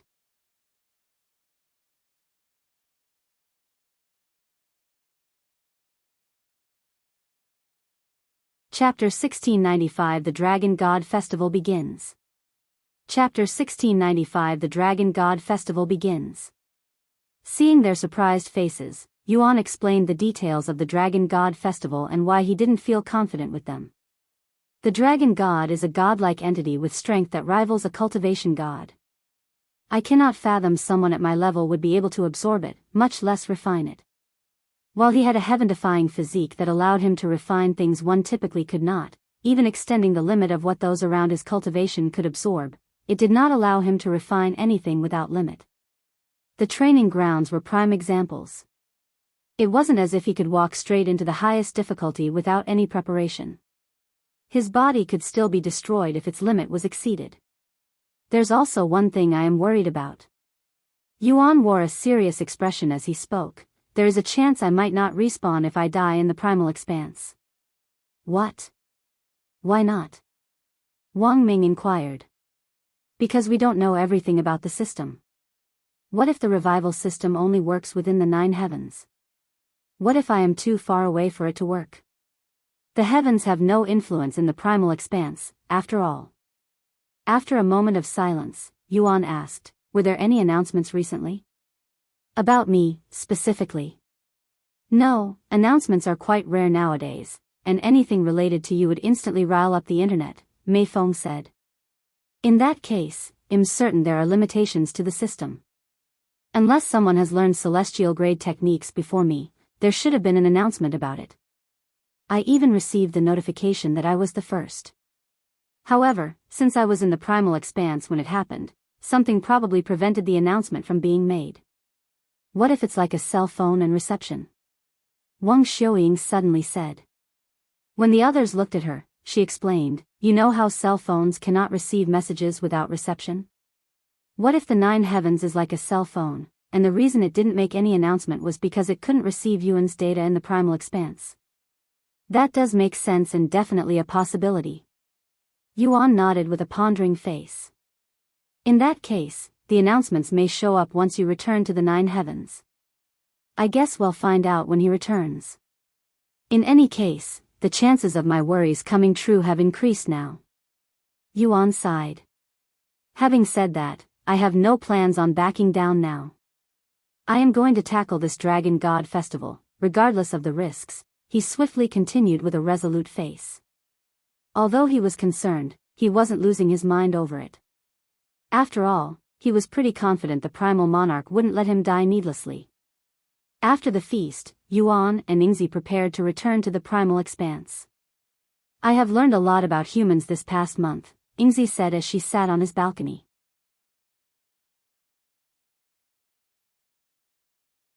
After seeing so many humans, I think I'll be able to craft a unique appearance for myself. She closed her eyes and began visualizing her ideal appearance. In the next moment, Yingzi's appearance began to transform. Her hair grew longer, its color deepening into a much darker shade of black, resembling the void itself. At the same time, her skin became even paler, almost ghostly white, creating a striking contrast against her dark hair. Her height increased, and her face matured slightly. In just a few moments, Yingzi had transformed from a cute, innocent little girl to a strikingly beautiful girl with a naturally aloof expression, and she even wore a black dress that complemented her appearance. From behind, she appeared completely human in every aspect. However, once her front was revealed, she left an unforgettable impression, her appearance teetering between human and something ethereal, almost ghostly. It was an otherworldly sight that would linger in one's mind. "What do you think?" she asked him afterward. Yuan smiled. "I think it suits you perfectly." Yingzi smiled back and said, "Now the only thing left for me to experience is sexual intercourse. Hey, let's have sex before we return to the primal expanse." Her bizarre words instantly shattered whatever atmosphere they just had. However, Yingzi spoke with such clarity that it didn't sound like a joke at all. "That is something you should only experience with the one you love, especially if it's your first time," Yuan responded with a stiff smile. "Is that how it works?" "Normally." Yingzi wore a disappointed look on her face. "Fine." Without saying another word, her figure disappeared into Yuan's shadow. Yuan returned to the primal expanse shortly after. The moment he returned, something in the sky caught his attention. There were millions of gold tokens hovering in the sky, and beings could be seen grabbing one from time to time. As Yuan wondered about their purpose, a familiar presence approached him. "You're back." Long Yejun spoke with a smile. "Yes." "What are those tokens in the sky?" Yuan asked him. "Grab one if you wish to participate in the Dragon God Festival," he briefly explained, showing the token in his grasp. Yuan looked around and noticed that nearly everyone around him had a token, and there were tens of thousands of beings in his area alone. He went to grab one for himself a moment later. "I'll leave just in case the Dragon God matches us in groups," Long Yejun suddenly said. He wanted to lower his chance of being matched against Yuan as much as possible. "Then I'll see you after the first trial." "Good luck, brother Yejun." "Best of luck to you too." Long Yejun disappeared into the distance shortly after. The very next day, Dragon God's voice rippled throughout the Divine Dragon Sanctuary. "This is your last chance to grab a token and participate in the festival. In 30 seconds, everyone with a participation token will be teleported to a secluded arena with their opponent, and you will not be able to leave until one of you dies. If both fighters are still alive after a month passes, the space will collapse and kill both of you." The participants were shocked by the last part, which wasn't mentioned until the last second, causing some of the participants to change their minds by tossing their tokens away. Once 30 seconds had passed, everyone holding a token disappeared into thin air without any warning. The Dragon God Festival has begun.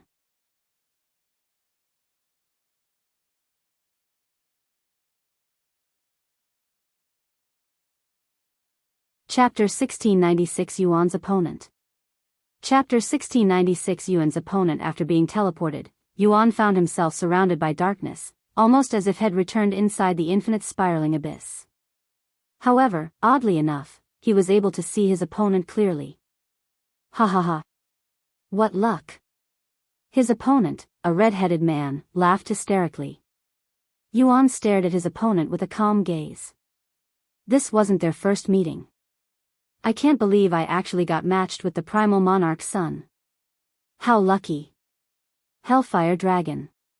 Yuan muttered with a slight smile on his face. Hellfire Dragon was one of the 7 dragon monarchs as the Fire Dragon Monarch.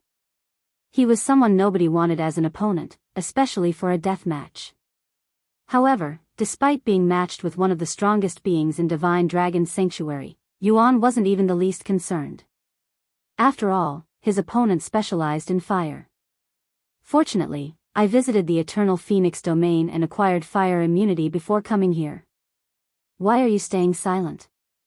Are you despairing because you realize that you're doomed?"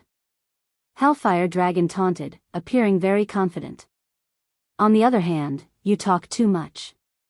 They say when one realizes they are screwed, they often become more chatty than usual to cope with their anxiety," Yuan sneered, wiping the smile off Hellfire Dragon's now enraged face. "As I thought, I really don't like you, human." The Hellfire Dragon wasted no time transforming into his true dragon form. Shedding his human appearance, he became a massive red dragon, his scales glowing like molten lava. His aura radiated such intense heat that the air around him twisted and shimmered from the scorching energy. The Hellfire Dragon's aura was so powerful that it would have been enough to kill an ordinary chaotic commander. However, to Yuan, it was nothing more than a comfortable, lukewarm sensation, barely worth noticing. So what if you have godly talents? That shit will amount to nothing if you die an early death.